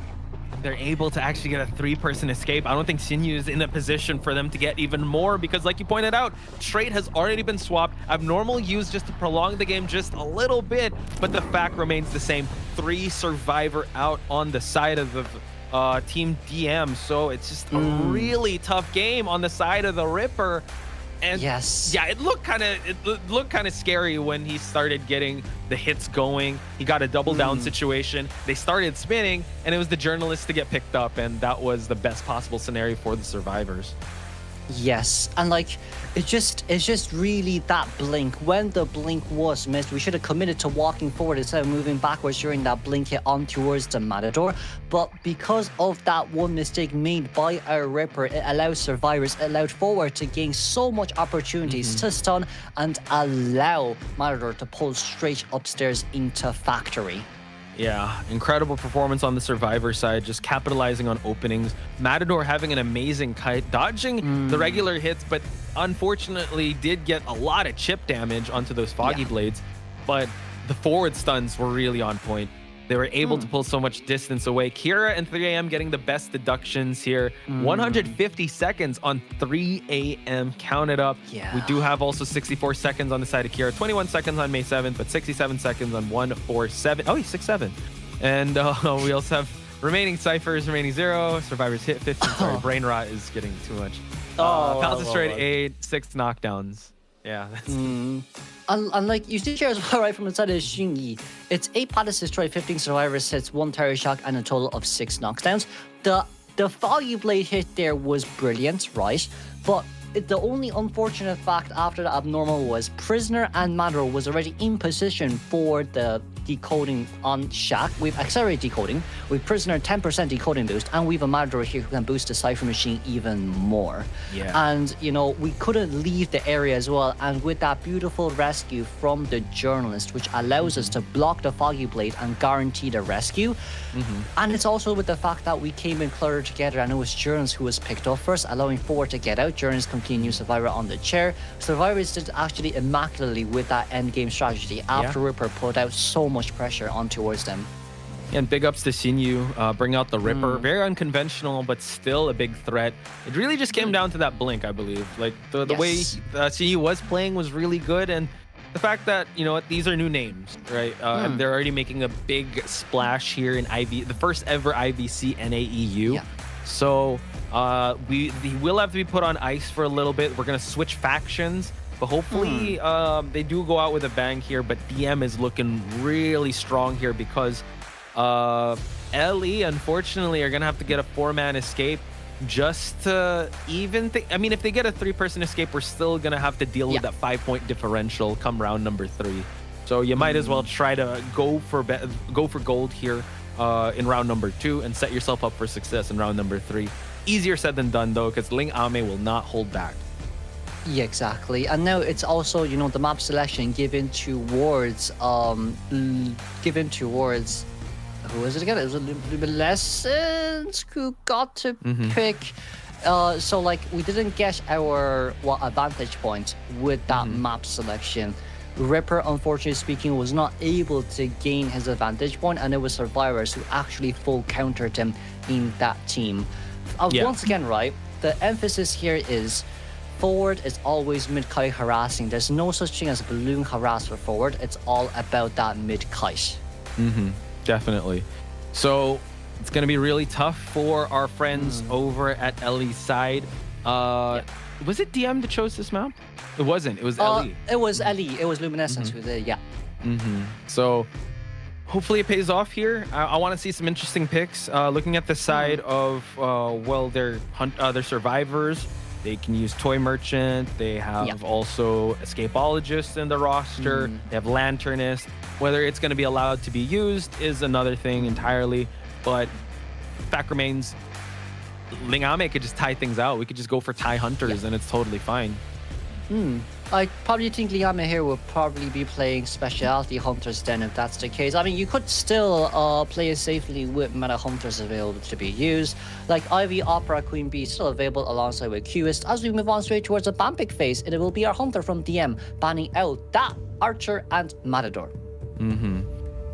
So, Archer and Matador out of the mix here. Queen Bee, they did their homework here, just like us. Ling-Ame on that Queen Bee and Goatman. Definitely something to worry about. Let's see what they're going to go with here on the side of the survivors. Lanternist, like we called out, who's going to get picked up right away. You might as well go all out here. And Enchantress as well, just to get the harass going. Very meta, very utilized well here. And now Puppeteer is going to get banned out. We probably should focus on Aeroplanist here. Luminescence as an Aeroplanist, it kind of would be a really good team. You have the 10% boost from Lanternist and the 2% boost here from Aeroplanist. But instead, I think, look, getting that Rescuer in early as well is nice. The additional time bought just with Escape Act Chair Switch from the side of our Escapologist is also very neat too to stall time. Yeah, I like the pickup on the Escapologist. We did see a little bit of him in the first game that did play out kind of well for him to be able to stall out the time and also have the smoke screen to work with. Last but not least, and the bans are going to get rid of the Doctor. We kind of are missing a sub-rescuer. I'd say Aeroplanist here definitely would kind of fit everything in, but it seems like for Ellie here, we're going to go with comfort picks of that, Postman being picked up. Okay, so Postman, I mean, one of the fan favorite picks here, but in this lineup, it can go kind of sideways because they don't have a safe rescuer. I mean, yeah, Escapologist can be, but you don't have a first officer, you don't have a mercenary, you don't have a gravekeeper to work with just to get those rescues going. And considering the odds or considering the stakes that are at play here, they need to get at least a 3-man just for them to push for that round number 3. So they're locking in the lineup here. Yeah, and like you see here as well, right? Like Postman's 10% decoding buff is nice, but like if you're first chase, you probably would rather have a window ladder, a vaulting ladder, or even a movement speed ladder there for yourself. So let's just hope that his spawn location kind of allows him to rotate a little bit easily. Probably spawning in middle for Postman wouldn't be bad because you can get towards the staircase of what factory fast enough. But for Ling-Ame, I would say, right, this is kind of just a simple Qist, and your Postman is down the gutter. Yeah, I could see that happen here. And not even just Qist. You can go with Opera Singer, you can go with Ivy, you can go with a lot of stuff here that can kind of counter this Postman. He just needs to get a tie. That's all he needs to do. Just kind of play conservatively as well. Even if you go for the round 2, round 3 hunters, definitely more than possible here. I think, you just have to worry about Lanternist, Enchantress as well. Just really zone in onto this Postman just for them to have a really tough first early seconds of the game. And then after that, we're going to go with the Opera Singer. You know what? I guess fair enough. Especially for, Lanternist, you're going to have to switch fast with your living images. And then Postman, you only have like 1 wick to slow Opera Singer down, but it's quite easily dodgeable there from the side of Opera. So let's have a look at the area selection mode for Luminescence's survivors. Okay, are we going to go for a top right spawn over at Christmas Gate, or are we going to change things up? You do give the Postman, similar to the Prisoner, the 2-story area, which is good. He can send letters up from there and at least have that window to work with going up against the Opera Singer Kite. Corpsey-wise, center, Angel to his right, and we have Hearts over at the Shack area. I guess, look, it's going to be Enchantress here first chase. Postman inside of Factory is nice because if Opera spawn close enough, you can actually, it's quite a tight area upstairs, right, where the dog can definitely guarantee the buy. But if it is Enchantress first chase, it might just be a little bit more different. The hits are going to register fast, and you only start with 1 curse stack early game. Yeah, I think this is a good call on his side. just gonna, I mean, Opera Singer really is just a sprinting type of hunter where he just tries to leave a trail behind. So let's see how fast Postman will react to any of the Opera Singer's early chase. Now, Kuro, talk to me about the persona traits. Let's see here then. It's going to be Knee-Jerk Reflex Postman with Knee-Jerk Reflex Enchantress, Knee Tied on our Escapologist, and Tide Turner Lanternist. But, and of course, the Postman having Audience Effect.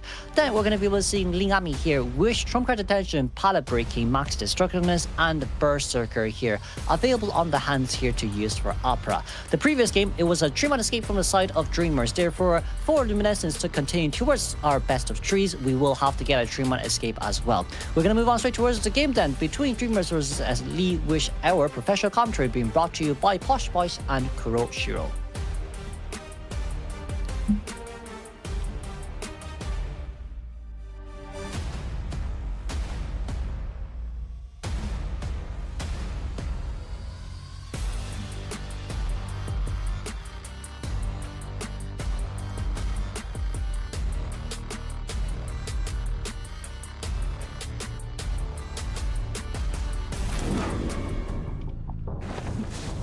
All right, we have the Opera Singer already making his way away from the Christmas gate towards the shack area, a little bit reminiscent of the rotation on the Ripper side, but not gonna have any chip damages here for him to be able to rotate the windows of shack area here. But we do have the Enchantress that was quite close for comfort, and Hearts is gonna rotate away from the shack area. Oh, Hearts here. Let's just say, look, he's able to... Oh, we cancelled it now. Wait a second. That hit got instantly cancelled. And now we're forced to rotate straight towards the back. That wasn't on our curriculum here. As another sun allowing us to get towards the window, but no Knee-Jerk Reflex on hand to use. Our curse stack is ready for the third one, but it's going to be a single curse stack. And thankfully, we cancelled out that Shadow Leap. Yeah, we did, but man, Enchantress, unfortunately, it's an occupational hazard using Enchantress, right? Canceling out attack recovery. And just like that, right under 60 seconds, able to get the down onto this Enchantress. Postman is gonna help with decoding, but now the rotations are gonna have to be on point. Corpsey Wise is already on the case here. Yeah, not only that as well, we've abnormal here to use. So we can just abnormal the Cypher Machine here first, but we missed out on the Shadow Leap, so just instant Shadowdance back. And, you know, our Escapologist hasn't rescued just yet. Yeah, so totally fine. Able to use the abnormal. I think just using it early on is definitely the best. Able to actually get a chair hit just for the attack recoveries. Now, Corpsey Wise gonna eat that hit, so not a safe rescue, but Hearts able to get at least one stack going. Let's see if this kiting area is going to be better. 2 already on the board here. Needs that 3 stack just to be able to get it. But no, the Palette Mind Games was won by the Hunter. At least we have decoding progress aside, right? 2 full Cypher Machines here currently being done right after that first rescue. It's just a little bit unfortunate here that we can't really get much more decoding progress done because of Opera Singer and because of that abnormal. But for now, the only one that can rescue is actually Angel, but look how far away she is. Yeah, but we are going to bring Enchantress a little closer towards them, but it's still going to be really tough. And Lingame just one hit away from full presence. Angel already making their way towards this rescue attempt. Living Frame is going to be used, but unfortunately does get hit up. And we're just going to chase down with the Shadow form. Tide Turner is going to be used, so this is going to... Oh, okay. This is going to be tough. That's still... Yeah, that still registers, right? But at least Hearts is quite far away, and we have 2 out of 5 stacks here, so let's just see how well this rebound kite can go. There's no blink, and abnormal is ready. Yep. So Hearts is going to have to utilize this really well, try to gain a 3rd stack just to provide enough time. And like you called out, still not switching, but just at a blink of an eye, he can just change the blink. But no, able to actually Shadow Leap through, unfortunately through the pallet, and Ling Aomei has his first target down. Oh, it's unfortunate. Opera Singer really is just too fast. She's able to walk past the pallet here, and no pallet stun in exchange. But teleport currently ready. Can we teleport and find where Angel and Weiss is? Not quite. Seems like we're just gonna keep saving it, so I like it. Maybe he wants to kick the Cypher and just try to go for more pressure here, just to prolong the game before he swaps trait. Trying to look for that 78 Cypher, but no, actually finds Angel in the process. But luckily, Angel did heal up. So We are 2 injured survivors here, and it seems like he will be focusing on Angel. We just need 1 more down to win this game. Oh, we cancelled out the living frame, which is great. Bought a little bit more time to contain. However, now knowing where the dungeon is here at the Moon Gate, our post one is back up healing the escapologist. We can definitely, you know, switch the chairs here. Escape that. Are we gonna do it? We're not. Huh. I think they want much time to just heal up, so it couldn't do it. But now they're put in a really rough spot that they can't even close the distance.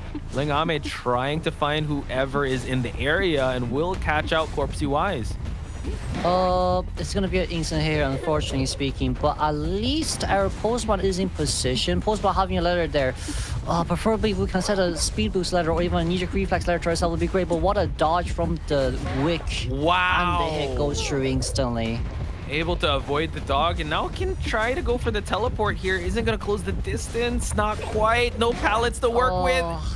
And we get a charged up attack just to down the postman. And Ling Ame wants to go for more here as the Lanternist will be sent back to the manor. We're able to get a nice fall over the window, but it really is just Ling Ame now. I would say, look, right after the first elimination, right, it was kind of just congratulations, but now looking for a little bit more for that formal elimination game. Our escapologist not having any items left, and unfortunately speaking, not fast enough to rotate towards the next pallet.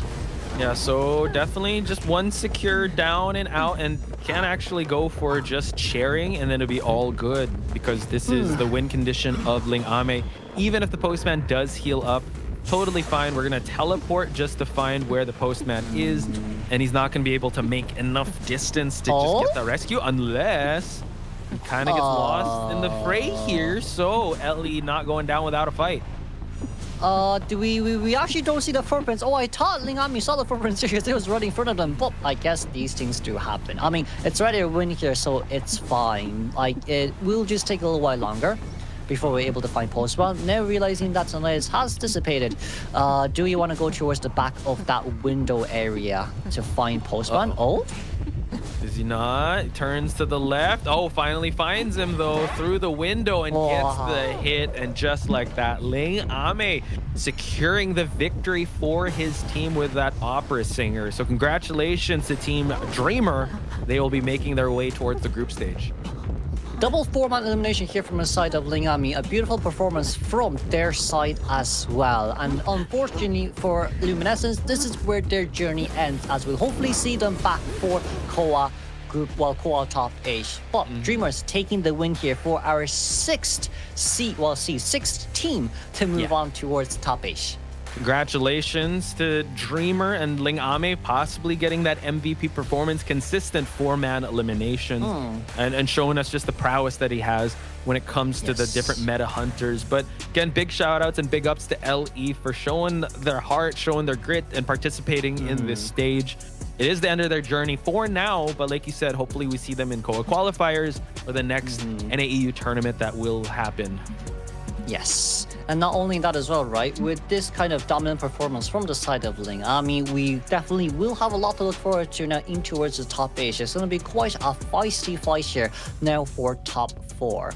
But with this, I kind of probably would say we saw how well the team play was by Dreamers, and that is most likely what Ellie has to aim for as well for their next expedition in either IVC or in Koa. As we can see here with the stats page, Postman with a total of 197 decoding progress, 24 seconds containment time. Heartseer was the first chase with a total of 89 seconds, really good rebound kite. And then Corpsey Wise, 97% decoding progress, 32-second containment time. And Angel, 107 decoding progress with a total of 28 seconds containment time.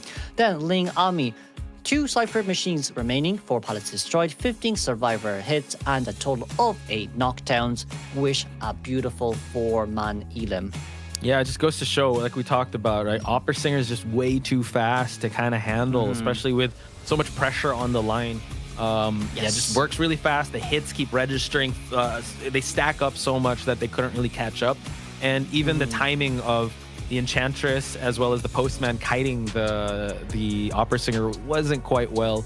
End of the day, it's still all good on the side of DM and Ellie. Please show them some respect and love in the chat for making it this far in this tournament. And guys, this is, the first of NAEU for IVC. So this is the first of their journey. I'm sure they will improve, they will get better. And hopefully we see more of that as we see the MVP Ling AMEY on the GOAT man here. Well, congratulations for Liami. Consistent back-to-back from eliminations, definitely well-deserved here. And we'll be able to see Liami for our interview stage right after the highlights a little bit later as well. But still, this isn't only just Liami too, right? We also have to give props to the survivors, especially during the second game with the Ford and the Matador with those harasses. And then Journus, the beautiful rescue. Unfortunately speaking, wasn't able to see Prisoner that much except for the rebound. But I would say the Cypher Rush definitely helped out the most, especially with a total of 30% decoding debuff. I mean, if you're a Prisoner main, if you don't be seen in the game, that's totally fine. You're playing your role. It's totally fine. Just push the ciphers. But as you said, we're going to see the highlights first and then the interview. So don't go anywhere. Check out these highlights.